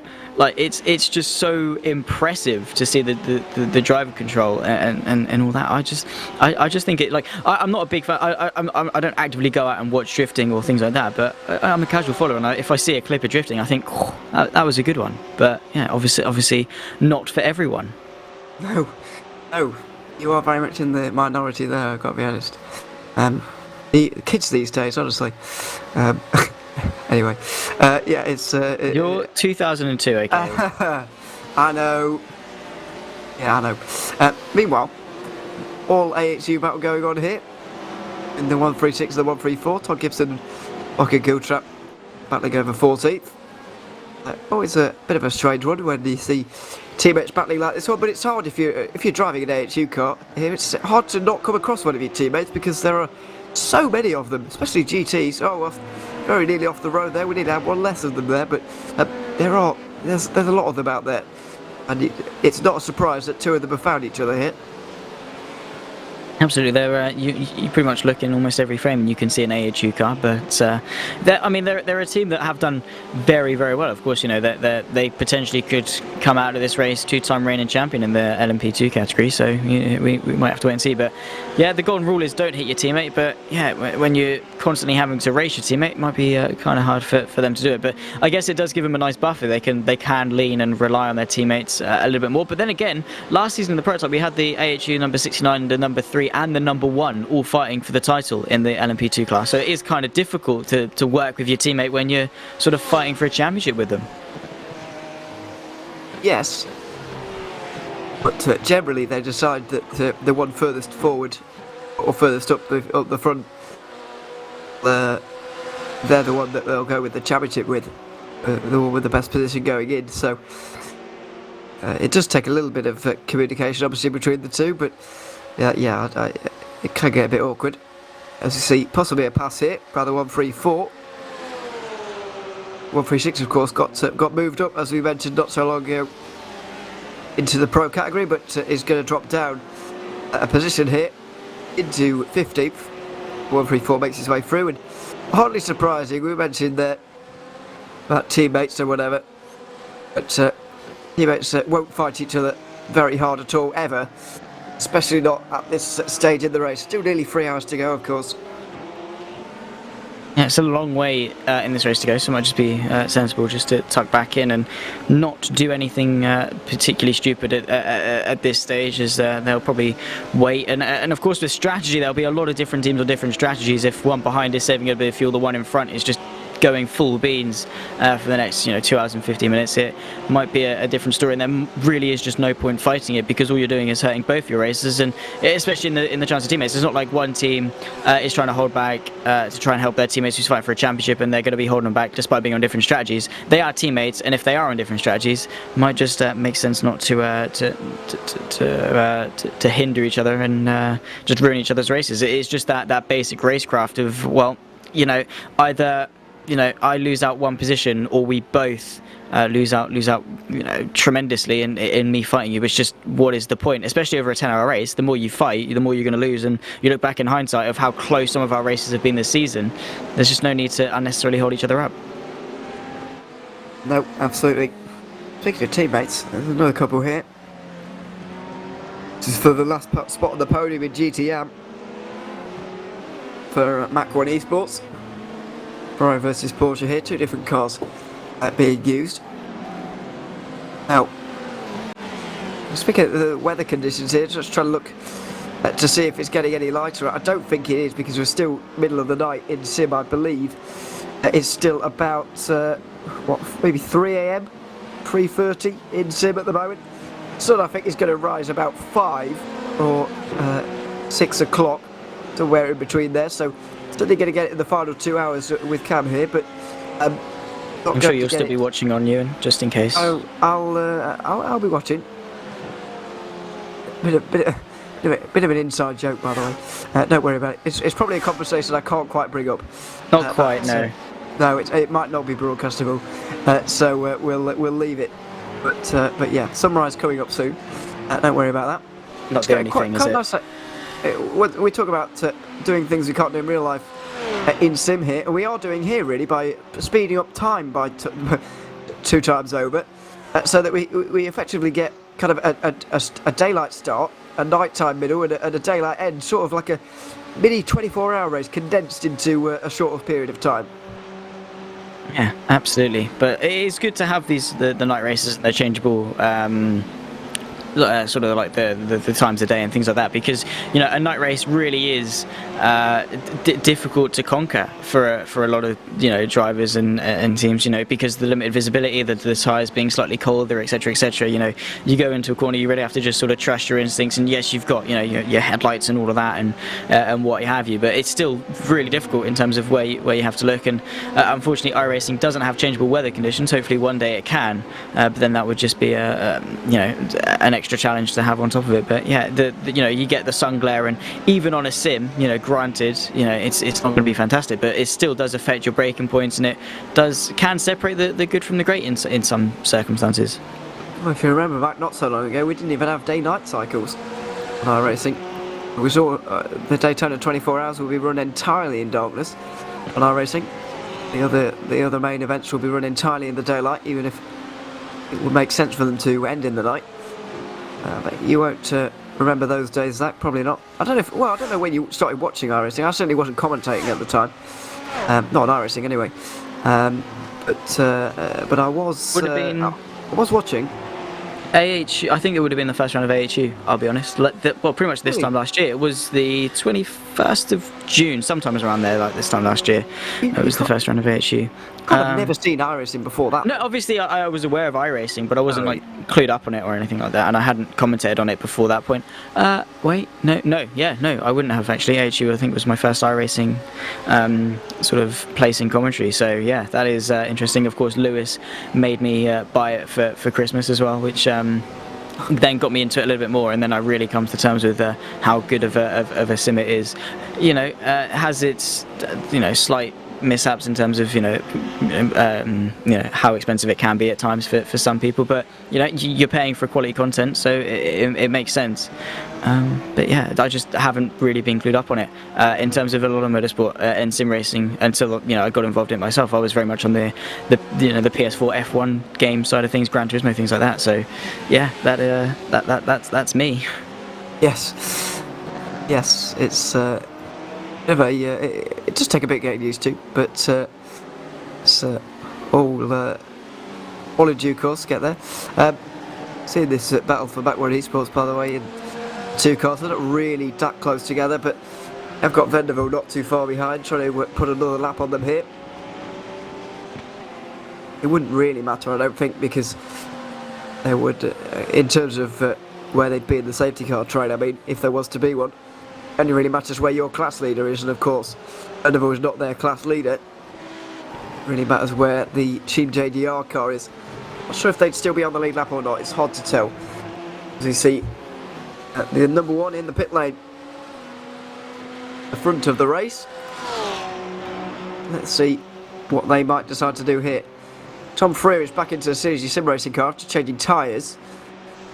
Enzo Benito still in the number one. Are they going to take tyres or not? They had just over a minute's lead.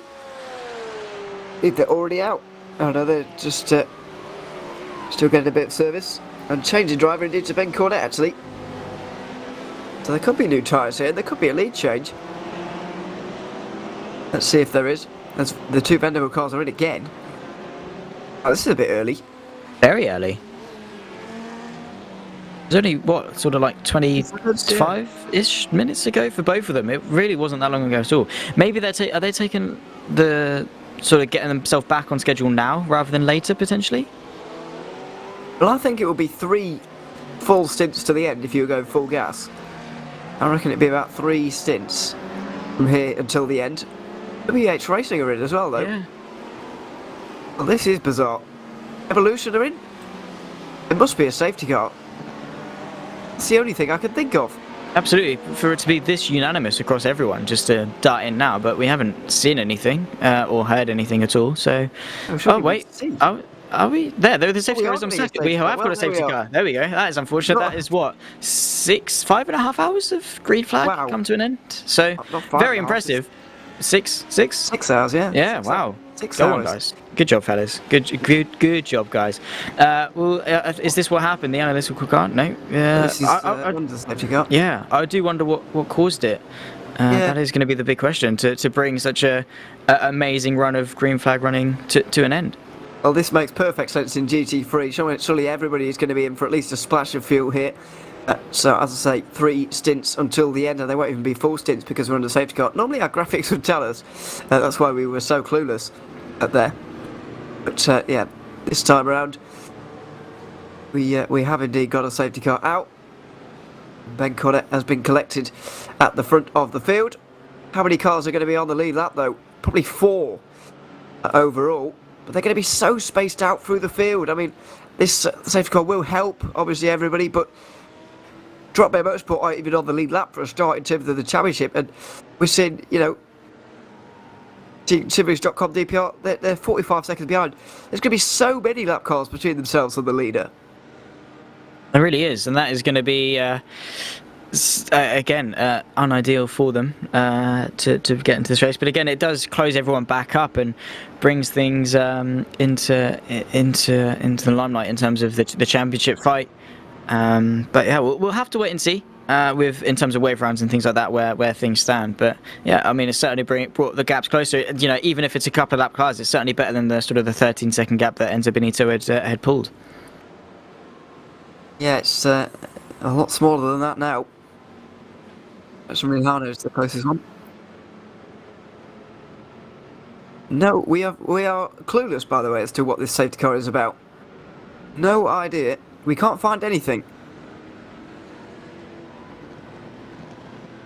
Absolutely no idea what that is about. So there we are. We don't actually. Well, it's not normal for race control to tell us because normally it's obvious. But yeah, there will be some reason for that one. But either way, safety cars out, and now this race really does begin to change. Because as we said, 6 hours of a green flag run there, the longest in AHU endurance history, finally comes to an end. And we can finally use our favourite phrase here, Zach, safety car breach safety cars, and they might well do over the next few moments. There might be incidents galore on the restart. Let's hope not, but it's always possible. Yeah, let's hope it's good racing and not, what is the word I'm looking for? Chaotic racing? I guess that could still be applicable to clean racing, but you get what I mean in terms of people smacking into each other, etc., etc. But there is a lot of cars around, and that could play a big old factor in terms of things. Is that the analytical car? I think peeling off into the pit lane. Indeed, it is. But yeah, well, as we say, safety cars do breed safety cars. But I'm sure I trust in these guys not to bring out another safety car straight away because you know, they got through the race start, and well, I say that I'm not entirely sure if they did. I wasn't awake at all. I was very much sound asleep at around about 3 o'clock in the morning, or whenever it was this morning. But yeah, I mean, hopefully it's good racing and they don't bring out another safety car and we can get to the end without another one. But even now with this safety car, it does bring a lot of people back into contention. Yeah, it does. Let's see how many cars are on the lead lap in GT3, shall we? Not going to get a real particularly great view of this just yet. But we will be able to tell soon. Now, I think it's 9 cars possibly on the lead lap there. Excuse me. There, so let's see how that changes the rest of the race.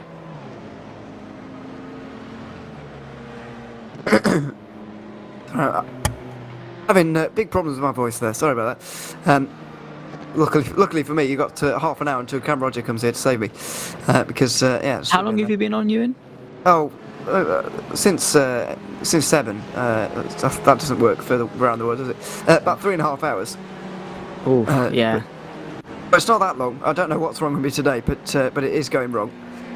Hopefully I don't suffer a similar fate because I will be taking a similarly length stint I'm on with Cam till the end. So yeah, hopefully I don't suffer similar. I have got a drink, not much of it left, but hopefully we can get to the end. Unfortunately for you, Ewan, you haven't quite got as a packed a weekend as Lewis does, so you can give yourself a little bit of a breather. Wow. Lewis has got a very packed. Although I like to think I've got quite a busy weekend as well because I'm doing the same hours as him, just not at the times and without real life racing, if that makes sense. So I'm doing a fair amount, but same work, just less interesting. just less favourable times because I've been pushed down the order. But yeah, Lewis is going to make himself ill, as I said earlier, with how much commentating he's doing this weekend. Because yeah, goodness me, he's doing a lot. Now, I haven't seen many cars able to go past the safety car here at all, so I do wonder if we're going green this time. One of the shorter yellows. This is what happens when there's no real cars to clean up or whatever. Just make things a bit quicker. But yeah, it looks like we might be going back green here. In the next lap, the safety car is still there. You can see Ben Cornett leading the race. That's from Rihanna. Where is the 55? A long way back. Is that third? Yeah, are they a long way back, or are they third in line? It's the 58, the 47, and then a lot of GTs. Oh goodness, yeah. There's Summit Sim Sports. Oh wow. Synergy right behind them. That is how many lap cars there are in between. Trying to count there, I'd say between 8 and 10.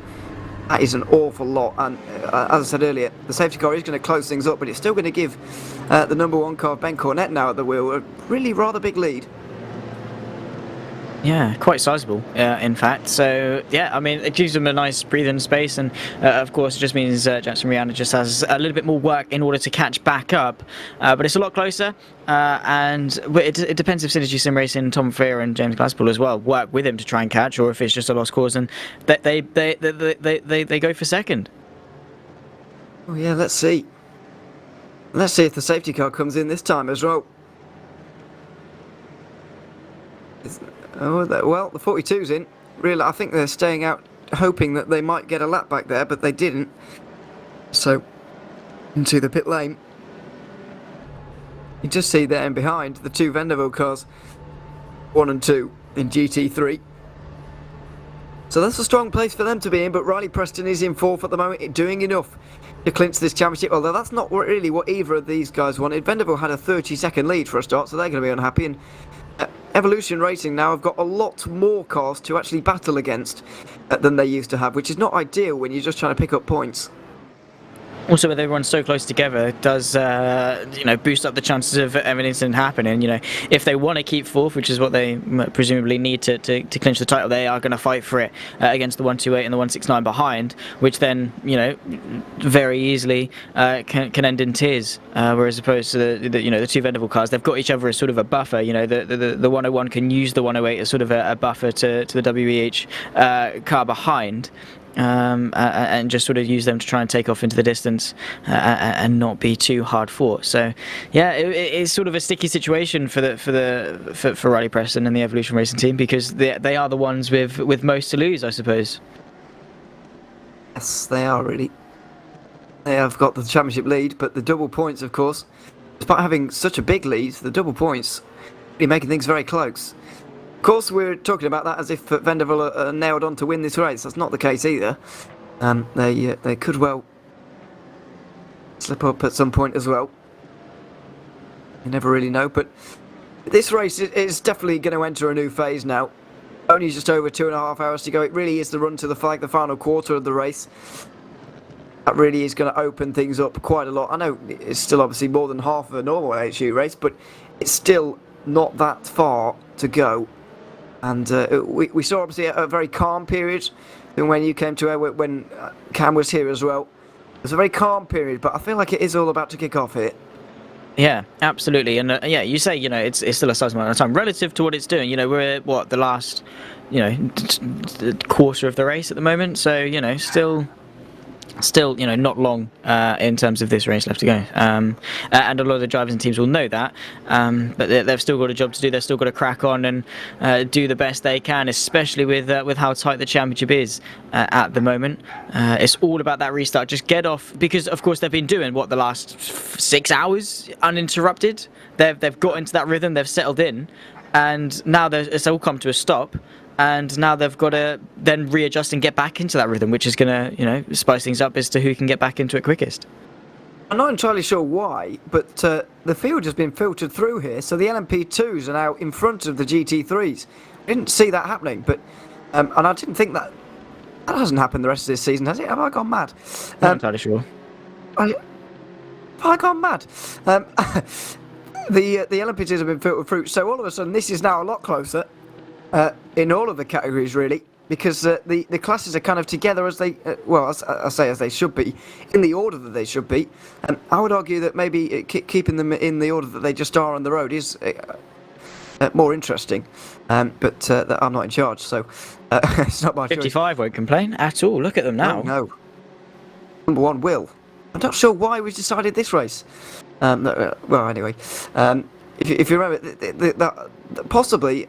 Thinking back to Roll Atlanta, the incident off of the restart there might be a motivation for that. We don't want to see just to keep everyone separated. Yeah, just to keep them separated, just to keep things a little bit more simple. So the LMP2s aren't finding their way through it. But if you think, anyway, let's not dwell on that too much, because we do have 2.5 hours to go here, and we do have a restart on our hands with the main field very close together indeed. On the right hand side of your screen you can see the GT3 leaders getting underway together. On the left hand side you'll see the LMP2s who are being held for a very long time indeed. Finally now the AHU number 1 car goes. There's a bit of stopping and starting back in the pack, especially in GT3.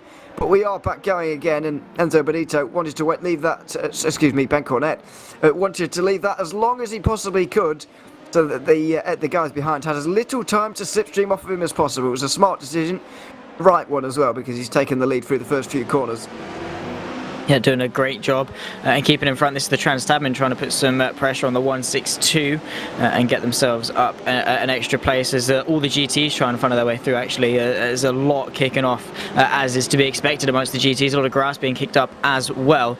But yeah, seems like a really good. Oh, that is a big crash. Who is that? That's the Simrigs. That was that's the 73 going off with the 22. That is such a shame. That pretty much, I guess, in a sense, gives AHU the number 1 car one hand on the trophy. Well, this is why separating the field doesn't always lend itself to clean restarts either. I don't think the fact that the GTs and the LMP2s were mixed last time at Road Atlanta wasn't really the cause of the big pile-up. But anyway, we have separated the fields, and we have still seen incidents, I'm afraid, a little bit further down the field for the 73 and the 22. We'll get a replay on that soon. But meanwhile, the 111 there, you saw going wide at turn 6, loses 3 places because things are all of a sudden so close. Evolution Racing Team now up into 3rd. The 169 has made up 2 places on this first lap because Trans-Tasman Racing have gained 1 place and then dropped another place in this field now. So this is all very chaotic, very restartish, I suppose. As we go back and have a look at this, it was the drop bear car losing it through the kink, smashing into the 73 who could do nothing about that one. The 22 just getting out of shape, and when you're on the grass there on a corner that double backs on itself like that, you're bound to smash into somebody on a restart, and I'm afraid that was a big incident. Oh my word, that is... Well, that sim race very quickly became a missile in terms of when they were flipped upside down, and yeah, wow, that is, I guess, well, it's certainly up there with one of the biggest crashes so far this season. Yeah, that is an interesting one indeed. This is the fight in GT3 amongst a couple of guys. This is the 22. This is what happened. Just on the brakes, but on the brakes, completely locked up. But when you're out there on the grass, you really are just a passenger. There's not really much they can do. And yeah, that is unfortunately a small mistake with incredibly big consequences. Yeah, just cannot slow down when you're on the grass like that. You saw the wheels completely locked, jammed on the brakes there, but couldn't do anything to stop that incident happening. The most painful part, you probably could have seen that coming from a long way out as well. But that's more damage for the 22. You know what's turning into a terrible day for them.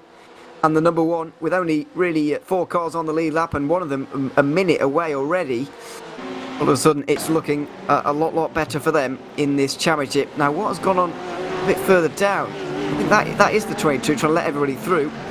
And at the 42 in amongst the GT traffic. Not sure why they weren't let through or why they didn't. I think they might have made a late pit stop and didn't get through the wave bar or whatever. But either way, find themselves in the traffic, and that's going to be very miserable for them trying to work their way through from the very back of the field. As speaking of not miserable things, at the opposite end of the scale, Enderville are having a great time here. Nearly a 3-second lead to the 2 of them now. Yeah, absolutely, and very much tucked up is the 108 to their teammate. I'm presuming they're not going to go for a move down towards turn 1. Very easily could, but they are working together very, very nicely. The 108 just using their teammate very much as a slipstream just to punch the hole in the air and save a bit of fuel. And it is 2.5 seconds back to the 162, who really have got their work cut out for them to stay on that podium because of, you know, they've got the 169, they've got the 128, and then only 1 second back is another AHU car they've got to keep their eyes on. This is what happened. There's a train of 3 AHU cars. This is Jack Boyd, the 148, going to the inside of their teammate. Is it all going to end into his here? The 155 going down the inside, a little bit too late on the brakes maybe. The 148 is coming up the inside, just scared the 136 off. But yeah, 3 AHU cars, and we talked a bit earlier how many of them there are. Didn't think there'd be one, they'd be consecutive like that though. I think I saw a train of 5 earlier, but didn't quite get the right camera angle to really comment on it because it was through a pit stop cycle and there were laps between some of the cars and it was a bit of a mess. So yeah, I didn't get to comment on it, but yeah, it was 5 earlier. It was pretty remarkable. Either way, train of 2 here, and it's a perfectly formed train at the moment. look at the gap they've got over the rest of the GT field. Goodness me. Vanderbilt have been so good today. Although we really disappointed with their result at Road Atlanta now, finishing outside of the top 20, because if they'd have performed a little bit better a few weeks ago, then they could have easily been in this championship fight, winning this race at the moment. And obviously they've already got a race win this season back at Phillip Island, 2 second places as well, but their 2 poor races have not just been like average, they've been very poor, unfortunately, and that has really cost them. It just shows that consistency is key, and even 2 race wins and 2 seconds might not be enough for Vanderbilt in a 6-race championship, which is remarkable. Absolutely, you would expect those sort of results to be a fairly dominant affair, but yeah, on a day that isn't your day, you really have got to bring it home in at least a decent position, which I think is what the 162 is doing. You know, they don't quite have the pace to win, or at least at the moment they don't have the pace to win, but they're still putting themselves in that position. They really did capitalise well off that restart to get themselves into that podium, and now the 169, the 128 behind really hasn't got much to say in order to get past them, because the 162 is defending pretty well. Of course, only time will tell how that plays out, but at the moment consistency is key. They're doing enough to keep the championship, and the 101 just has to sit there idle and hope something happens. Sort of a train forming at the front of LMP2 now, and we could have a battle here. Synergy Sim Racing, are they going to go through or not? Doesn't look like it at this stage. In LMP2, that pit stop was that safety car was quite well timed. It'll be 4 stints, including this one, so 3 pit stops, the first of which will be coming on the 2-hour mark. Remember, they can do about 40 minutes on a stint here. 24, 25 laps if you're really stretching it out. So I would be looking to go for nearly another half an hour here. But the thing that the splitting the classes up like this does do means that we're going to kind of get a run through traffic like we had the very first time we did, all those minutes ago back at the very start of this race. All the GTs are going to be together, all the LMP2s together, and it's going to be chaos. And we're already about to see a change for the race lead. Ben Cornett goes wide, and he gives that to Synergy Sim Racing. Does indeed, and that also opens the door for the 55 to get a run as well with that poor run off that corner down the bank section. You can count on the 55 at least iron up and move down in towards the bus stop chicane. Not quite close enough, but this is now a 3-horse race for the race lead. The 55 iron it up, but from what seemed to be a very comfortable affair for the number 1, they're right in the middle of 2 of their championship protagonists. They are indeed. This is very quite remarkable indeed. Simsport's trying to make their way through and might be able to here. Ben Cornett's mistake at turn 6 there really looks like it's going to cost him, as we're on traffic now and we're about to go 3 wide. Ben Cornett makes his way around the Audi. Oh my goodness, very close to contact with the 55, but he's going to hold on into turn number 1 onto that second place. This terrain for the lead doesn't look like getting split apart anytime soon. It's going to have to be traffic that splits this one apart, and traffic certainly will do. Because there's a lot of it, and they're all very close together. They're currently around the other side of the circuit, but they are all very, very close together, which is not ideal for these LMP2s trying to make their way through. Yeah, absolutely, and of course for Ben Cornett at the moment they are pretty safe and sound in terms of getting the championship, especially with the Drop Bear Motorsport car having their issues a little bit earlier on.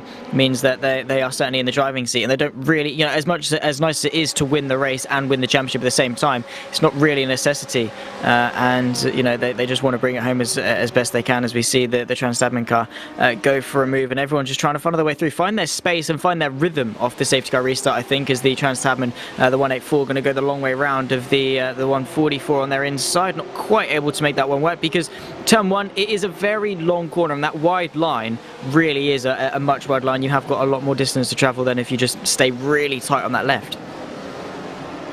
Yeah, you certainly do. Out in the infield again. These guys not too far away from being experiencing traffic, I should say. So cars all over the place in GT. Laps between a lot of these at this stage.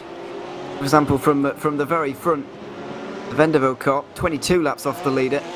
Very last car that's running realistically. Oh, well, obviously we've got Bluebell Racing or whatever, but towards the end, you're 26, 27 kind of laps down. There's 4 different laps that all of these cars can be on, and there's about a quarter on each, so it's a bit complicated. I believe the top 11 are on the lead lap at this stage in the race, the last of which is one of the Pulse cars, the one that's moved up to Pro, the 179. But yeah, it's all very busy, and we are definitely in amongst traffic now. You can see the LMP2s. There's the 22. That's of course recovering. Drop Bear Motorsport. I'm not entirely sure if they've got damage or if they've been in the pit lane or what's been going on with them. But they're 7th. They're still 1 lap down. But yeah, they would have been hoping for a good restart so they could maybe get themselves onto the lead lap with another safety car. But that doesn't look like it's going to happen now.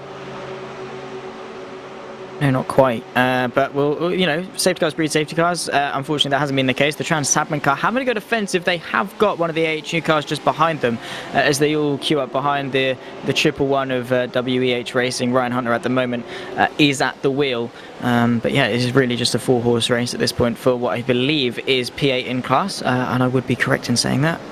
But yeah, they're all just trying to funnel their way through. They've got a bit of a gap to those in front, those really fighting for the good podium places. But yeah, they certainly aren't waiting around. Of course, they're taking air of caution, but they are still certainly eyeing up some moves.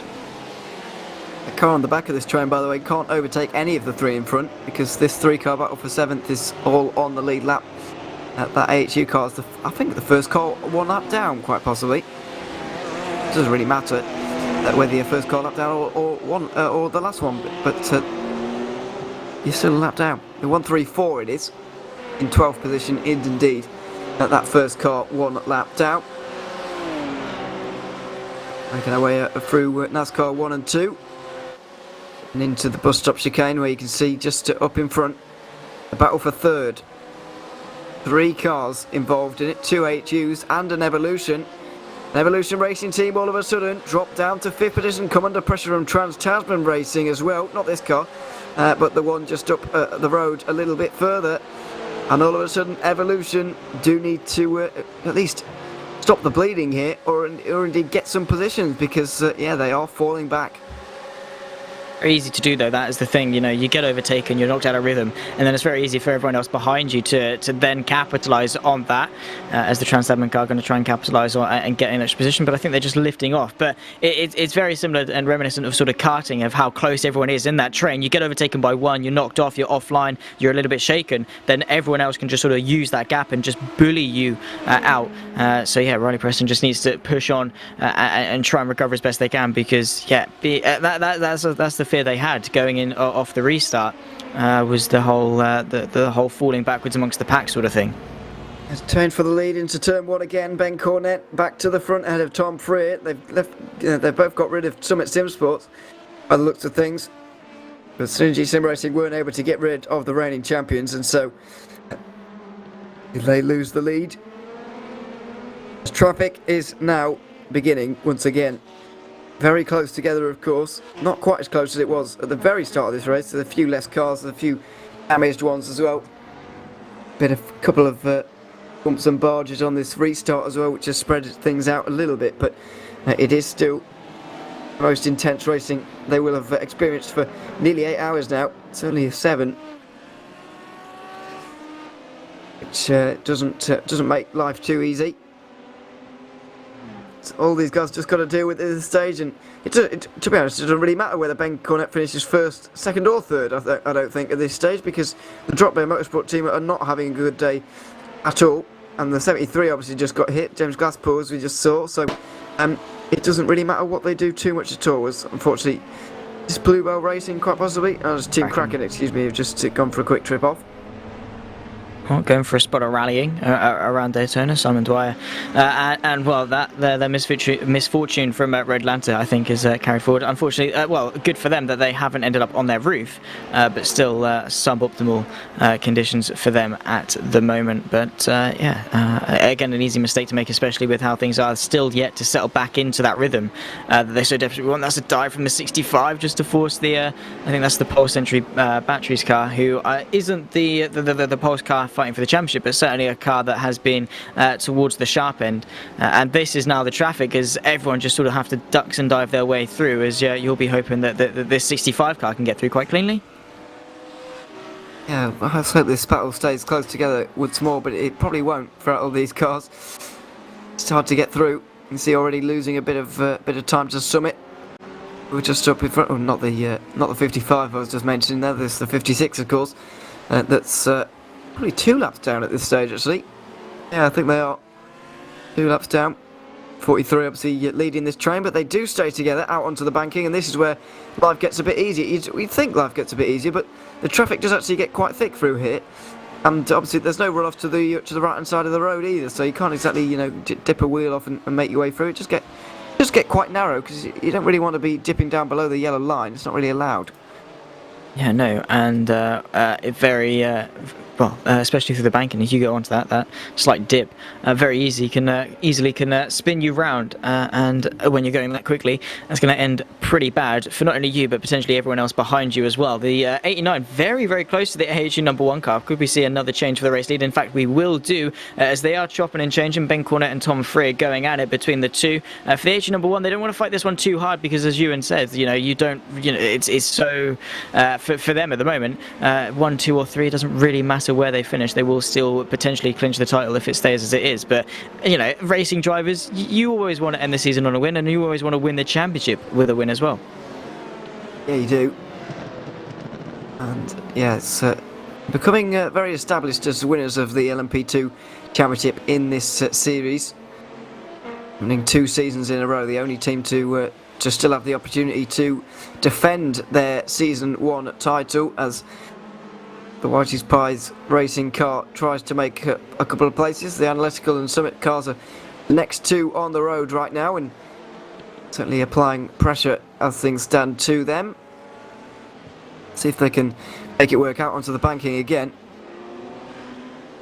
Trying to get through, but struggling to do so. I've been a little bit surprised by how long some cars have had to stay behind others at Daytona. You think it's quite easy at a circuit like this with so much opportunity to slipstream, but it hasn't proved to be that way. Maybe because of all this. Well, of course, it might just be intentional. Of course, they're using the slipstream to their benefit by not getting the trap position, but instead just saving some fuel, especially with how difficult fuel has been. They're just using the slipstream to save some strategy, and still the 2 Vanderbilt cars are pretty much just nose and tail the whole way around, which is pretty remarkable. And it's a strong show of force to say that we're just chilling out in front, you guys can battle behind, we're just going to go and dominate. But in terms of the championship, they do need to hope that Evolution stay where they are, or potentially get a little bit worse. But yeah, I mean, it's that we have been shown that overtaking can be done. It's just a case of whether or not teams want to do it at this stage. I suppose there's still 2 hours, quarter to go. I know we're getting a bit excited here because obviously it's a long race, and it doesn't seem like there's much time to go, but there is still a fair amount left of this one now. And to turn 6 again for the 2 Vanderbilt cars, but just continuing to get away from the rest of the field. The 2 AHU cars have kind of got together as well. The 169 and the 197 kind of got together, and they're starting to get away. It's helping Vanderbilt in some way, because Evolution all of a sudden are no longer in the top 4 that they need to be in. So Vanderbilt would snatch the title as things stand. This topsy-turvy battle, really, it has been going on throughout the day. You can see the 2 green cars in the background there helping each other down the back straight here towards the bus stop. It's constantly changed today. It's gone from Vanderbilt to Evolution almost as many times as you'd care to say it. And once again, it's changed in the favour of the blue cars up in front.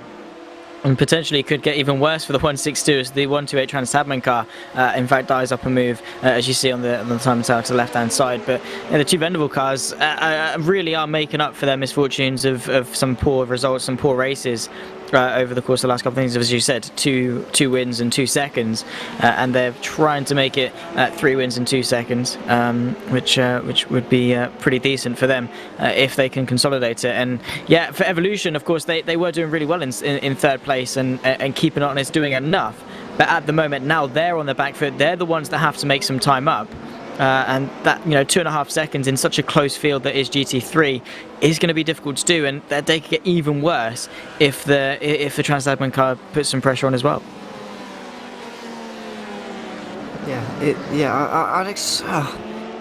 I don't really understand why Trans-Tasman would try and get through here and try and fight. I think the other two pairs are going much quicker when they're working in pairs. So why would you not do the same yourselves? Not entirely sure what the reason for. Well, I guess the fact they're not teammates is the main reason, really. But I still don't understand it. It would benefit both of their races to do that. So I don't see why not. For them, you can see the green cars in the background look like they're even working together a bit better actually than the Vendables. But either way, it's certainly working better than those two battling over 5th place. Right now, we have seen this recently at Daytona. It's become a recent trend in iRacing. Obviously, a little bit less frowned upon in GT racing, certainly more frowned upon in LMP2. The bump drafting, which has been going on recently, has become fashionable. Especially effective here, as you're about to demonstrate. Just bump your teammate along down straight. But I don't know, I always find it very risky. That's the only thing.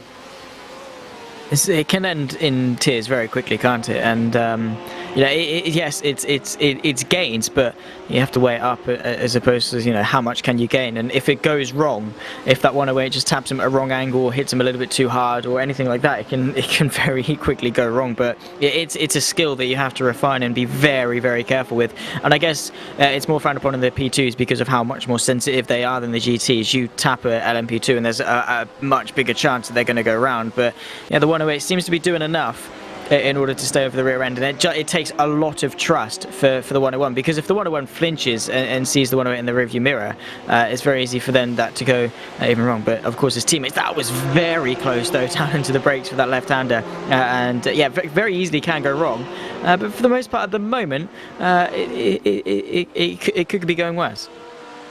I suppose it could be. If we go back up front again, well, I'll say back up front, back to the LMP2s at least. It's battle for 8th place. Since supplying the pressure to the analytical car, and Whitey's Pies Racing were here as well, but they've dropped back by a couple of seconds to even towards Alpha Aggressor Racing actually. It's Fishy Motorsport under pressure, but they're 6th, actually a lap in front at this stage. But getting getting themselves unlapped. That's the right word to use. The 43 is actually 2 laps down. Meanwhile, these two look like they've finally fallen into order. I actually think they have been for a little while. For some reason, our timing, I don't know whether that's the effect of the BMW or something, but whenever the BMW gets into the back of the Porsche there, sometimes it likes to say that they're in a dead heat when they're clearly not, because one's behind the other. But yeah, there we are. Not sure why that's the thing, but it does seem that Evolution are getting help now as well. So these 3 pairs at the front of the field, covering the top 6, are all working together, which is remarkable kind of continuity between the 3. But they have to do it because the gaps between the 3 pairs are, sort of around about 3 seconds between Evolution and the AHU cars, and then the AHU cars to the Vendaval cars is around about 3 seconds. So they do have to work together, but I don't think Trans-Tasman are particularly too interested, especially because you don't want to be that guy to sort of get involved and ruin the championship fight in a sense.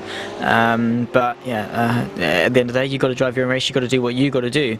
But if there is a chance to work with the Evolution car, catch up to the AHUs and then potentially get themselves onto the podium with 2 hours and 10 minutes left to go, there is still a long way to go. And if they can just sit there, save some fuel, limit the amount of time they spend in the pit lane, that 3 seconds can very quickly come down. Well, it can. I think the 3 of them running the 3 pairs, I should say, running so consistently at the moment, so consistently well, that it's going to take traffic really to split this race apart. But they're not going to come across any GT AM traffic for a while, or indeed any slower pro cars, because obviously we've just had a safety car. So it's going to be a bit calmer. It's going to be down to the LMP2s that make their way through here now, and they're a little bit all over the place at this stage. What would you say, judging on that restart here, Zach? We've just seen another one where the field has been split. I'm going to presume that was the same for the first safety car as well. I don't know why we'd implement a rule halfway through a race. It'd be weird. But would you say it's a better idea to split the classes or have it like it was before? I mean, there was incidents either way, but again, I guess it brings it back to sort of the race start, where there is the three separate classes doing their own thing, and it does, in theory, limit the chance of a crash, because of course you don't have the P2s then having to dart through the lap traffic, and then the GTs fighting amongst themselves while they've got the P2s coming behind them. You know, in theory, it will help, but still, when you've got the P2s then so close together, then they're going to be more, I guess, more inclined to race a little bit harder, and then that's of course when the incidents happen. But I guess today the incident could be put down to more of a mistake from the 20 from the 22, as opposed to sort of people getting a bit too desperate. But yeah, I mean, could it be seen as a bit gimmicky potentially, and should it just be like, I agree with wave rounds completely, because getting everyone onto lead lap, etc., will help. But yeah, I guess it's just trial and error, seeing what works, what doesn't, and yeah, I mean, you won't know until you try, I suppose. Yeah, I don't know if I'm a fan of splitting the classes, really. I think it's better to leave it how it is. Like I said, we didn't really get time to speak about this before the restart. The incident at Road Atlanta, I know obviously everybody was everywhere because the classes weren't split, but the actual incident itself was not caused by an LMP2 trying to get through on loads of GT3s because they were mired in the pack. You know, it was a simple mistake that could have happened at any time. It was just the fact that there were 30 cars immediately on their rear bumper that did cause a bit of a pile-up. So, yeah, I don't know. Difficult one to tell, but obviously we're not series organisers, so we don't really get a say in that. We're just here to talk about it. So we'll get back to doing that. GT3 still as you were. Just got a view of the three pairs there. Still with 2 hours 7 to go. Strategy been made a lot easier here. We were talking earlier on about, you know, where are some of these cars going to come out? Are they going to be able to stretch it out on 2 more stops? But we're not worrying about any more of that now. Everybody needs 2 more stops here. Everybody came in with 2 hours 45 to go, so they only need 55-minute stints from here till the end. And some of this stint, of course, was done under safety car. So it does help in terms of being under safety car. You're not revving the engine out. You're not absolutely chucking the car around the circuit and slamming the throttle down. So yeah, it certainly does aid you as best it can. So of course they'll be able to prolong this stint, and then obviously that will have a knock-on effect and help them with the later stints as well. So with the headaches that was the GT3 strategy, I think with that safety car sort of has saved that headache, because they've taken, I guess in a sense, the splash and dash they would have taken later on now. And now it's just more clear cut, but they still have a job to do, because you know, if the difference could be made if you can save a bit more fuel in the slipstream of your teammate or the pair that you're doing it with, and then you've got a shorter pit stop, you can quickly gain some time. And strategy, certainly it's not going to be as clear cut between teams, because the driver leading the way will be using a lot more fuel than the driver tucked up behind him. Yes, obviously that is going to be the case. The 108 hit. Well, I do feel like, though, if we look earlier on about how Vanderbilt were doing their pit stops, they were coming in together religiously almost, and so I do feel like it would maybe continue on with that, and maybe the 108 would just have a shorter pit stop. I don't know, but there's no circumstance that I can see where the 108 would be allowed to win and the 101 finish second. There's no way on earth that would be allowed to happen, surely.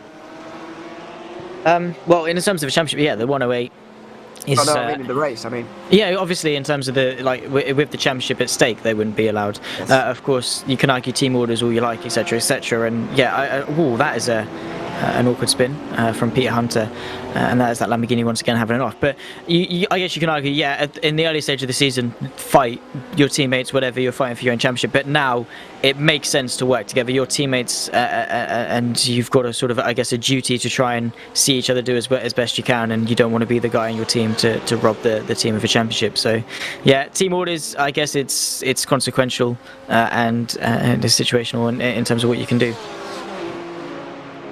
Yeah, absolutely. Now, just under 5/10 of a second between Cornet and Freer. For whatever reason, it sort of suddenly got very close. So I would imagine it's traffic, because that's what tends to happen in these races, really. But either way, it has got closer. Those two aren't teammates, so there might be a battle between those, and there's no real incentive for them to work together, as they're both putting time into Jackson Rehana. They've got nearly a minute over the rest of the field and more.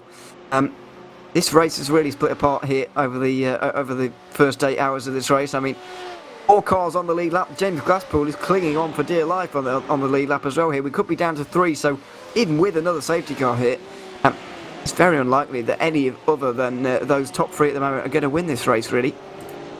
Certainly is a 3-horse race out in front, and that is strange because Jackson Rihanna is 8.3 seconds off the 2 leaders. Yeah, that is is that the 22 and the 73 close together on track again? I think that might be, of course, on different laps, but yeah, I think there might be a bit of a quarrel between the 2 teams after earlier misfortunes between the 2. But yeah, if there is another safety car, it still will be the top 3. And I think unless anything really drastic does happen, AHU are doing all the right things to secure this championship. You know, they're not taking drastic risks. They're just holding their own, being consistent, and of course lapping the main protagonist in the championship as well, putting that lap between them so that if there is a safety car, they're going to be pretty secure in that. And with only 2 hours left to go, there's not really much anyone else can do against it. So all they've really got to do to secure this championship is just drive to the checkered flag. Yeah, their 2 closest rivals, the 22 and 73, came into contact not so long ago. 73 is now 4th, the 22 is now 6th. Somehow they managed to get away without damage. I think they used their fast repair because they both came in to make a very similar length pit stop, which suggests to me that they used their fast repair there, and why not, I suppose, as down the inside for Synergy, making their way through. Yeah, the closest rivals in that case for the number 1 is the 55 car, but came into today 160 points behind in this championship. That means even if the 55 Summit Sunsports car was to win the race, they would need the 1 to finish outside the top 5 probably. 160, yeah.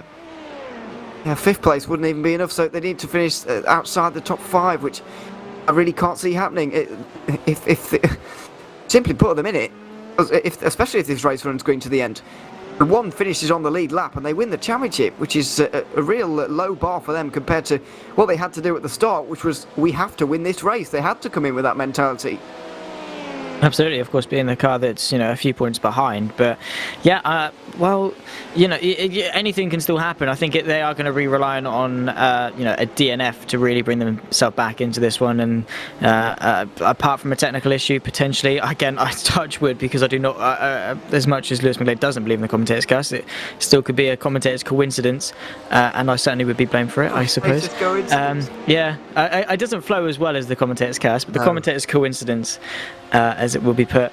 But yeah, if it will really just take a miracle for anyone other than the AHU number 1 car to win this championship, I suppose, because yeah, as you say, top 5 would be a crash, a long time in the pit lane, being lapped, and then that's reliant on the number 1 car not bringing themselves back into the top 5 at all, which yeah, it's very outlandish for them to at this point in the race not win the championship. It certainly does seem unlikely at this stage, but then again, anything can happen with 2 hours and 1 minute to go. The darkness at Daytona is going to depart with us soon. We're going to get some sunlight towards the end. And we're going to get some action towards the end as well, which is going to be exciting indeed. Zach Sweeney is going to be staying with you, you'll be glad to know. I'll be departing the commentary booth. My goodness, that was close for the race lead. These guys have got a lot of action to be looking over the next 2 hours. You'll be in the very capable hands of Zach Sweeney, and joining us once again is Cam Rogers. Hey guys, yes, just had a little nap for the early morning here in the UK, and it's also, as you say, the early morning in game time. We should be getting some sunrise in the not too distant future before the end of the race. And yes, me and Zach taking you through the last 2 hours of this 10 hours of Daytona, but also the last 2 hours of the season. So let's see what the drivers can do as they come to close out their final couple of stints. And Zach, it's certainly heating up to be pretty good, as we're also seeing a bit of a battle for the lead now, although I believe that yellow car is just going to be pushing through their teammates. Yeah, that really has been the theme amongst the GT3s, especially the top 6, is that we've just separated into 3 couplets of the Vendaval cars, the AHU cars, and then the Evolution Racing Team and the Trans Tasman cars, both just pushing each other around the circuit. It seems like the 101 and the 108 really have mastered that skill in terms of able to pull the gap as best they can, and they are really working well together. And, you know, when the 101 car at the moment is going to be winning the championship, if the checkered flag came out now, you know, as teammates, you really wouldn't expect them to put up much of a fight. But again, running that close, their hearts will still be pounding because it can very, very easily go wrong. Yes, it's a risky technique, but the reward is worth it in many ways. When you're pushing the car along, you both end up going faster as well. So you start just gaining that time on the cars behind. But it's risky because if you are not 100% sort of straight on with the car, you could spin them around, as we've already seen an incident earlier on in the race doing something similar to that. So you do have to be careful. But it is funny how it works out and how we've got double Vendaval and double AHU, but that is just how close this championship has been, with the different teams getting involved. And obviously we mentioned previously with that Vendaval yellow car pretty much coming back to this race just to help their teammate out, and it looks like it's working at the moment in terms of this race. Absolutely, they're doing a fantastic job of their purpose in this Daytona 10 hours, and to come home with a second place as well is going to be a success on their part. But yeah, they're doing a great job, both cars being really consistent, mightily quick as well, which is perfect ingredients for a successful campaign in this race. This is Ben Cornett in the age number 1 car, just coming out of the pit lane and has been fairly dominant, this car. Of course, Enzo Milito was at the helm a little bit earlier on, really was able to put a sizable gap over the rest of the field. Of course, then we had the safety car, the Synergy Sim Racing, and the 55 were both able to put some pressure on. But once again, I think it's all funneled its way back out to how it should be in terms of the AHU number 1 car, because, you know, driving for a championship, especially when their main rivals are really having a tough time of it, you know, they're doing exactly what they need to do. And I'm just checking the stint lengths with a couple of hours to go. Basically got three stints to go ish for the LMP2s. It looks like with the pattern that they're going, Benito's going to be back in the car as well towards the end of the race, which is not going to be good news excuse me, for the cars behind, because his pace, at least earlier on in the race, was a good step quicker than Ben Cornett. So we'll have to see if that is the case. We've now just under 2 hours to go in this race, and so all the cones getting flown off into the grass there from the Vendaval car. And as I mentioned, their teammate basically just sitting there as a barrier at this moment in time. But with only been 5 seconds, I wouldn't rule out those AHU cars coming in and having a fight towards the end. Absolutely, especially in terms of fuel strategy and things like that. You know, limit the amount of time you spend in the pit lane. Maybe the AHU cars are saving a bit of fuel together in the slipstream, which I'm sure the Vendaval cars are doing as well. But that 5 seconds can quickly come down in the pit lane if you get the strategy wrong. And the GT3 strategy point has been a massive talking point of this race in terms of how strange it has been. Of course, Daytona, as we always say, demands a lot of the engine, demands a lot of fuel to go quick around, and that obviously has brought a couple of surprises with the strategy, and that probably isn't over. Of course, the safety car helped the headache that was the team strategy, but certainly isn't over, and certainly still don't count it out, because, you know, even after what it has been, eight hours and 4 minutes of racing, the gap between the main championship protagonists is only a matter of seconds, which is still pretty remarkable and still very, very close. And I guess it just goes to show how competitive this season has been. Certainly, there's loads of different like team or manufacturers, whatever you want to call them, in there as well. So it's not just like it's AHU 1 versus AHU 2 versus AHU 3, if you get what I mean. There's loads of different teams involved, and it's great to see that they're all being competitive and fighting for this. But also the fact that the teams themselves then have teammates who are competitive, just really increases the field spread. And it does look like it's going to be a really good battle. And according to Ewan O'Leary's maths, if that Vendaval yellow car wasn't in the race, like it hasn't been for the last few, then obviously everyone would jump up a position, and then that would probably be enough for Evolution to take the championship. So the fact that they are here and they are competitive could be quite an important factor. Yeah, in the mere fact that they are existing and are inside the top 5 means they are helping out the 101. Not just the fact that they're helping them in terms of being a barrier to cars behind and pushing them along in terms of the pump drafting as well. They are doing a lot of good. Is that 108, and I'm sure it would be a very big thank you if the 101 can bring it home. But yeah, it seems like that is going to be the main the main championship to talk about, which is surprising considering that it was the largest gap in the GT3 Pros between the top 2 in the championship, and yet it's the one that seems the most on edge at the moment. That's true. Like the AM one was tied coming in, and the LMP2s were about 40 points or so. So you're right, but that just shows you how this. That shows you how this can change very quickly. And our current LMP2 leaders, the 22, they are now getting on the back of Fishy Motorsport. We saw these guys having a battle a good couple of hours ago now, but it looks like the 22 is going to be getting a really good run as we come onto the banks there. And I think might be able to work their way past, and this is going to be doing, once again, just a bit of bump drafting because of the gap in front of them. Absolutely, still working well together, as is to be expected with the AHUs, which, as me and you were saying, you always often see at least one or more AHUs. If you can see one, chances are you can see at least more than one in shot. This is the Drop Bear Motorsport trying to repair something of their championship fight today, as they pull actually into the pit lane, so they weren't going to fabricate a move back into the top 5. But yeah, they really have had some misfortune coming into this race with all to lose, and yet they really have had, they really have lost it all, I suppose. As it speaks, yeah.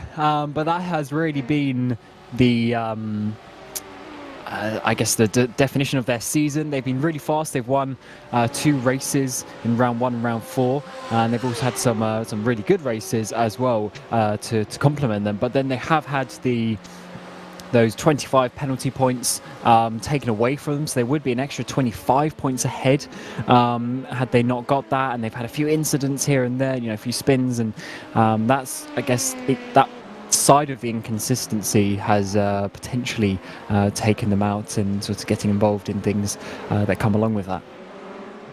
All it takes is one bad race to decide a championship, and the one bad race you don't want it to be a bad race on is the one that's double points, and the one that is arguably the most important in terms of the championship, because this is the one that all matters. Of course, doesn't matter what things have been happened before. This is how it stands going into this final race, and that's the one you don't want to bottle, because even if you've had a DNF before, even if you come into the championship, into the final race leading the championship, that's all that matters. And yeah, they unfortunately have had a poor race today. Of course, they took out the Simrace.com DPR 73 car off the safety car restart, and luckily have managed to manufacture themselves back into at least the conversation for a top 5. But even then, with double points as well, only a 41-point gap between them and the AHU #1 car coming into this one, it really does seem that the AHU have really shown their power and really made a statement to the Drop Bear car.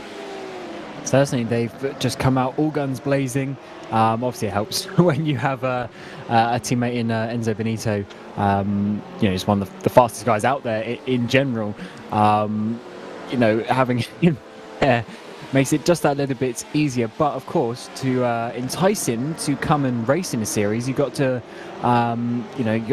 show something on the table as well. Obviously, winning championship last year helps that, but also just being in that championship contention this year is good motivation for him to jump into the series and to really, try and show himself and perform to the highest level. And so far, he has done that. Of course, we cannot discount the laps that Ben Cornett has done as well. Still very steady in the car at the moment. 3.5 second lead to the Synergy Sim Racing number 89 as well, so holding on to that for now until his next pit stop. Yeah, absolutely. They really have been a power duo, had Ben Cornett and Enzo Benito in this race, both just having, similar to the 101 and the Venable cars in general, just having that consistency and still that sensational pace, even when things sort of went sour for them after the safety car restart, falling down into 2nd place and being under pressure for 3rd. They kept their composure and they pushed forward and just took their time, because, again, Enzo Benito and Ben Cornett are both very accomplished, very established sim racers. They know how to deal in these sorts of situations, and that experience certainly will be helping. I'm not entirely sure how the drivers over at Drop Bear have done in previous championships before, but certainly having that championship experience, knowing how to cope mentally with the pressure of winning the championship, especially as the reigning championships, they have that expectation to come and do well for the second season. Of course, that experience will certainly play dividends for them. Indeed, and it's something you can't teach, I guess, is what you get from the experience, because the person can only understand that by doing it themselves and being in that situation. You can't tell someone how to perform mentally in that regard. You just have to be in that position and work it out for yourself. As we've seen the Summit car there just snaking through the GT3 traffic in this middle section. All the 136 has a little bit of a slide there, loses the back of the car in their teammate in front of them, and is going to have to try and catch up with that one. Yeah, absolutely. Going for a bit of a drift, and I actually that brings me on to this one. Of course, me, you, and Lewis all have this sort of the disagreement. I need someone to agree with me in our little group of 5. What do you think of drifting, Cam? You mean as like a sport, as competition? As just in general. If you see a drift, do you look at it and think that's quite impressive, or are you like Ewan and you're just boring? I'm sort of I do like it, but it's not obviously like the absolute passion, if you know what I mean, in terms of motorsport. But I do like drifting. Yeah, there are sort of drifting people that I watch online and stuff like that and follow, but it's a completely different type of sport, even though you're still in a really high power car. Well, if you're at the top level anyway, you're in a really high power car and all that sort of stuff. The driving precision and everything is just completely different, and the feeling under you is completely different. So I respect that for that, and I would like to sort of try it myself. But it's definitely different, and I wouldn't say it's something that you can directly jump from one to the other. Absolutely. I can, of course, yeah. As I don't particularly have a passion for drifting or whatever, but I can certainly appreciate a good drift. So I'm glad I've got someone on my side. And yeah, we talk about motorsport as sort of a very blanket term, but you go into that and you've got very different disciplines of racing and just being in a car, which it seems very very basic. You go around a circuit, you turn left, you turn right, you use your brake, you use your accelerator, whatever. But there's so many different subcategories of that, and it really is impressive how wide and versatile motorsport can be, with just a four-wheel machine that you turn and whatever, and even in the virtual world as well, it's a similar story. You can't just jump from one to the other. You might be good in a car, but you're not going to be good at drifting, or you're not going to be good at rallying, or you're not going to be good at single seaters, etc. So yeah, as a sport, it really does lend itself to be very wide and versatile, with a lot of different things that can cater to a lot of different people. Yeah, drifting is quite funny because you're making a car do like what it's not designed to do, and for what it's not designed like from the factory to do. Obviously, it's made to go in a straight line and go around corners, but you're making it literally slide facing the wrong way going through corners, and then you've got to have sideways grip rather than forward grip and stuff. So it's completely different discipline that I do. So I would like to see. I tell you what, I would like to see is like a championship sort of have like a drift finale or something like that, or maybe not as a finale, but during the season having a slightly different discipline like that, something that you have to learn, because it's not, you don't see many big drift sim racing competitions out there, at least not sort of in the quotation mark mainstream platforms and stuff. So it would certainly be good to at least try that with some of the drivers, because I think a lot of people would struggle more than what they would expect. Yeah, absolutely, and it's just there's a lot of different disciplines, and that you have to have a respect for all of them, because you might be really good at rallying and then look at single seaters and whatever and think, oh, I can do that, whatever, and then you can't, and you have to be impressed with anyone that can do well in any discipline, not only of motorsport but sport in general. Even the best pool players, while it's not particularly the most physically demanding thing in the world, it still is a very impressive sport, and to be the best in the world at whatever you you do. You have to be very proud of that achievement. But yeah, I can certainly appreciate a good drift, especially when the courage that they have. Just again with rally drivers, I think they have the biggest courage of all motorsport racing drivers. Of course, all of them do to run a racing car. But for drifting, to just trust a car, to rip a handbrake, go 180 degrees sideways into a corner at 50, 60, maybe even more miles an hour, and the same with rallying, just to chuck it. Trust someone in your passenger seat who says, okay, this next corner is flat out. I know we're at the top of a mountain, but this next corner is flat out. I think it does take a lot of bravery. Well, that's the thing. I mean, most of the rallying is sort of limited now in some ways regarding the speed that they can do. But I mean, they're still doing like 200 k's like through a forest, over gravel and that sort of stuff. And when it comes to drifting, I mean, some of the high-level drift cars now have well over 1,000 horsepower, which is more than like the LMP2 and the GT3 we have here combined. So there's certainly very fast cars, and you have to be a different type of animal to drive them. But rallying is a good one. Obviously, rallycross is in iRacing, and it's just a completely different type of discipline as well. Well, not completely, but it's quite a bit different, at least. Different type of car control that you have to have, and some people that you see are fast there aren't necessarily fast when they come into grip driving like this.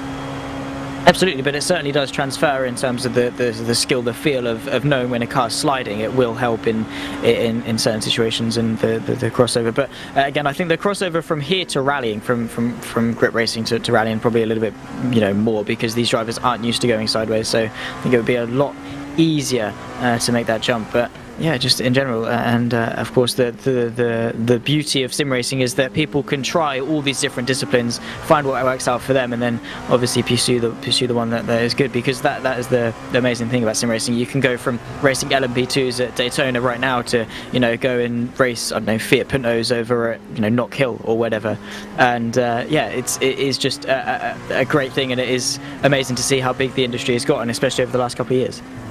I mean, we're about to see that later today with the VCO Infinity as well, where we're going to have, is it 5 or 6 different cars? Yep. 5 or 6 different tracks. I think it's 5 and 5. 5 cars, 5 tracks.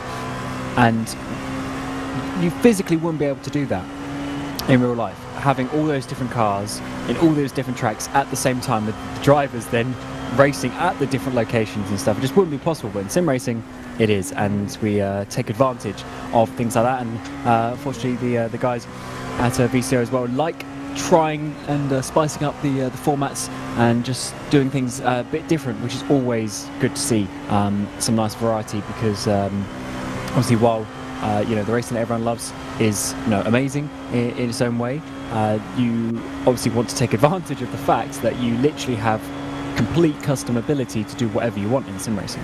Yeah, absolutely, and of course, VCO do love to lend themselves to do different formats. Of course, we see that with the ERWC, with the whole knockout format, which is something in sim racing is completely outlandish, and we've never seen that before, and all that, and it really did lend itself to have some good racing, of course, over multiple of simulators as well, to get all these massive teams in sim racing, Redline and Coanda and things like that, to get involved and to do that, and it really did lend itself to be a really good championship, and that again, as you say, is something you can't do in real life, and of course, as much as everyone in sim racing would love to be a real world racer and have that experience, you can't knock sim racing as something that could maybe potentially in the future lead in to have something to be to feed drivers into the real world. Of course, we saw that with James Baldwin after World's Fastest Gamer and things like that. That sim racing now could be a platform to be a more affordable and more accessible way into racing. Definitely, I think the long-term goal for the general community of sim racing would be to have it as a lower step in the ladder, because I don't think sim racing really has the place to, let's say, compete with the high level championships. I know there's been some talks of maybe having one of the real world championships having one of its rounds on sim racing and things like that. I guess that could maybe work, but I think the best thing to do is to get younger drivers, or not necessarily even younger drivers, in their teenagers, even in your 20s, and maybe even in your 30s, just giving yourself a platform to show your ability to then get sponsors, maybe find a team, just contacts, things like that, I think that's really the long-term goal, is to have that fully cemented in the ladder of motorsport, and to be like, when you're in your teenage years, you can do karting, or you could do sim racing, and then eventually hopefully get a seat, maybe in lower formulas, or lower tin top categories, and then before you know it, start finding your way up the ladder. And I think that is getting there, but obviously it's one of those things that takes time, and over the years all these competitions come out, like the one that you're doing next week, Zach. I mean, you have the ability to win a championship, win a seat in a championship in real life, and I think that's just only ever going to grow, and there's going to be more of them. Exactly. Of course, sim racing is good in the sense that when it is essentially you're practicing the same skills as you would in real life. You go, you might race on a controller or a keyboard, whatever, and if you race on a keyboard, bloody hats off to you. But if you've got a decent sim rig or whatever, you're turning a steering wheel, you're pressing the pedals. It's the same fundamental skills that you can then carry forward into the real world, as opposed to, I guess, with football and basketball and things like that. You're using a controller. Yes, you're not really. You're learning some of the theory behind it, how to play the game, but you're not really learning how to play the game, if you know what I mean. But you're carrying a lot of that forward. Especially the theory side of it in racing. When to overtake, how to do this, how to do that, and how to respond to the car, which again will lend sim racing and use it as a platform. And yeah, it is fantastic, as you say, with the competitions that some companies are doing to allow people to have that opportunity in real world, because it's not exactly the most accessible sport, as the 89 has had an off, and that's allowed the 55 through. It certainly has, and that is obviously working in their favour, because that's for second position, and that is the Something Sports Everest car. And the 89 now dropping back behind, needs to try and find a way past. The issue is they've got, I think it's Fishy Motorsport getting involved as well. So let's see this 89 on the back of the Vendeveld car, second in that GT Championship, and actually just missing. That could have been huge championship implications for the GT class, but it seems like there was no contact there, and Tom Freer gets back on, coming out of the International Horseshoe. Just about, and they've got some work out to get themselves back into second place, but very quickly could have ended in tears, especially now because the 197 and the 169 AHU cars are now within 2.5 seconds of the 108. So yeah, it's fine margins. Of course, as much as we say the 101 has got it in the bag, they really haven't, because all it takes is something like that to go wrong, and then the AHU is very quickly back into contention. But that little kerfuffle between the 55 and the 89 has allowed the AHU number 1 car to stretch that lead well over 20 seconds, which they certainly have if things go to plan, which you can never count on. You can never get complacent in sim racing, but if all goes well, they certainly have got one hand on the trophy. They do, and it's getting very close in certain positions here. So it is a little bit awkward, because this number 43 car is actually a lap down to these guys, so they need to be letting through the number 89 Synergy Sim Racing car, which I think they're just about to do so with but you see here, Vendeveld, number 101. If you look on your leaderboard, those gaps have changed quite a bit. The yellow car's really dropped off, and the number 197 is actually getting very close to that 108. And if they swap position, then obviously there's no car in between them, and that Vendeveld yellow car is basically just doing its own race now. And then also the 169 is very close behind them as well. So I think there could be big changes for those two AHU cars as we're coming towards 1.5 hours to go in this race. Absolutely, and it was a swap for position between the 169 and the 197 as Castro gets themselves ahead and onto the podium. In fact, actually no, it was Jared Phil they got ahead of Castro to get themselves onto the podium, and now they can sort of press forward and try and get themselves into second place. I don't think any of the AHU cars are particularly in the shout for the championship, and the one of the two that's closest is the 197, but that again, that is a pretty outlandish thing, as the Evolution Racing team has fallen behind the Trans Tab in 128, which, whether they've had a mistake or something, has certainly meant that their clinch point of P4 is a little bit further away. Their only real benefit is that Vendeveld yellow car is dropping, and if that continues to drop, may come into them a little bit later on. But we've now pretty much got a three-way fight for this second place in the GT3 standings coming your way as well, with about a second covering those three drivers. So this is looking great. But also on screen, we have to think about this battle for second place. Synergy needs to try and get back past the Summit Sim Sports Everest car as well. The number one car's gone 22 seconds up the road, and this is really the main battle for these guys in the LMP2 category, as the 89 Tom Freer needs to try and make that position back. Absolutely, it is the closest fight amongst the LMP2s at the moment. Tom Freer will be chasing after Jackson Rihanna as best he can, and that slipstream, that tow through, around a lap that is primarily taken at full throttle really will come into effect. Just look at how much they're closing through the banking and then towards the bus stop chicane, and they've got another run all the way down towards turn 1 as well. They are very, very close indeed. Just look at how close that 89 is. Surely you have to imagine they're going to eye up and move, where they're going to go inside or outside. They are going to go to the outside. They're going to get squeezed by the 55. But that slingshot surely should help them, and that traffic might play a factor as well. And that was really well managed by the Synergy car. And actually look at how much faster he is. Is that Summit got some top speed damage or something? Because he lost a load of time there through turn number 4. Maybe he had to lift off because of that GT3, but I think he did have enough space, but just keeping it safe, I would say. So back down to third place for the Summit Sim Sports Everest car, the number 55, who is being driven by Jackson Rihanna at the moment. And now Tom Freer back up in second place. Let's see if he can hold on to it this time. Yeah, absolutely. That will just come down to consistency. It seems that Tom Freer is back into that rhythm that you so desperately need around just endurance racing in general. It doesn't matter what circuit you're at. You just need a rhythm to settle into. And then once you're in that rhythm, it's very difficult to knock yourself out of it. But once you're knocked out of it, very difficult to get yourself back into it, which is a shame. But it seems that he's been able to do that and just now needs to try and consolidate this second place. And the second place in GT3 is getting so close as well. These battles are going to be really good as we're getting really towards the crunch point of this race, getting towards the next round of pit stops slowly but surely as well, where we're going to really be finding out who is going to potentially needing some sort of maybe shorter or longer pit stops at the end, which can always change things as well. So it's looking like it's rounding up to be a really good finish to this race. So yeah, battles in GT3 and battles in LMP2.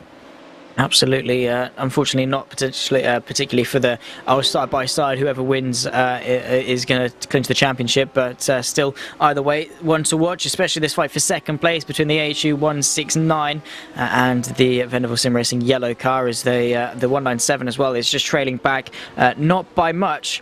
So Jared Fussell certainly has got his work cut out for him to try and get in front. Bump drafting a little bit through the banking. Whether he wants to eye up and move or not is a different story. Inside or outside, probably does want to get himself onto second place, and is the 108 going to give them any remnants of an inside line towards turn 1?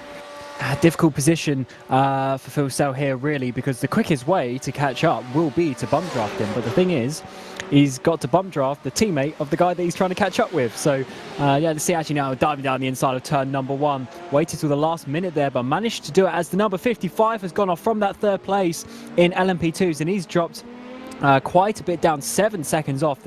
Fortunately, he's got a 45-second gap behind him to the Sim Rigs car, so he's going to keep that third place. But I think that second place now is a bit out of reach, as we're probably going to see a replay here of how that happened into the West Horseshoe, just losing the rear end. It looked like that was on his own, actually. Didn't see any contact or anything. Maybe just being a bit distracted by the cars around him, but yeah, just losing the rear end there and going off into the grass. Yeah, a silly mistake to make when you're by yourself, and yeah, that certainly has tarnished their day. And maybe there is another safety car potentially. They're still on the lead lap, so they're certainly still in contention, as the 108 now sandwiched between the two AHU cars, the 169 just in front. Have they still got some slipstream?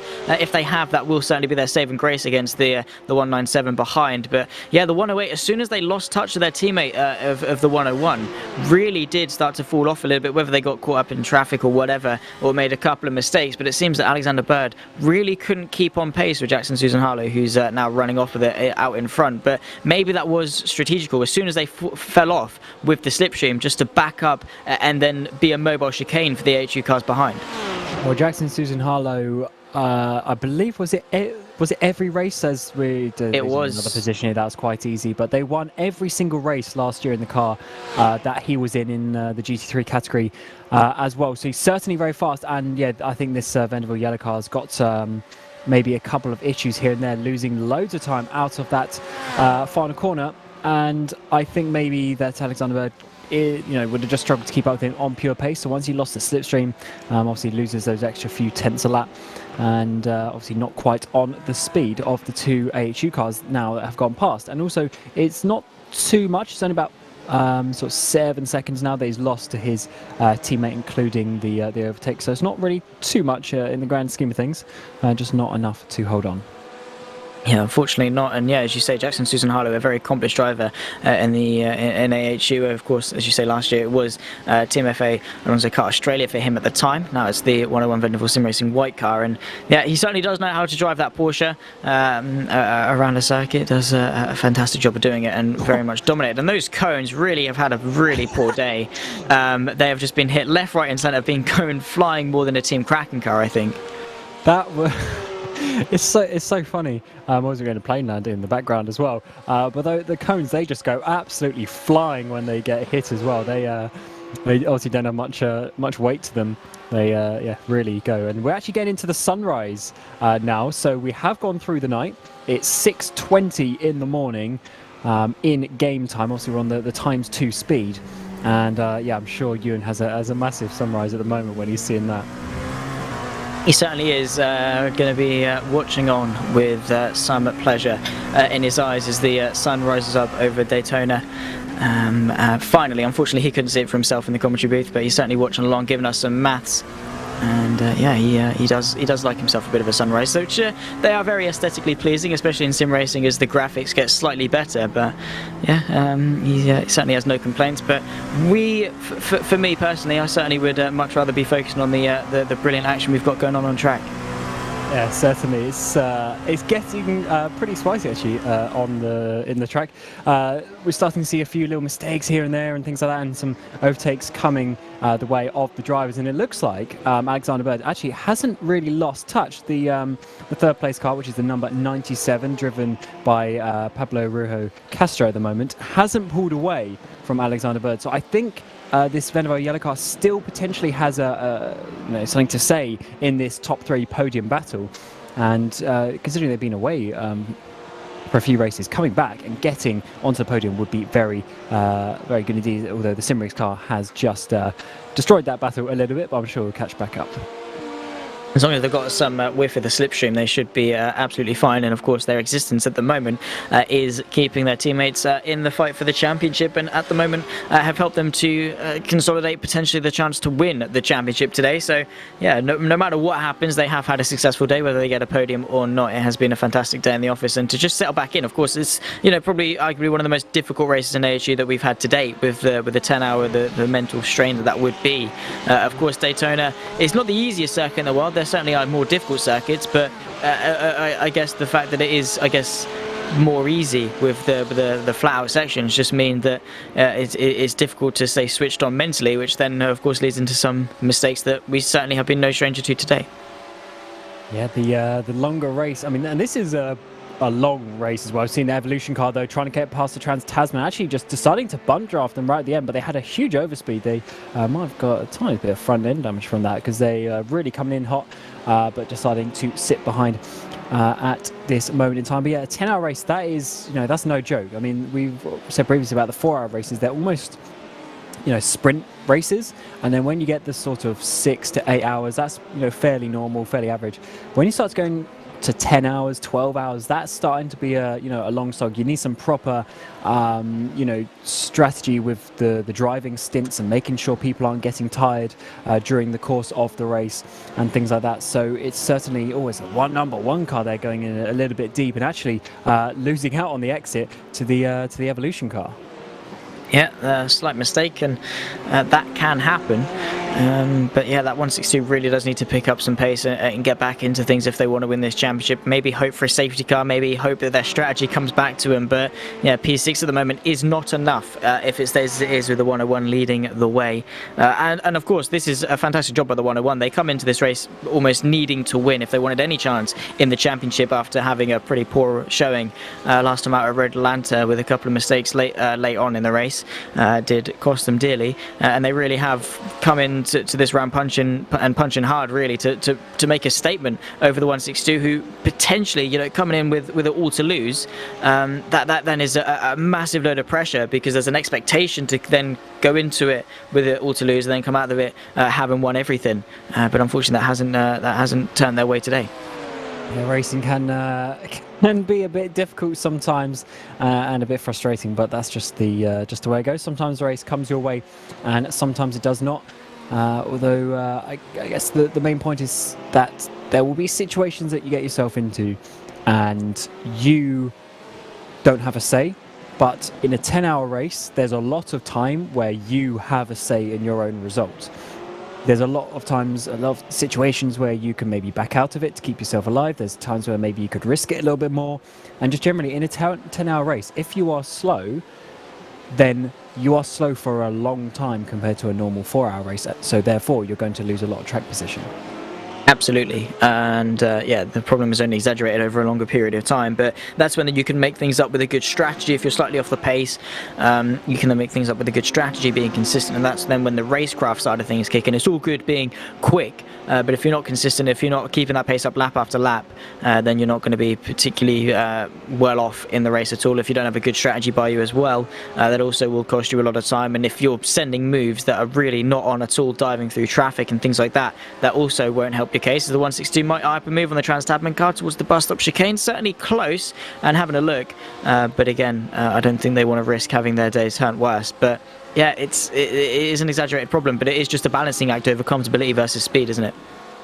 Absolutely, you got to go as fast as you personally can, and that's pretty much all that you can do in that regard. If you give your absolute best and go as fast as you can, you're as efficient as you can through this traffic, then you can't really do too much more. If you're just generally slow, maybe the setup's a bit slow, maybe you just haven't practiced quite enough, so you're not as consistent as you like, that sort of thing, then obviously you can't do too much about it. But there's if you don't make mistakes and you just keep it on the road, keep going in a straight line, then you're going to be getting the best result that you can. And at the end of the day, that's all you can really hope for in a long endurance race like this. Absolutely, you've just got to do everything you possibly can, drive as quick as you can within your limits, is the thing, and of course relying on your teammates as well to do equally as good a job, or potentially even better. You are only as good as your weakest player, I guess, as this is Christopher Norton in the Rival Sport having a spin through turn one, and it is a very easy corner to have a mistake on, because of course it's very fast. You're going in there with a lot of speed. Of course, you've got the dip as you come off the banking as well, and then you're going in there, trailing the brakes through. You make one mistake, one lock up, or just turning in a little bit too late, and it is very easy for you to go around. I would also like to see, because I just quickly saw elsewhere, the number 55 Summit Simsport Everest car, I think, just spun coming into the pit lane, because they're in the pit lane at the moment, and they were facing the wrong way halfway down the pit lane. So I think they've had a bit of a moment coming into said pit stop, but they are in at this moment in time, I believe, if my thing is up to date. And also now the number one car is coming in as well. Yeah, it seems to be the pit stop cycle again. Should be, I'm guessing, 2 more stops after this. 1 hour 20 to go. Should be the close. It will be quite close, won't it? So maybe some slipstream will be in effect. The 162, are they eyeing up a move to get themselves back inside the top 5 to try and salvage something of the championship towards turn 1? Not quite able to, and I think maybe they're more interested in sitting behind. Of course, as we always say, the GTs are going to be very tight on fuel, so maybe trying to limit some time in the pit lane and gain some time back there that way, because they are only 2 seconds off the 108. Exactly, and when you're so close like this, a couple of seconds here and there in the pit lane is going to make a huge difference. So if you can save a lap, if you can maybe just save fuel so that you have to fill up less as well, even if you do the same amount of laps, that can be Good as well. As we're getting on the BMWs here, coming through the bus stop chicane, coming out onto the oval, and they pull over. But unfortunately, I don't recognise what car that is from this angle. Yeah, no, neither do I. I'm absolutely hopeless. It is the Pulse Racing Team Sim security car. They were leading the championship. They were leading the championship coming into this race, so I think that may have just passed it to the Team JDR car, because last time the live timing had reset, they managed to get going again. Last time live timing reset, they were next to each other on the timing tower, which probably would have played into the hands of the Sim security car. But Team JDR not going to be complaining with that one at all. Absolutely not. It's weird that they stopped and got back going, so I wonder if they had to do like a pedal or a wheel reset, which is obviously not advised to do that while the car is moving, in case there's any major issues. But it looks like they are going again, and therefore they might still be in a position to try and get this championship. They're now second on the road, or sorry, they're further back from second on the road, I should say, from where they were. But I think that, as it stands, I don't think it's changed too much. We'll have to just double check on that one. But I don't think they've actually lost too much from that in terms of the overall outcome. Yeah, no, not at all. But there's still an hour and 90 minutes to go, which is not long at all in this race. Very much is a sprint to the finish for a lot of these drivers who, especially the likes of Ben Cornett, who has been in the car for a sizable amount of time, will be loving that. And it's just a sprint to the finish, especially for the Asian number one, as the cones still get abused, more so than me when I'm in the commentary booth with Lewis McGlade. But they continue to be flown off the circuit, which is a shame. But yeah, Ben Cornett will be hoping for that checkered flag just to relieve the pressure. It would be a massive relief if he can bring it home and win the championship after the last sort of 10 hours of pressure. Yeah, exactly. I do think they will be. Oh, they didn't change driver, which is interesting. I thought they were going to change driver towards the end of the race, but maybe Ben Cornett is going to bring it home. We'll have to find out, because I'm not sure about him, but I know Benito will be in the VCO Infinity later on, so maybe he wants a little bit of a break before that all kicks off in some hours' time later on this afternoon in Europe. So maybe that is their ideas. We're seeing the Alpha Aggressor number 27 on the screen now, currently down in that 11th place. So we jump back to this battle for third place, and it looks like the Vendaval yellow car got back up into that third place, and this is the 197. Now Castro dropped back behind and is now got Trans-Tasman and Evolution all over the back of them. So this could work out really well for Evolution if they can get past all these cars. But this is going to be a bit of carnage with 4 different teams fighting for position. Absolutely, and you can bet that 108 car is really going to try, as the Trans-Tasman car goes the long way round of the first horseshoe just to get themselves into P4, and they're going to run side by side on this run. I think the AHU car just going to have to tuck behind the 162, just going to have to sit idle, doesn't really know where to go. The 197 defends, going to be the long way round for the West horseshoe, and he's going to try and get underneath and probably wait for the slipstream, I suppose, to get past the AHU car. But these are the moments that the 162 has to capitalise on, and unfortunately at the moment they haven't been able to. Yeah, they have not so far, but Castro has been struggling a little bit. They couldn't pull away from Alexander Bird, and now lost position to the Trans-Tasman number 128 as well, with Ethan Warren in that car. And now the Evolution car of Riley Preston getting a slipstream as we come down towards the bus stop. Going to be going a bit of side-by-side action, I think, because he's going to be looking, actually, just backing out of that is Preston for now, because really the place to overtake is turn number 1. So you want to get the run through the bus stop, but we can't stop looking at the Trans-Tasman car either, trying to go for this podium. Absolutely, and Trans-Tasman, if they can get another podium, would be great for them and would mean a lot, and they are very much pushing for it. Half a tenth back on the 108 car. Are they going to size up and move down and towards turn 1? You have to assume so, as the Evolution car with 162, Riley Preston at the wheel, tries to go the long way around at turn 1 of the 197. The Trans-Tasman car did it at the horseshoe, maybe going to dummy to the inside, but at the moment they are bumper to bumper, as the 162 going to try it the long way around at turn 1. It's going to be a very, very difficult task, as that was very close to the 197. The 162 going to go the long way round, and this is what they need to do to then press on against the others.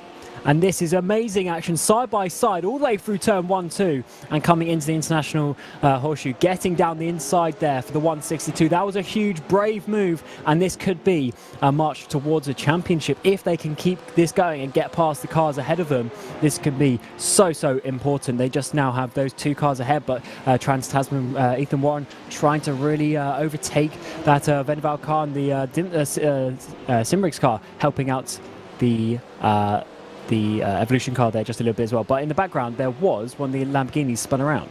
Yeah, unfortunately so. Fortunately, it didn't affect any of our fighters here for the podium places at all, as they can all press on, as the 128 still once again tries their advance for the podium, and the more they fight, the more the 162 will be brought into things. But you just have to assume that the 108 will try their absolute best to keep that 162 out of 4th place in order to secure the championship for their teammate, the Trans-Tasman car, looking to the inside of the bus stop, but again just has to wait. And the 197 really is dropping off now. I didn't really like that move from Castro there, going to the left-hand side, trying to block the number 42 there, the Alpha Aggressor Racing. Obviously not wanting to lose time in that chicane, which is fair enough, but Castro is losing time from these guys, but it does need to take those frustrations out on the LMP2s that are not involved. But look at this three-way battle now for 3rd place in the GT3 category as we come through the tri-oval towards turn number 1. Are they just going to bump draft, or is someone going to dive it down towards the inside of turn number 1? It is going to be Evolution. Riley Preston towards the inside, and he's going to be getting up there into that 4th place, and that could be such a crucial move because he's now got the Vendaval yellow car just ahead of him, and that could be so crucial for his championship. Absolutely, the 162 now back into championship contention. We thought it was all over for him, but this fight really brought them back in. It's not over yet though, because that 128 will certainly still be a menace in order to get themselves back into podium contention. But that 108 will try and feed him to the sharks that is the 128 and the 197, just to bring them back into the fight and bring them, take the 162 out of contention. The 108 will definitely defend as best they can, but this resurgence of pace, this beacon of hope that is the championship for the 162 has really sparked something in them to bring some more pace.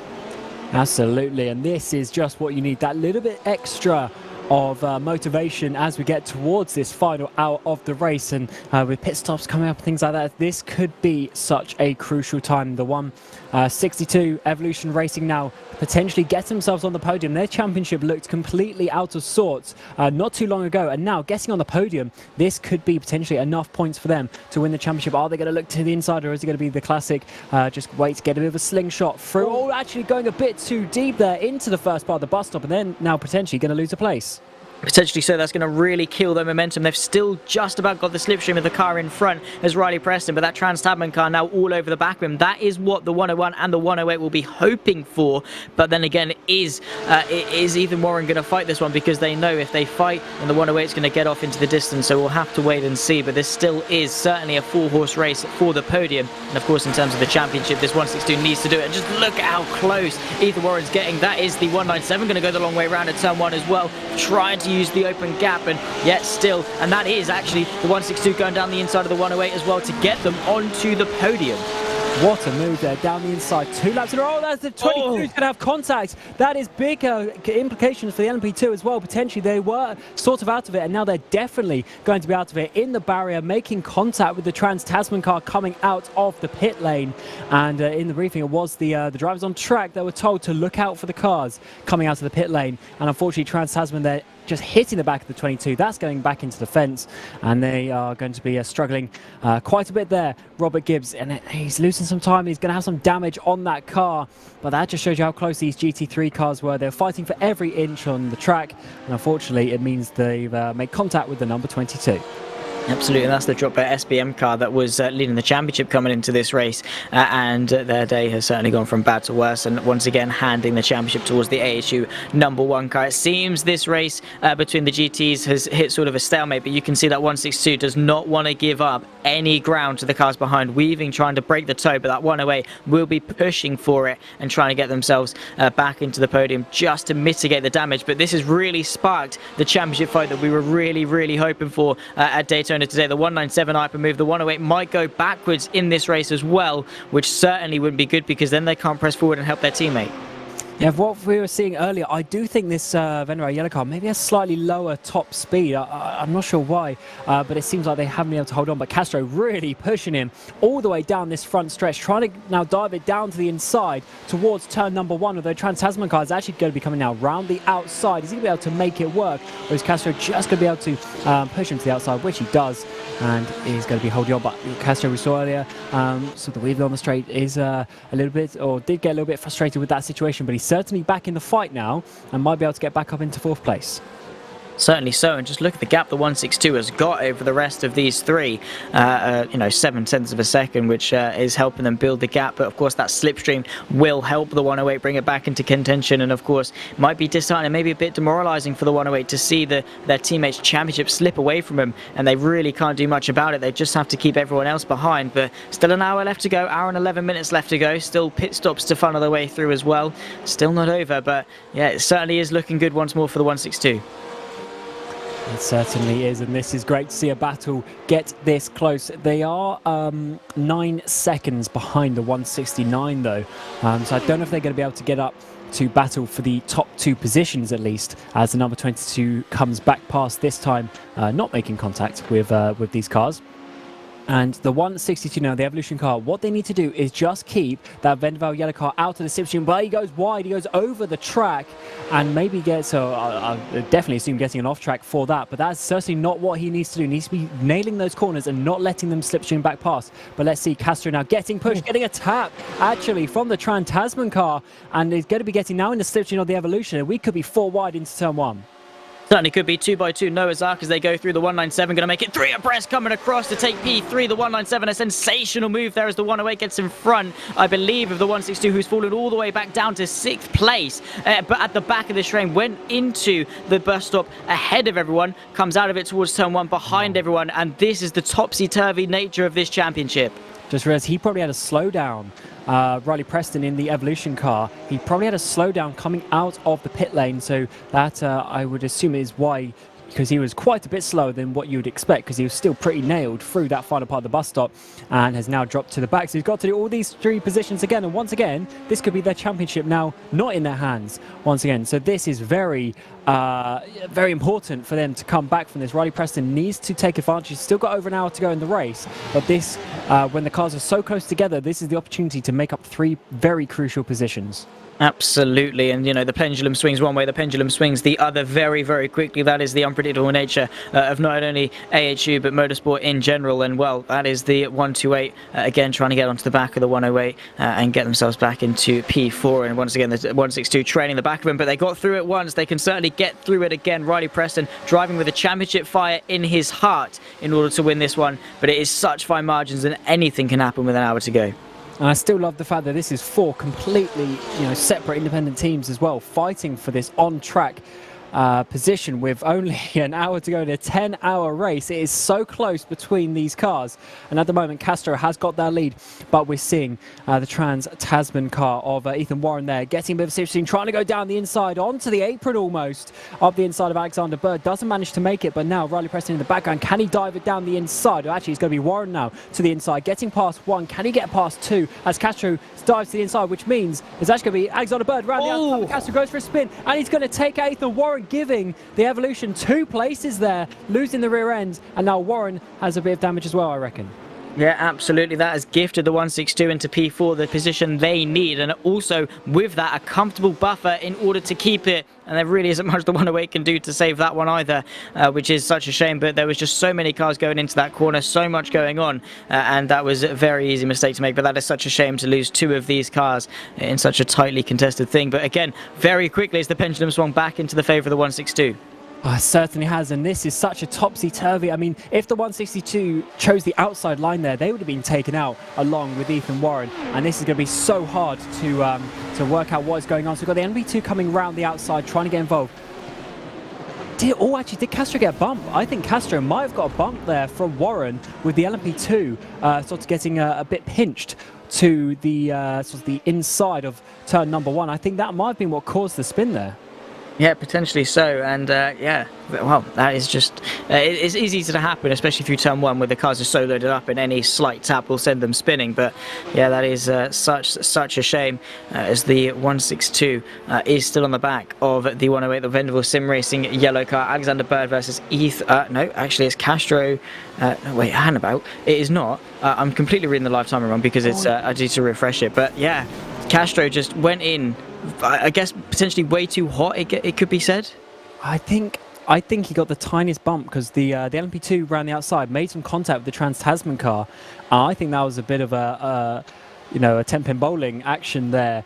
I'm not sure that was directly Castro's fault, so I think that's just a bit of a shame. But fortunately, obviously the guys having the Skittles took themselves out effectively, so it didn't involve either the Evolution car or the Vendaval car either. I think Alexander Bird and Riley Preston obviously just got through there. They weren't involved and have made up positions from that.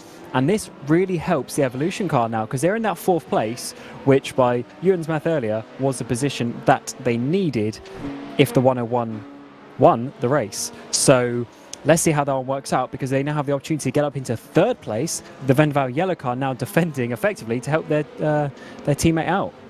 Yeah, as they have been doing for pretty much the entirety of this race. But the task that will be to slow down that 162, to slow down Riley Preston enough to bring the 197 and the 128 back into contention is going to be a mammoth task, and it will be difficult to keep that 162 behind. Now they have got that comfortable buffer, but again, they're doing enough as it is to secure the championship. Do they want to go for the podium and take a risk, especially against the teammate of their main championship rival? That is going to be something that's going to be playing through Riley Preston's mind as he goes through, but he's got a comfortable buffer now. No need to take some risks, and with only an hour to go, it'd be absolutely heartbreaking to throw it all away.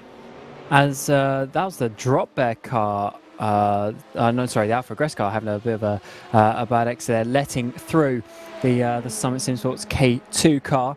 Sort of the lower regions, 8th place there of LMP2 for them, with the Alpha Aggressor car, I believe, one lap down, or just losing the lap there on that car as well. So still battles in the LMP2 category up for grabs, even though the top sort of 5-6 places now have spread out just a little bit, even despite the safety car a bit earlier on, and there's still some action going on in the LMP2s. Yeah, absolutely. Still not a dull race at all by any stretch of the imagination. With only an hour and 4 minutes left of Season 2. Yeah, certainly a lot at stake, a lot to play for. Seems pretty wrapped up in the AHU number, in the P2s and the GT3 AMs. Is there another confuffle? That's the 162 involved as well. So that's going to lose them touch to the cars in front and also bring the 197 potentially back into contention. But that is not what they want at all. And it really is it's swinging left and right for those guys at the moment. They're getting good luck, they're getting bad luck, and that is motorsport in a nutshell. Absolutely, and that means they've dropped off the back of that Vendaval car, which could be quite difficult. So let's see, the Whitey's Pies making contact with the Vendaval car, but unfortunately it actually ended up not helping Evolution because Evolution then got lost out as well on the second half of that incident, which is a bit of a shame for them. But I don't think they lost too much, but they are, I believe, out of the slipstream though. Yeah, easily so. Over 1.7 seconds back, I think the gap was, Preston to Bird, 1.8 seconds, so well out of contention of that slipstream.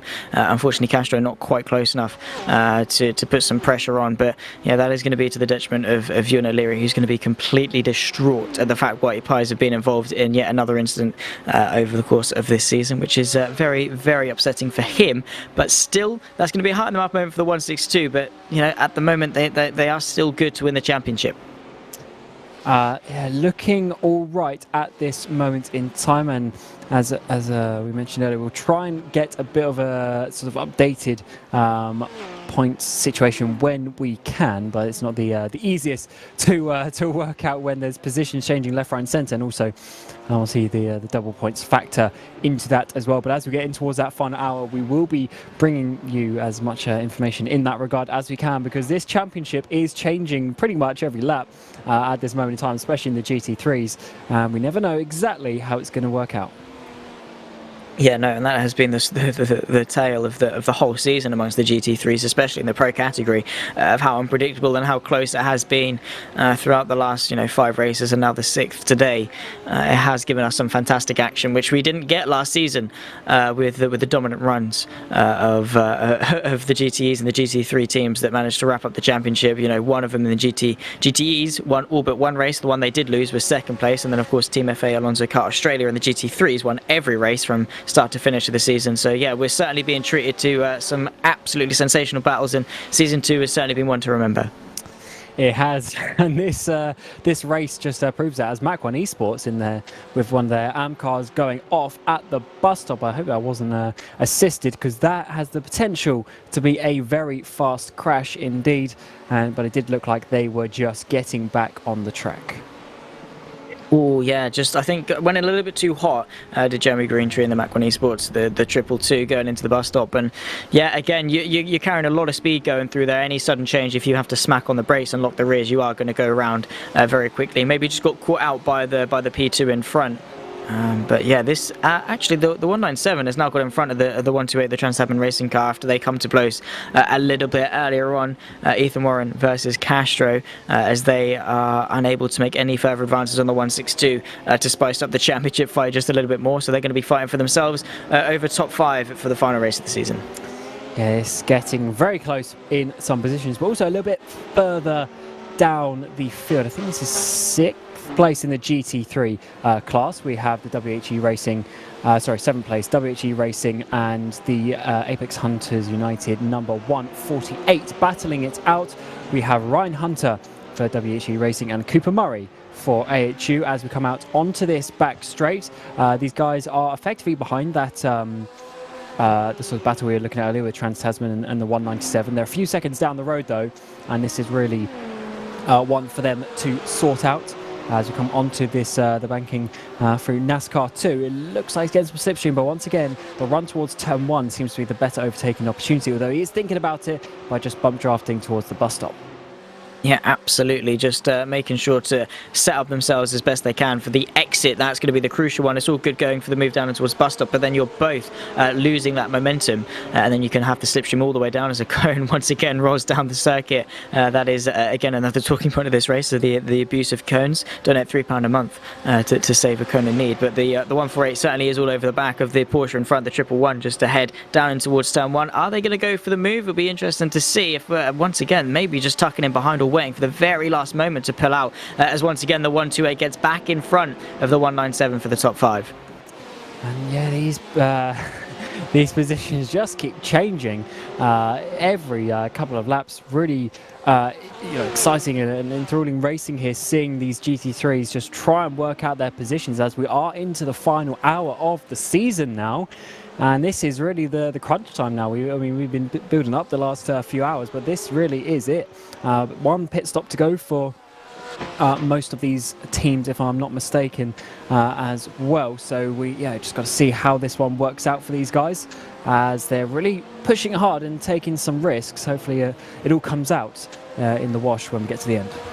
Absolutely, certainly looking forward to see how it racks up at the end. Still with the pit stops left to go, this is really where you've got to hope that your strategy has played to your benefit. And the main talking point will be the GT3 Pro, because as I said a little bit earlier on, the AHU number 1 car at the moment in the LMP2 category is doing a sensational job of trying to secure that championship, as well as the Team JDR car in the GT3 AM as well. They both have had a sensational race, and unfortunately for their rivals who haven't quite had a similar fate, but they've done exactly what they needed to do, which is come into Daytona and absolutely dominate, which AHU, Enzo Benito, Ben Cornett have both done a fantastic job of doing. But still certainly all to play for amongst the GT3 pros, as the 162 is in that 4th place that they need to, but certainly teetering on the edge of it.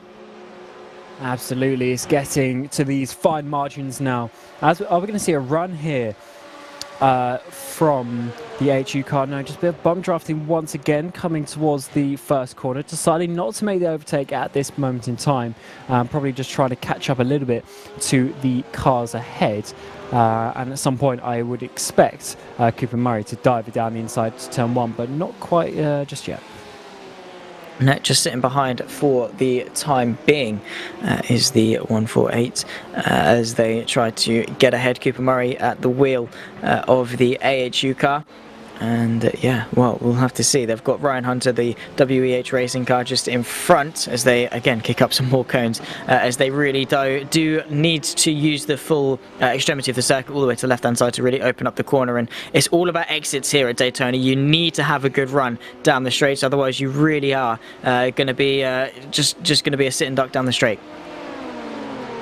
Yeah, exactly. And that 128 car, the Trans-Tasman, has been given a drive-through penalty for car contact with the 197, and also they are being looked into for the contact with the number 22 on the pit exit, but that one, it looks like it's going to be sorted out after the race. So either way, that 128 is going to be getting that drive-through penalty and really just losing out some more time from that, unfortunately, and taking away from that battle, because they are doing pretty decent at the moment in that 5th place. They pulled away from the 197, but unfortunately they're going to be losing out from that, as we're seeing once again Cooper Murray getting the run. Is he going to just be push drafting all the way through the tri-oval? And is he, I mean, often we see the tactic to then dive it down the inside, but this occasion stays behind as well. Yeah, still not particularly interested in going for that move is Cooper Murray. But yeah, that is a shame for the 128, the Trans-Tasman car, because they again, they have been a contender for, you know, the podiums and at least they're top 5, especially now after a little bit of a misfortune. But yeah, that had just gone from bad to worse for them with the drive-through, unfortunately. But yeah, still they can try and maybe consolidate a decent, you know, points all inside the top 10, but with only, you know, less than an hour now left to go, there's not really much they can do in order to bring that back, unless maybe there's a safety car for the last hour. Don't tempt it, because we have seen stranger things here in the AHU Endurance by VCO. And just to confirm the point that I was mentioning earlier about the 128 getting the drive-through penalty, that was actually for the contact with the 197. That spin that we saw at turn number 1, it was actually for that, because as mentioned, it looks like the 128 did sort of bump into the back and make contact with the 197, causing that spin. And that is where the drive-through came from in that incident. So that unfortunately did break up that battle that we had. We had such a big 4-way battle for the podium in the GT3s, and that's really turned into almost a 2-way battle now, because the Evolution car is still in range of the Vendel Yellow, but not quite enough, about 2 seconds, so not enough for the podium as we speak.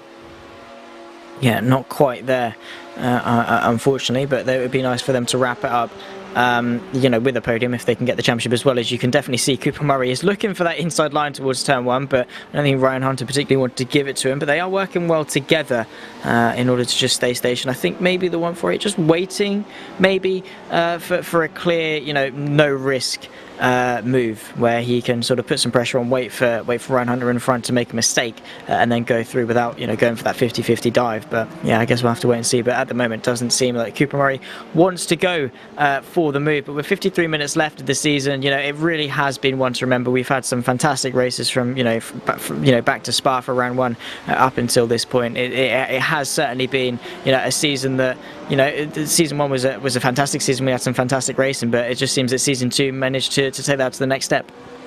Which was a difficult bar to come from, because season 1 was great. That's why obviously with season 2 it got bigger and better. Getting on the VCO platform, getting all the team sign-ups as well. Because I think in the very first race we only had something like 30 cars, you know, in general. And now, you know, there's well over 50. There's the pre-qualifying and all this sort of stuff. There's so many teams involved and interested in the series as well. It's really taken steps from then. But one thing that hasn't changed is AHU doing well at the front, and it is the number 1 last year's champions driving off into the sunset once again this year. 23 seconds as we see number 43 there going for a bit of a spin, losing the rear end with Tyler Blackburn at the wheel. Yeah, unfortunately, Tyler Blackburn is going to have to do a burnout to get the tyres, get the car back onto the circuit, and that 43 certainly has had better days in the office as Cooper Murray is into the pit lane, so potentially why they were just holding station for a little while. But yeah, if Ben Cornett and the AHU #1 car can consolidate a second championship in the row for the prototype category, that would be something, but doesn't at all tell the whole story. It seems that they've just ran away with it 2 seasons in a row. They certainly haven't. Even last season there was the Lobs Esports certainly at the start of season 1. Then was the AHU 69, the AHU #3. We had Arnold Jones United also giving them a run. So yeah, throughout both seasons they really have had a tough time of it. And if they can bring it home for the championship again, they're going to be they're going to thoroughly deserve it. And if despite that competition to come through 2 seasons in a row just goes to show how good they've been. Absolutely, and coming ahead of all the chaos is a bit of a trick, a bit of a skill, I should say, in itself. To always be there on top of other people's issues. Got to have yourself in the right place, and certainly for the moment it is working out well for them. They've had the pace today, and they've had the pace this season, and it looks like they are going to be enjoying that one when we get towards the end. But let's see now. Thomas McMillan is batting with his teammate. Down this sort of 14th place for 13th, 14th place. The 156 going past the 155 as 2 AHU cars go for a bit of a switcheroo with Tyler Brown dropping back there into P14. Yeah, once again, the 2 AHU cars next to each other on circuit, which is something that isn't particularly abnormal throughout this season. There's a lot of AHU cars on the grid as the race leaders in the GT3 Pro category come into the pit lane. The 101 Venable Sim Racing white car with Jackson Susan Harlow, who was at the wheel, presumably will take to the checkered flag as well. But they've done everything they can in order to try and consolidate this championship. Of course, winning the race, and that is all they can. They come into this race on the back foot. They just needed to hope there's something bad happened to the 162, the Evolution Racing team, and unfortunately from the perspective of the 101, that hasn't quite been the case, especially over the course of the last sort of half an hour or so when they really have brought themselves back into contention. Yeah, they certainly have, and I should correct myself, it's Tyler Bowen, not Brown as I said. Do hate when people get my name wrong, so I'll correct what I said on that one. But yeah, Tyler Bowen is now following his teammate there, trying to get back up into that 13th place as such. But I don't know if they're going to be fighting too hard, because obviously being teammates, and even the car ahead of them, the 136, is their teammate as well. But let's see how this works out for the GT3 category, because obviously the pit stops and such are going to be happening now. We're into the final hour, so they're going to be fine to go to the end of the race. Just got to make sure you obviously take the correct amount of fuel and don't underfuel the car too much.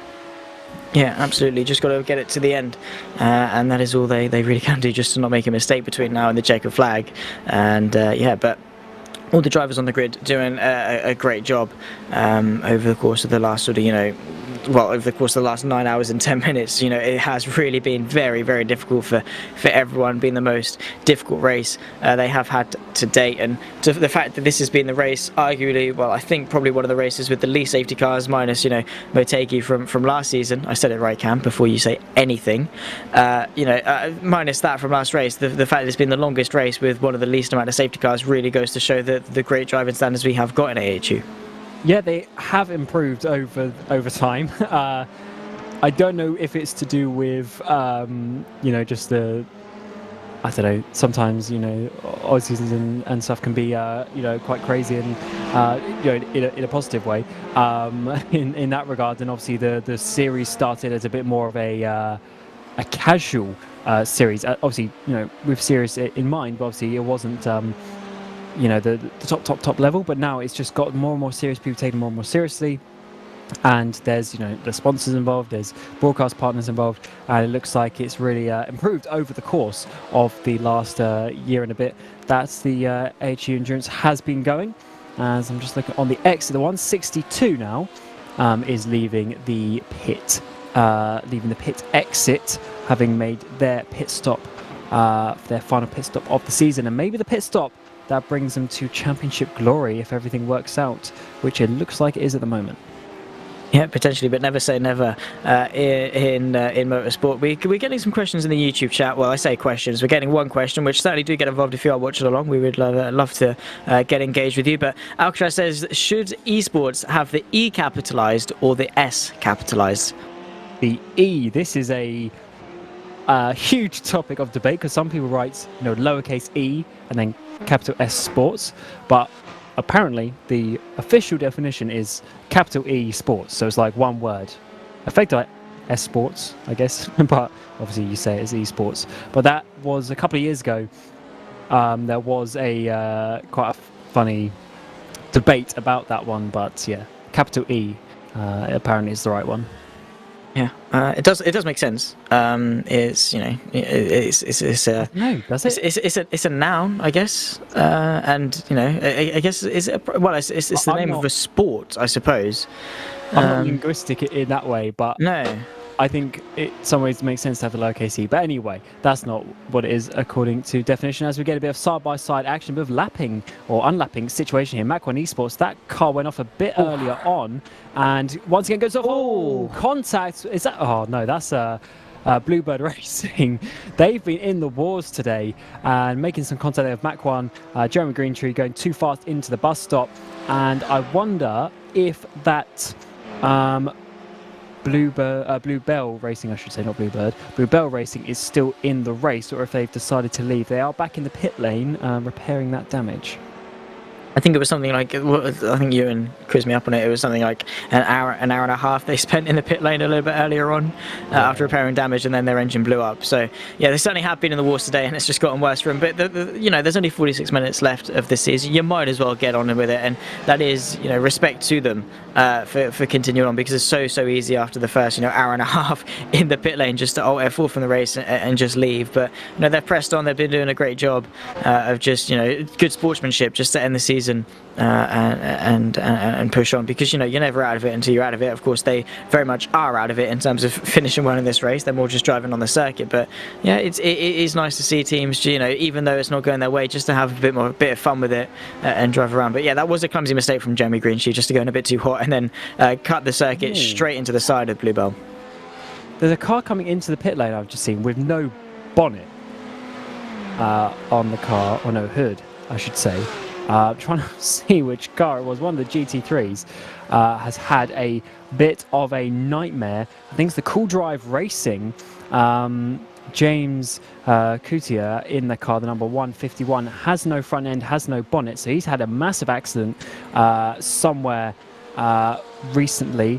Coming into the pit lane for that final time. Let's see what happens here. Coming into the bus stop as well. This is going to be a fast one if they go off here. Just going a little bit too deep, going around, making some... Oh, actually, I think they avoided the contact with the LMP2, but head first into the wall and losing the front end.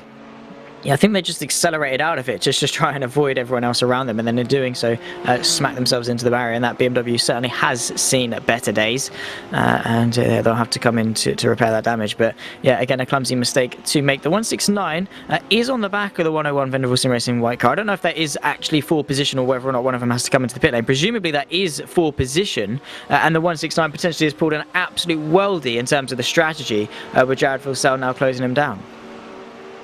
Indeed. The battles are getting very close, which is what we like to see. And the drivers need to be trying to avoid the mistakes. But, I mean, it's obviously coming towards, lunchtime in the UK here where we are. But it's well into the evening now for these drivers. They've been driving for a long time. And they need to, try and keep that fatigue out of their driving. To avoid that. But let's see how this one works. Battle for the lead. We're on number 169 going towards the outside of NASCAR 4. Jared Filsell there holding the inside line, but are we going to be able to see this overtake, which they have? So the lead has changed in the GT3 categories. Vanderbilt now coming towards the inside, coming back down the inside actually, and able to defend, and I think this battle is going to continue. Absolutely. Jackson Susan Harley went in a little bit deep. That means Jared Filsell can try and get underneath him as they run towards the International Horseshoe. It's going to be the outside line for the AHU number 169 as he's going to break late. He's going to go the long way round. Is he the 101? Says no, you don't. Claims the corner and then extends to the outer edges of the circuit. But this certainly is going to be a hard-fought fight for both of them. 101 needs to win to salvage any hope for the championship. The 169 just wants to win because it's very, very good to win for the season finale. But yeah, you can see how Jackson Susan Harley really is making that Porsche very, very wide indeed. Indeed, and this could be quite big for the 101 if they lose out on these extra points for winning this race with the double points, that obviously means the gap between first and second is even bigger as well. So it's important that they hold on to this. And let's see how this one works out.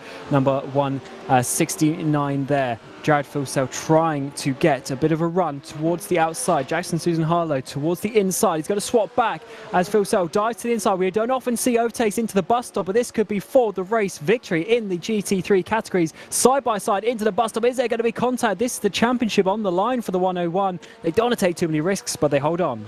Absolutely sensational race in between these two. Susan Harlow making that car very, very wide indeed. And you can see Jared Filsell now bump drafting him down towards turn 1, tucked up in the slipstream, just waiting for that gap to open up. But the 101 has got no intention of letting him through for the race lead, all the way to the left-hand side to defend. And now down in towards turn 1 through the tri-oval. Which way is Jared Filsell going to go? Outside, inside. He's been no stranger to dummying one to the inside. Is the gap going to open up towards turn 1? Not quite. He's just going to have to sit station as some of the prototypes now lap them through.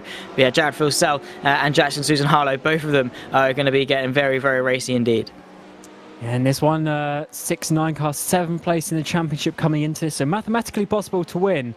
But really, they're just looking to win this race and see what happens as the analytical car there coming up the sort of the inside and now going swapping over to the inside of the kink as well. But this is a great battle so far, and they need to decide. I like that, the SpongeBob helmet on the inside. That is looking great. Well done to the designer of that delivery there. But he really needs to choose how much risk he wants to take, because he knows that the 101 is really in a better position in the championship. And how much risk are they going to take? Is the 101, is Jackson Susan Harlow, is he going to risk a crash to hold on to this victory? Maybe he knows that the championship potentially is slipping away from him, but still with 40 minutes left to go, you can't count on that. But the 101 still will want to win no matter what, has to hold on to it for the championship. But Filsell, he doesn't care. He doesn't care about the championship at this point. He just wants to win for the finale towards the bus stop. Not quite going to have the gap as Susan Harlow parks it very, very nicely. The 169 going to have to set up for the run down towards turn 1. But I think Filsell really is just mainly interested in getting that race victory and winning for the final race of the season. He could definitely come to blow with one of the people fighting for the championship, but he just have to wait and see. But he certainly looks racy, certainly looks like he's going to want to take a risk to get in front.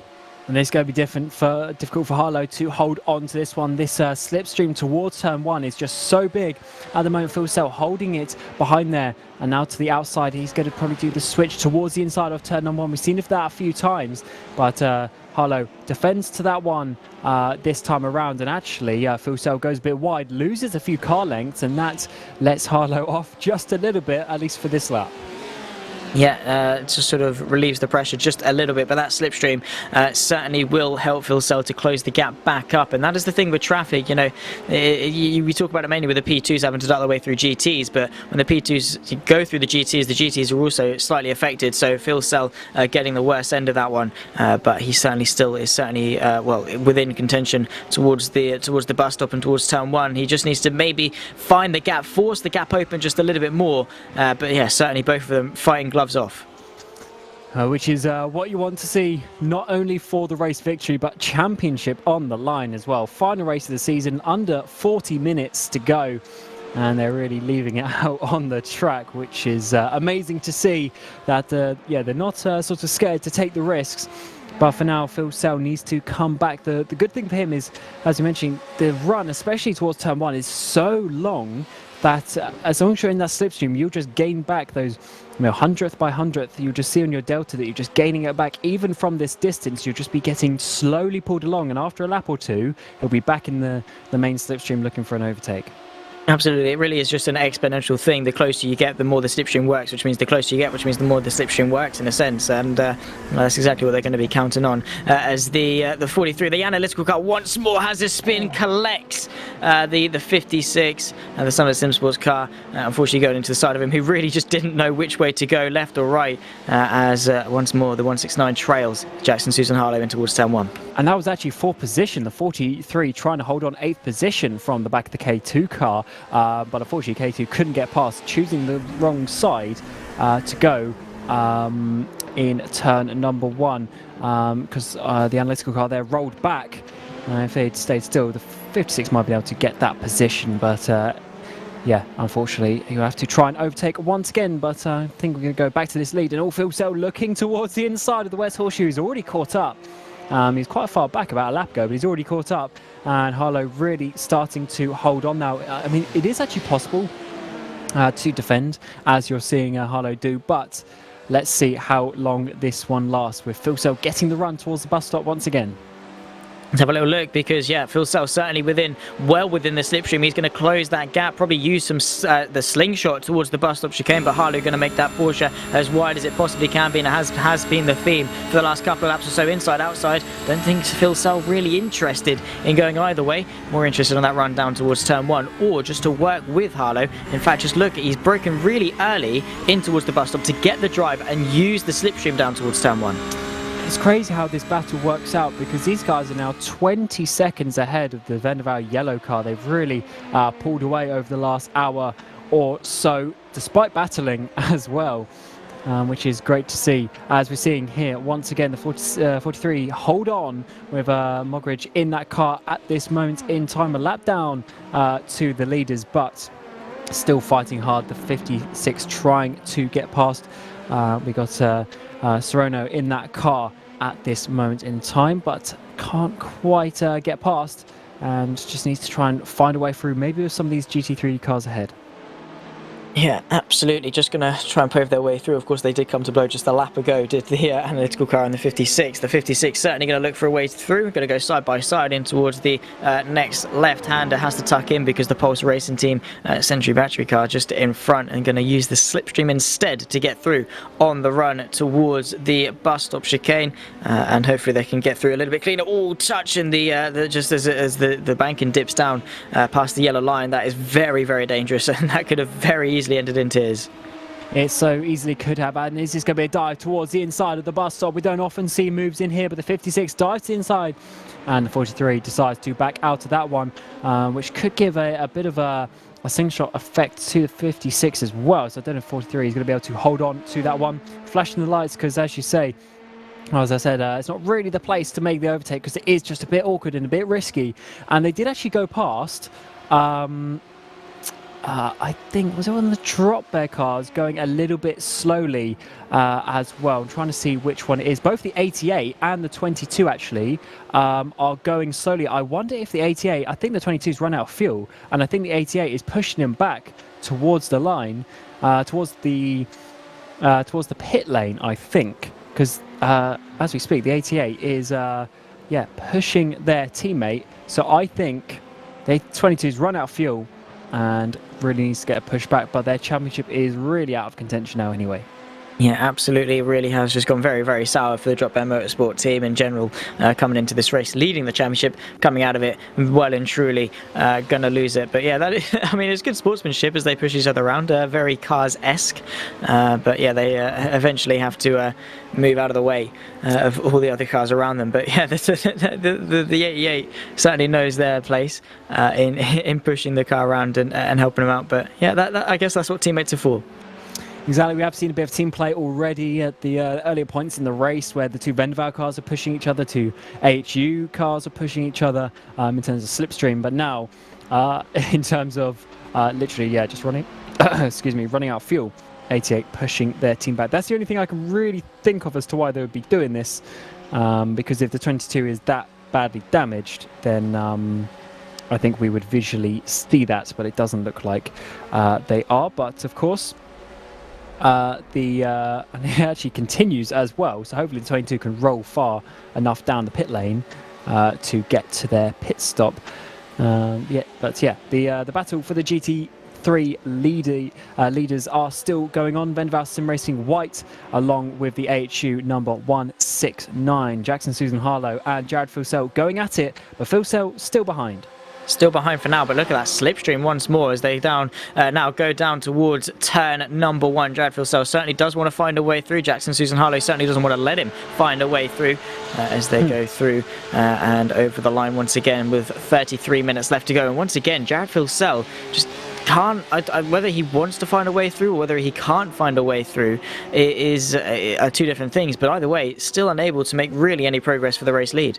I think he was. Unfortunately, I couldn't hear his engine sound that time, but I do believe he did a bit of a cheeky lift there, just sitting behind, because it's one of those things. If he gets past now, then they're just going to battle. And okay, yes, the gap behind it doesn't really matter in terms of losing time, but you might, escalate the situation. It might get more, might get more tense. It might make a mistake, that sort of thing. Waiting until the exact right time, probably a little bit later on, is what you need to do. Because at the moment, he's just putting all of the pressure on Jackson Susan Harlow. Obviously, Jackson is a great driver. Won championship last year. Obviously, does a lot in real life racing as well. He knows what's going on, but it's still a lot of pressure to be put under when you've got a car this far behind you, and your position could be crucial for the championship.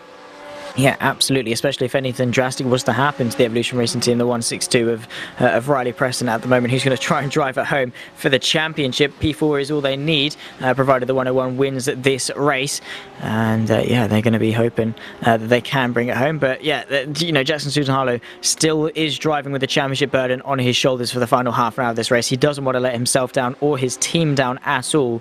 And well, yeah, it's just that hoping for a miracle, doing everything he can, which is at the moment retaining the race lead, bringing home all the points he possibly can, while also just fingers crossed, praying, if he's religious, praying that something happens to the 162 behind. Yeah, just got to do your bit for the team, really, and that's what Harlow is doing at the moment. But the same for Phil Sell. And this car's still been up and down over the course of the race. And they found themselves in a really good position. They've had Jack Doohan and Richie Stanaway in that car as well. But it's now going to be Phil Sell, I guess, bringing them towards the end of this race, because everyone's made their final round of pit stops. And it seems like he's got some good pace in the car at this moment in time. But not enough at the moment to get past Jackson Susan Harlow, who is holding on really well for this race lead at this moment. Essentially just biding his time and waiting for the opportunity to arise. And obviously with only half an hour left to go, you want to get through when the car in front can't then fight you back, I guess. So maybe just sitting behind, doing his thing, not risking anything just yet. And then towards the final, like sort of 10-5 minutes, maybe we'll then properly put on a fight and go full force to in terms of attack to win this race. If he, of course he wants to win this race. He's a racing driver. Jared Philsell also won a couple of times last season in the prototype category with Lobs Esports, managed to win at Silverstone for the first ever round of AHU, and he probably is interested in winning the final round of season 2 as well, just to add to his resume. Absolutely, that's going to be what you want. Being the champion or something, they always say, people don't necessarily remember the people who finish in second place. So being the championship, the champion, and winning the races is what people are going to remember. And for Jackson Susan Harlow, that is working out in his favour at this moment in time. Phil Sell lost a little bit of time on that lap. Obviously, we're only talking a few car lengths here and there. But Harlow also taking it really wide on the exit of turn number 1 there. He's certainly pushing, trying to just take every last bit they can as we're now into the final half an hour of the season. Yeah, absolutely. Everything has boiled down to this moment, and it could be absolutely crucial for the GT3 Pro Championship as well. 101 is going to have to hang on, and that pressure is certainly going to be looming as he looks in his rearview mirror and sees the 169 only half a second back right on his tail. That pressure is going to build up, and Jared Philsell maybe just playing the psychological game just to sit there and say, I'm not going anywhere, I'm going to sit right here. You've got a championship and a race win on your shoulders.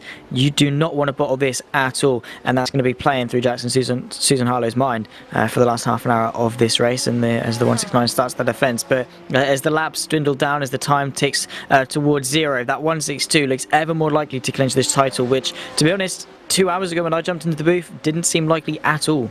Absolutely didn't. The race has changed so much, as we're actually getting a couple of black flags coming. Daniel Yeaman and Andrew Saunders and Dion de Graaf as well, all getting black flagged in the recent moments. They'll have to be coming in for a drive-through penalty, which is not going to be ideal for them when they're in their quest for their positions as we get towards the end of the race. Yeah, absolutely. 3/10 is the gap between the two, and that really has just been a stalemate as Jared Filsell unfortunately hasn't been able to make any progress against the 101 Vendor Sim Racing white car, the car that has taken 2 wins so far this season, 2 P2s as well. They're going to add to make it a 3, which is it going to be though, the P1 or the P2? Hopefully for them, it's going to be the P1 as they would love to win. Well, you know, in a season that has been so hotly contested in GT3 Pro, if they can win 3 of the 6 races this season, really is fantastic. And then even to do that and potentially not win the championship as well, again, just goes to show how consistent the 162 has been. Exactly. They've put themselves in a great position, to be honest. And, you know, whether they win or not, they've had a great season. And it's been a very close battle in this GT3. Any of, you know, these top few drivers can win. And yeah, unfortunately, that is just the way it goes sometimes. Only one person can win, and it doesn't matter if there's 5 cars that can win. It will still come down to that one car that everyone will remember. And I'm just said the Dan Yem and Andrew Saunders getting those black flags. It was actually they are the number 22 and the number 88 car, so they basically got a penalty for outside assistance. So the 88s pushed back the 22, and both of the teams individually have got a drive-through penalty and 30 driver penalty points each for that, because obviously you're not really supposed to help someone to that extent if you push them back like that. It is a shame, but you can see where the rules are coming from, and you know, rules are rules at the end of the day. And again, that just makes the Drop Bear Day even worse in terms of their championship, which is going to be really, really disheartening. But hopefully they can bounce back for season 3, whatever that might entail for them.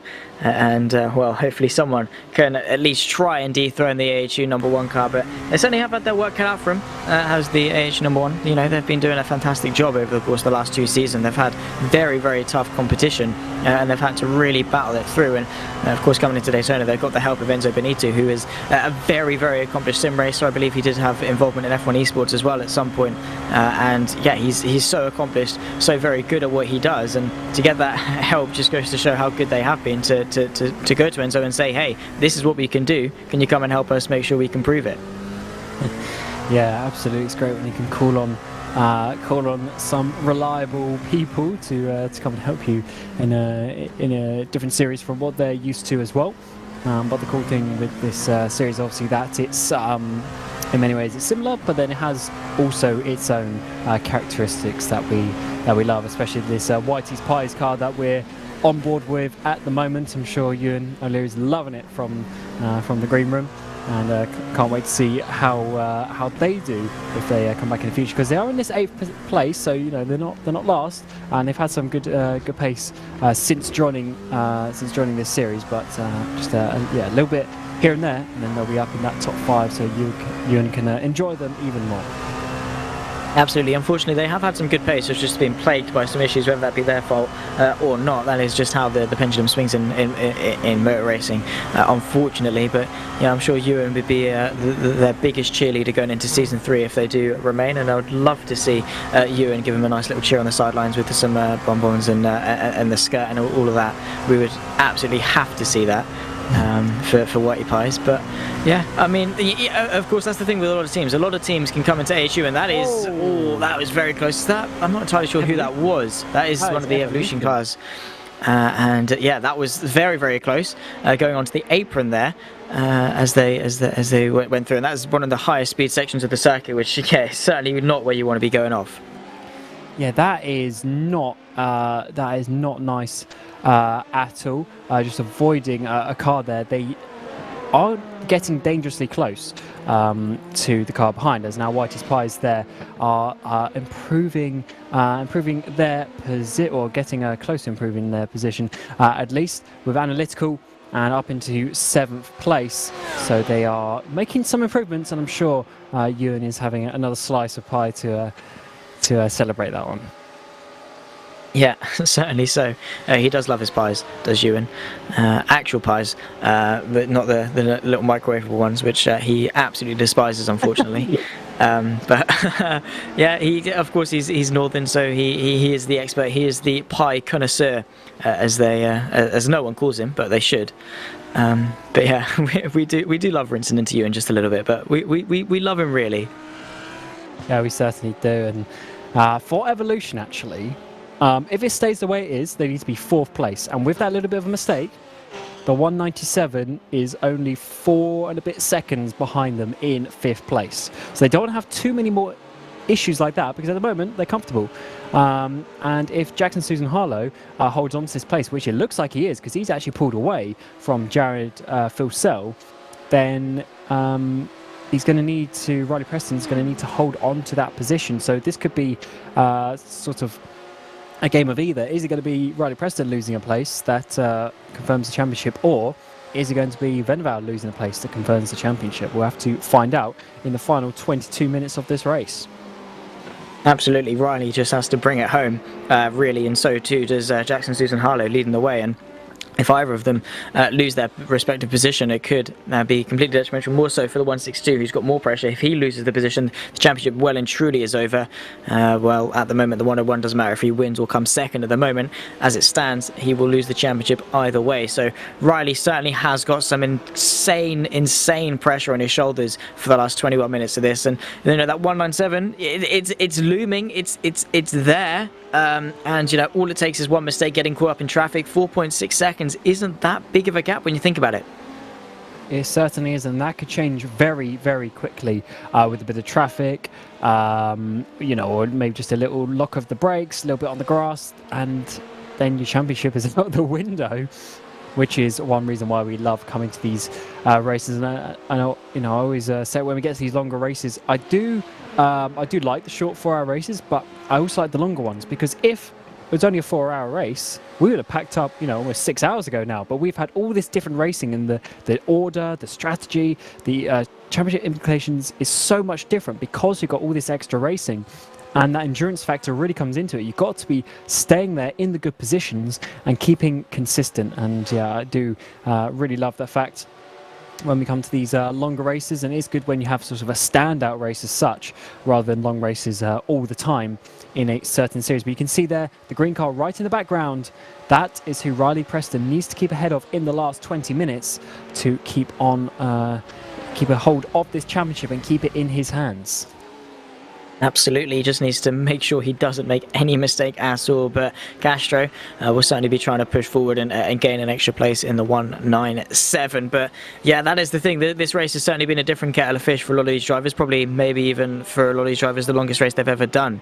Especially for maybe a couple of the AM guys who have joined endurance racing through AHU, and yeah, this is the longest race they've ever had to conquer. It certainly is an absolute mountain of a challenge that they have to climb over. And yeah, for the most part, it has really been a very, very clean race. We've had the majority of it under green flag running, which, you know, for what we're hyping up to be the, if not one of the most difficult races in AHU history, just shows how good of a field and how talented the grid is. As a driver, what's the longest race that you've done? I've never done any endurance racing, so for me, it would have been, I think I've done a 2-hour race, which is I did by myself, and yeah, that is the longest I've done, because I haven't dabbled in endurance racing, mainly because I haven't been on the PC side of sim racing for a long time, so I haven't quite had the opportunity to. So yeah, that's me. I'm more into the sprint single seater sort of things. So would you say it's almost not necessarily scary, but it sounds a bit like ominous coming and doing a 10-hour race? Oh yeah, absolutely. If I had to jump in and do a 10-hour race, you know, obviously not doing the whole thing, but if I had to jump in and be a part of this, it would be very much different to what I'm used to in my experience of driving. But I certainly would want to. Endurance racing seems like a lot of fun, but yeah, just haven't quite had the opportunity to. But yeah, for a lot of drivers, it can be very, very ominous getting into endurance racing, because there's so much to take into account: the strategy, the setups, etc., etc. It just is an absolute mission to get through. Well, exactly. So my point there really being was just for newer drivers or drivers who haven't really been into this form of racing. It's not easy to come and do a 10-hour race, and as you say, some of these drivers, especially maybe in the AM category as such, are a lot newer to sim racing than you would probably expect, and it's not easy to come and do this and to be consistent for so long.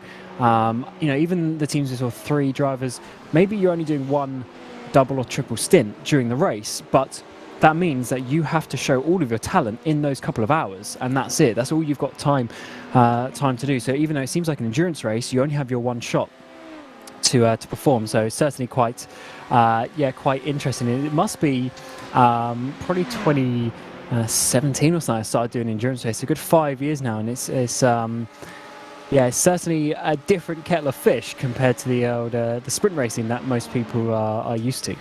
Yeah, absolutely, and of course that goes back to what we were talking about earlier in terms of the different disciplines of not only motor racing but sim racing, more specifically in the sense that sprint racing, endurance racing. There's so much that you can do in the virtual world, and it is certainly a big change in adaptability because sprints is very the setups. If you do open setup sort of races, it's very on edge, very on a knife's edge as you drive it through because that's how to go quick. But then you go into endurance racing, it's so much longer. You have to take so much more consideration. You have to balance comfortability and speed to have that consistency to go for a 2 or an hour and a half to maybe even 3 hour stint in the car, because if you have that very quick but very twitchy setup, you're not going to do particularly well in an endurance race because you'll be spinning half the time, and that's not particularly great. So it is that adjustment to a different discipline of racing. And that's the main thing that I struggled with back in the day. In my first proper season of endurance racing, the car that we used was very twitchy and oversteery, especially on a full tank. And so you would basically you sort of try and balance the car out in terms of the setup, because then by the time you got low on fuel, then the car's really understeery. So it was a very difficult way to balance the setup, and eventually got to a point where you just had to sacrifice the first 4 or 5 laps of the stint. But the amount of times that I would pit and I'd come out and I'd crash in those first 4 or 5 laps because you just weren't used to the car. It's certainly something very difficult, as we're seeing Adam Gardner now trying to get this position. 18th position he'll move himself up to, but has his Ferrari got the legs on the BMW? Doesn't look like it has. He's going to switch to the inside now, but the Pulse entry managing to hold on to that 18th place as we speak. Yeah, that is the CM Security, which was leading the championship coming into this race. Unfortunately, have had an absolutely appalling showing here in Daytona, which is unfortunate as the Ferrari does dive down the inside and gets the position. The Pulse CM Security car going to go the long way round, and is he going to keep him honest? No, he's just going to have to tuck in behind for the time being. But yeah, that's a different thing in terms of endurance racing. How in sprint racing you don't really have the changing conditions. Of course, yes, you'll have a bit of track evolution, etc. as the tyres go off if you're fighting them through, but you don't have that massive drop off in terms of fuel and tyres, and of course the track changing over the course of the 5-6 hours that you'll be driving it on over the course of the whole race. So yeah, that is again something to adjust to. But again, going from endurance racing to sprint racing, it's a completely different mentality. In endurance racing, you're taking very, very cautious. You're backing off thinking, okay, I've still got 4 hours of this race left to go, I need to be cautious. In sprint racing, it's I need to go for that because I've only got 20 minutes of this race to go. Indeed, it's a different mentality that you have to get used to, but you still have to be aggressive. You still have to take those chances when they come, because you don't always get the opportunities very often. So hopefully that's it's something that some of these drivers could learn and get used to over the course of the next hopefully multiple seasons of AHU. But that battle that we just saw actually was a battle that could be potentially quite important. That was actually with Adam Gardner. That he was actually up into second place in the AM category, going past the 280, which is basically potentially going to be winning this AM championship. So that place also could be quite important, but I didn't quite realize at the time. That was actually for second place in the AM category, with Mach 1 Esports moving up there in these closing stages of the race. Yeah, absolutely. That's going to be to the detriment of the Pulse Racing Team Sim Security car, and again give Team JDR just a little bit more security as we see. Oh, that is an AHU car having a massive hit. That's the 134 Matt McCutcheon going into the barrier, and again with only 20 minutes left to go, it's mental strain, I guess, taking a factor. Potentially, but that car already had damage on it going in. Has he killed the engine on that one as well? Might have, or just stalled it in general. But that car already had damage before it hit the wall. So there was a previous incident I would expect from that one, and unfortunately that is all it takes. So we come on board with the number 43 now, with the number 42 just behind, and that is for position. So the Alpha Aggressor is going to be basically trying to get past, and apparently that the car that we just saw crash there is still stuck there. Could this be a late safety car to add an extra twist to the final part of this season? Maybe, potentially. I mean, in P2 we've only got, I think, 3 cars on the lead lap, so it really would be a 3-horse race, but that would really spice things up in terms of the GT3 category as well. Fingers crossed. I mean, Synergy have just come into the pit lane, so potentially so. Yeah, this is going to be pretty tight. I think he has... Yeah, I think he has just called for a tow, and I think he has been allowed to do that. So we don't have a safety car coming your way in the final 12 minutes of the race.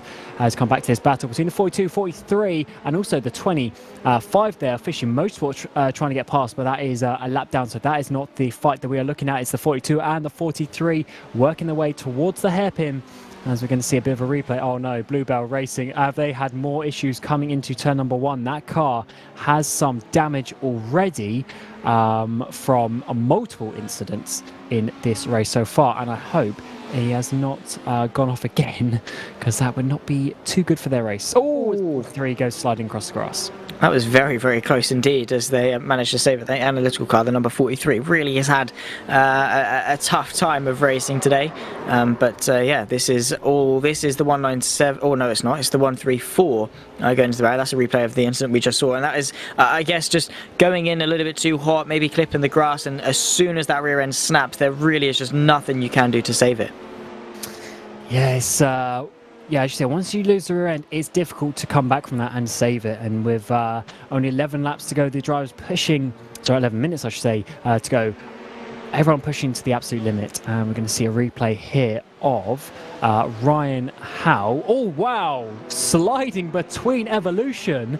That could have been huge for Evolution there. That would have been a bowling moment, trying to get them out, and the 43 locking all 4 wheels for a moment of time, now going towards the outside as we come through the tri-oval section of the track. We've seen this multiple times, but you've got to get the nose down towards turn number 1 to try and make the overtake stick. And unfortunately, I don't think we're going to be able to quite see that, as we're seeing the Summit car also go around the number 56, who's had a few issues today as well. Yeah, unfortunately the K2 car really has had better days as well. The 43 having to keep the 42 at bay for the time being. I'm not entirely sure if this is full position. I don't entirely think it is full position, but still they're having a bit of a fight. But yeah, that is how easy it can be. That could have been Evolution Racing Team's championship done and dusted right there if the Alpha Aggressor car took just slightly more speed going in and just slided a little bit more. Could have really taken him out of contention there, which was definitely going to be a heart in the mouth moment for Riley Preston. But yeah, thankfully for them, they're going to keep it going. And once again, the 56 car, that car very much is still squirrely from underneath them. Oh yeah, this is getting down to the wire. The Evolution number 162 has the number 179 AHU coming behind them. If they lose that position, championship goes where Vendaval. And then Vendaval have the other AHU of the 169 getting on the back of them. And if they lose that position, the championship goes where Evolution. So it is very close in this battle for the GT3s, and getting so tight as we are getting into almost the final 9 minutes of this race. The sun is welling up this morning here at the Daytona. 10 hours almost completed, and we still don't know who's going to win the championship, which is great to see that it's coming down to the wire, and at least in a couple of the categories, which is good to see. So let's see how this battle works out for the LMP2s, as the number 43 of the Analytical Racing Oz esports entry is still leading the way. Yeah, absolutely ahead of the closest car. Full position is this 56 of Tau for the final place inside the top 10. Of course, you do want to end the season on a high, and the top 10 in the prototype category would certainly be a good way to do that. But yeah, I do love this unpredictability, the fact that anything can happen over the course of the final 8 minutes. Of course, they're not going wheel to wheel for it, which is probably the absolute pinnacle of what we could ask for, but still very, very close, still very much keeping us on our toes, which is what we like to see, because because it seems like the P2 and the GT3 AM titles are pretty much as good as over at the moment as the 56 Tau, getting all over the rear end of the Alpha Aggressor racer car of Ryan Howe as he starts his charge towards the 43. These guys fighting so good for these positions, and obviously this is all for position, I believe. So this is literally just what they are trying to get, and not easy. Actually, the 42 I believe might be a lap down. Actually, in hindsight, but yes. Anyway, the 56 trying to get past and can use that 42 as a bit of a slipstream. And that's obviously why he's flashing, to try and keep involved, try and get up into these places. As the 42 there comes into the pit lane, so that takes that one out of the equation. But you can see that Sorono is getting very close here coming into turn 1. Yeah, absolutely, all over the rear end of the analytical car now for P9 in this race. Sorono all over the back of Mogridge in front in that 43, which certainly has seen better days, but still going to try and bring it home for a decent finish inside the top 10. And either way, if they finish ahead or behind of the Summit Sim Sports K2, will be a top 10. But hopefully they can have a bit more of a battle between now and the checkered flag. With 6 minutes and 56 seconds left of Season 2, certainly has been a sensational season, and thankfully it has ended out on such a high, because this race from start to finish has been a race of attrition for a lot of teams. It's had ups and downs for a lot of our championship contenders, and it's also had some very, very good battles like the one we saw a little bit earlier on in the GT3s. Yes, they've given us so much action, and it's great to see, as we see here Ben Cornett leading the way 6.5 minutes ago, and obviously they must be feeling comfortable because Enzo Benito has actually left the server. He's left Ben Cornett to it, and with the 13, almost 14 second lead that they've got, and then even bigger gaps to the cars behind, they've really pulled away at the front of this LMP2 field. But someone who hasn't pulled away is the number 43 at this moment in time. Mogridge is just trying to hold on from this Summit Sim Sport K2 car, number 56, with Sorono in that car at the moment, getting the run towards turn number 1. But as we see, Bluebell Racing even more damage on that car, and 42 laps down, they've really had a day of it, and only a few minutes left until it's over. Yeah, they're going to be wishing to see that check flag. It'll be a sight for sore eyes over at Blue Bar. But again, still, despite having their misfortunes, well, I say misfortunes, that is a very light term in terms of how bad their race has gone today. They're still pressing on and still doing the job at hand. 56 tapping into the back of the analytical, though, and slides out in front of the 101. That could bring the 169 back into contention, as you can see now going through the horseshoe. But the 56, very, very clumsy, just tapping, I think, just going very, very close to the rear end of the analytical car, and then just got too close, had to slam on the brakes, and then that of course locked the rears, which in very sensitive cars like these, it's not what you want to be doing. And how close have either Vendaval or Evolution been how close have they been to being taken out of this race and out of the championship contention? Like, it is really stacking up now, those times where we could have seen everything come apart for those teams. Really, really big moment there, as we've seen the 43 coming out through turn 6. I believe this is on to the straight, but actually not seeing too much that time around. But yeah, the Vendaval car there managing to avoid the crash of the 56, and has got enough time, enough seconds to hold on from the 169, and it looks like that he's going to be able to hold on for now. Didn't lose too much time from that one, but as we said, as it stands, it is in the hands of Evolution, keeping this 4th place ahead of the 197, and Castro hasn't quite caught up to Preston yet, so it looks like he's going to be holding on to that. 4 minutes to go, though. Yeah, still, I mean, we're saying 4 minutes ago, this is the replay what happened, just going a little bit too hot, trying to get past the 101 as well, to stay honest, and then that, of course, and that was very close to actually coming on in front of the 169 as well. But yeah, that is just a clumsy mistake to make, and unfortunately it does happen. But yeah, still, what is this, probably about 2, maybe 3 more laps left of the season, and still unsure as to who's going to win the championship. 4.5 seconds, all it takes is one spin with 3.5 minutes left to go. Yes, it would be heartbreak for the 162, but that really is all it would take at this point. Oh, it's getting close. 3.5 minutes to go, and these teams have gone through the wars today. Really, loads of action on track. Things have changed around so many times, but as it stands, the number 1 LMP2 will be taking the championship, with the number 280 will be taking the GT Am championship, but the GT3 Open championship is between the 101 and the 162.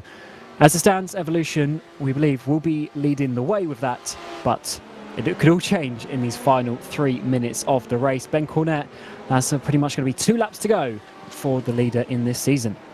Just got to bring it home for the final 2 laps. Just don't do anything silly that would cost you, because if they crash out, I think they certainly would lose the championship. So just got to bring it home, take it nice and easy. Got 12.5 seconds back, has Ben Cornett, so he can take a bit of a chill pill, just bring it home as best he can, and then of course he can celebrate afterwards and have a massive sigh of relief as he brings home the championship, and then of course go and celebrate with his team as they look to secure 2 prototype the LMP2 championships in a row, and they've very thoroughly deserved it in terms of their consistency all throughout the last 6 races. Absolutely, and these teams just given always had an accent there, absolutely everything towards this championship. And when it comes down to the final, literally 2 minutes we are at now, and it is so close. It could go either way. For this GT3 Open class, it is so good to see, and I think the double point certainly added an extra spice to the calculations here for this final race. Yeah, absolutely. As the clock certainly does approach 0, I think we do have to reflect on how good this season has been. From Spa to now, it has just been a story all the way through, with different teams taking the podium, different teams taking the win, different teams very much being towards the sharp end. And that's the beautiful thing about it, about AHU, is the fact it's not just one team running away with it. It's there's a good 3, 4, maybe even 5 teams that can really deliver on their day and give us a fantastic fight, which is being proven today with how we had 3 different teams fighting for 3 spots on the podium. Absolutely, and Ben Cornett now, I didn't quite see, but I think this might be the final lap of the race. I think it could actually be quite close with where it was when he crossed the line. So we will have to see exactly. Just looking, it was literally exactly a lap time. It was 1:33, 1:34 when he crossed the line. So he's going to need to slow down. So I believe this is going to be the final lap, and Zaki certainly controlled the race along with Enzo Benito. They really have been a dynamic duo, absolute power couple in terms of bringing this one home over the course of the last 10 hours. Both of them very accomplished sim racers. Both of them now going to bring it home to bring that AHU number 1 car to its 2nd piece of championship glory. And just hats off to them, because of their consistency, their pace, and their overall racecraft really has shown why they deserve to be champions.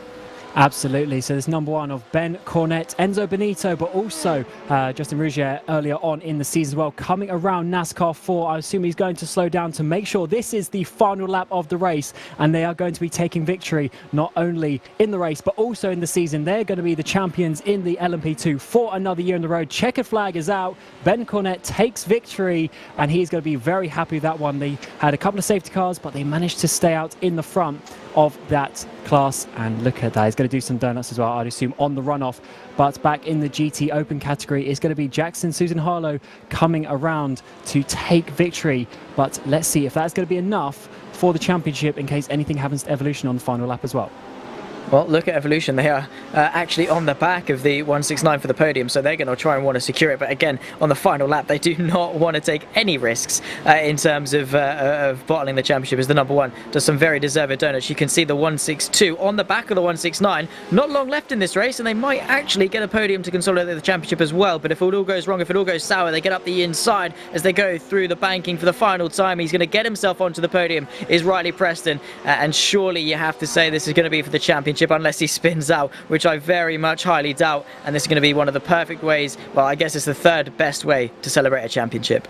Absolutely, he's going to be loving that, getting up onto the podium. That pretty much confirms it as well, although the Vanderbilt white car of Jackson Susan Harlow came across the line to take victory in the GT3 Open, but also Team JDR there coming across the line to take victory in the GT Am category. Josh Mertens coming across the line, so congratulations to them, and they are going to be really happy with that one. 10 hours of racing, but it looks like it is going to be the 280 of the Pulse Racing team team, CM Century, going to be taking victory in the GT season, with Ricky Lindbeck taking home the place there, the third place on the road today. That should be enough for their championship. So the GT Zach, I think, has been a great addition to the season, and it's certainly been a good fight between them as well.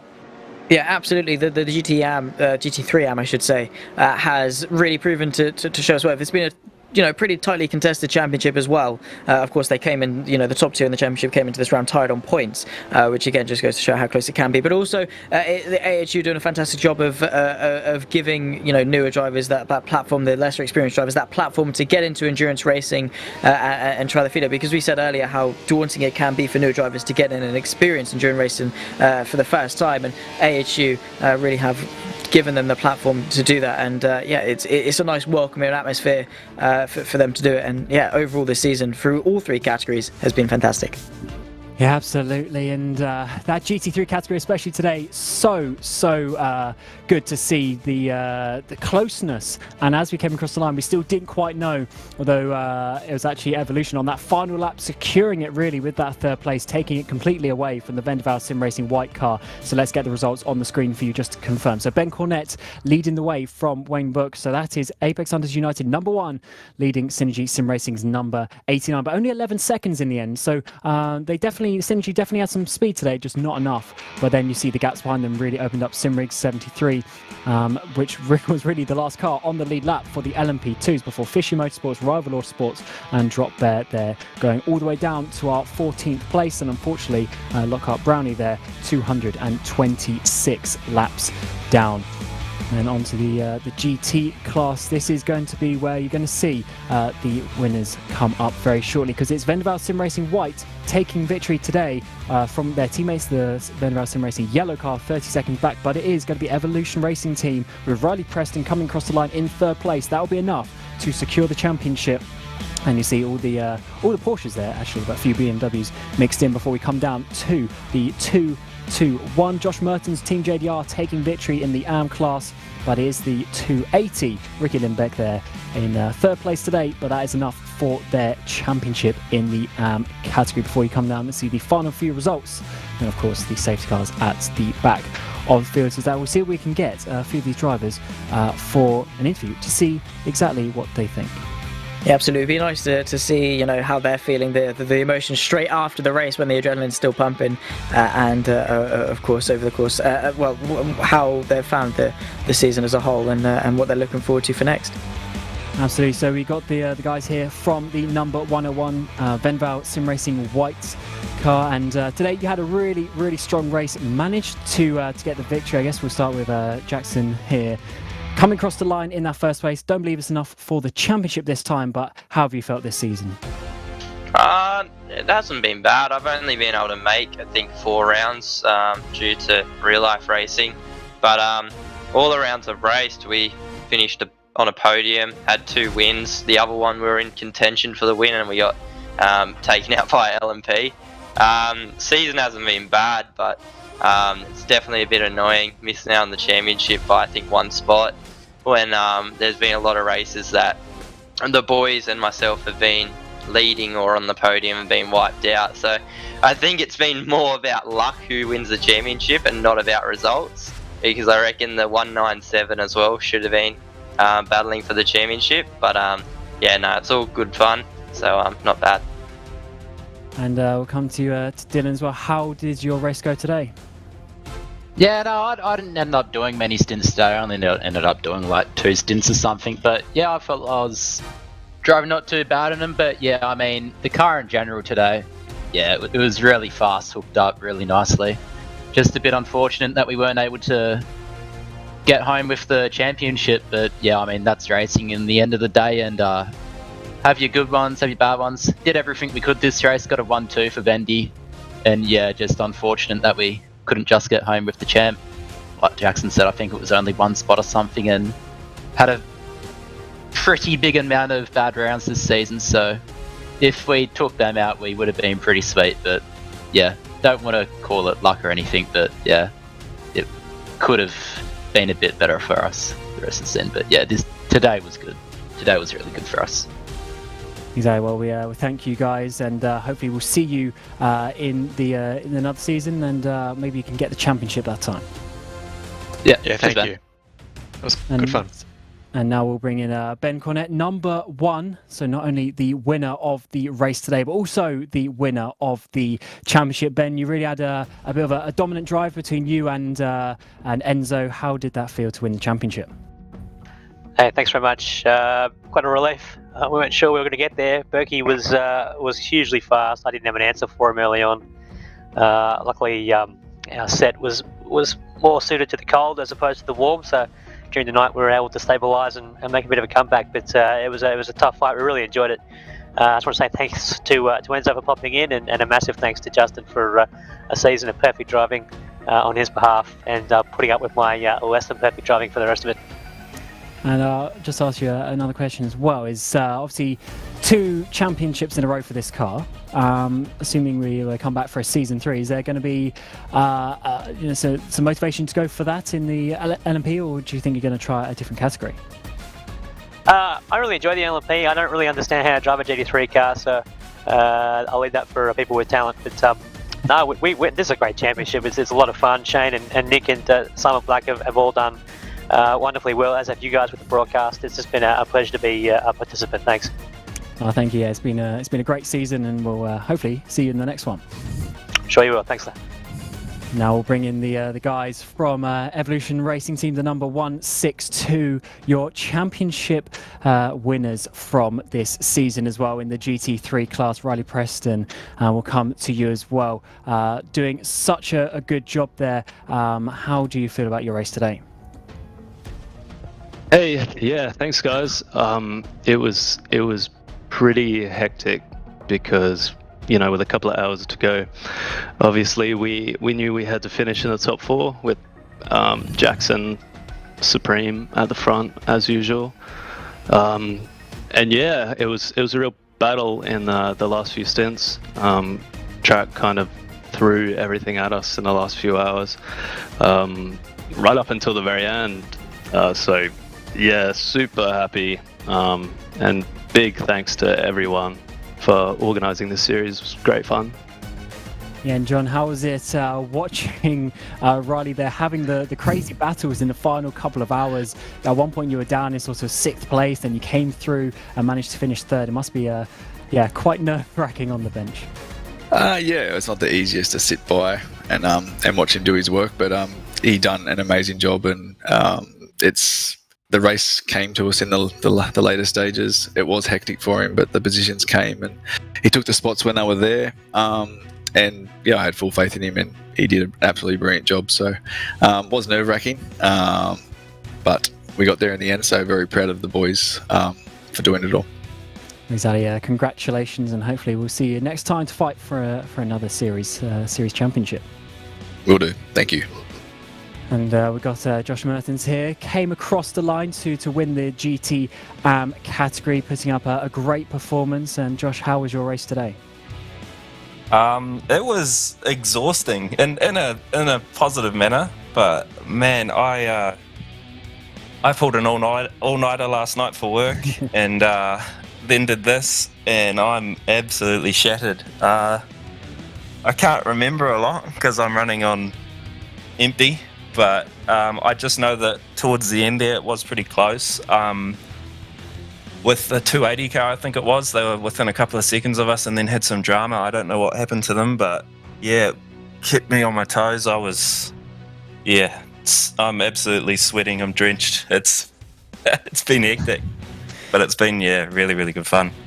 Yeah, it wasn't quite enough for the GT Championship this time around, but should we come around to Season 3, would you be looking to try and go for that, or maybe try and get into the Pro category? Yeah, depending on who, like from the group of boys that we play with that want to do it, I wouldn't be opposed to trying to challenge Pro, but yeah, otherwise either way I'm showing up for the next one because it's been phenomenal, so much fun. Yeah, certainly has, and thank you for coming to say a few words, and a good time to bring in one of the main series organisers, Shane Van Gisbergen, really coming in and bringing this championship to life over the last couple of seasons now. Shane, how do you think it's gone this year? Hey guys, yeah, I was just congratulating all the winners on their championships. I think the double points thing really turned it alive and kept the interest in it all. So yeah, it was pretty cool, but yeah, just stoked. Shame Nick couldn't make the last couple of races because he's put in so much effort as well. But yeah, hope you guys enjoyed it. Thanks for getting up super early your time and commentating on our racing for fun. But yeah, we love it. Thank you. Yeah, it's actually it's a great series. And do you have any sort of plans for another season in the future? Oh, I'd like to do it. Yeah, there's a fair bit too much admin for me. I'd rather just turn up and race. So maybe we'll advertise and see if anyone wants to take over the admin side. Nick and I just made this series because we needed or wanted a series that we could race in ourselves because there was no real good endurance series on at the moment. So if someone wants to run it, they can take it over from us, and we can still help and show everyone how they do it. But I just want a place for everyone to race that is awesome. And it was interesting in that race. It was boring because there was no safety cars, but I think the level of the drivers now and how the etiquette is made it so much better. So I don't know, it might have been boring to commentate because there was no action, but from a driving point of view, it was so much better. No, there were good points of the race. Don't you worry about that. And also, if you're not directly being admin next year, then certainly we thank you for that over the last couple of seasons because it's been a great championship and certainly a good base for someone else to come and help on. So if you are listening to this now, then do maybe get in contact with Shane if you want to get yourself involved for next season. But yeah, thank you guys for the interviews, and just bring Zach back in. And certainly a crazy race in the end there. And it was, it was really down to the wire there in the GT3 Championship. Yeah, absolutely it has. But over the course of the last season, it has been fantastic to watch. And of course, as we always say, massive thank you to Shane and Nick and everyone behind the scenes for putting it on, and all the drivers as well for taking part, because at the end of the day, they're the ones giving us the action and giving us stuff to talk about. But yeah, we just have to give a massive round of applause to I think everyone involved with AHU because of how well it's run and how good the racing is, how fantastic the action is as well. And today certainly proved it. Yes, as Shane said, there wasn't much in terms of wheel-to-wheel action, but in terms of the nail-biting, the anticipation of the championship, it was one to remember and one to really enjoy watching. Exactly, and that pretty much rounds up for Season 2 here of the AHU Endurance by VCO, but we also need to say a big thank you to Grid Engineering, SimLab and Coach Dave Academy as well for helping out along the way, but also Lewis McLeod and Arjuna Kankapati for the first part of the broadcast, then myself, Cameron Roger with Zach Sweeney and Ewan O'Leary to bring you through to the end of the race, but also the end of the season, and hopefully we'll see you in Season 3. But until then, it's a very goodbye and have a nice day.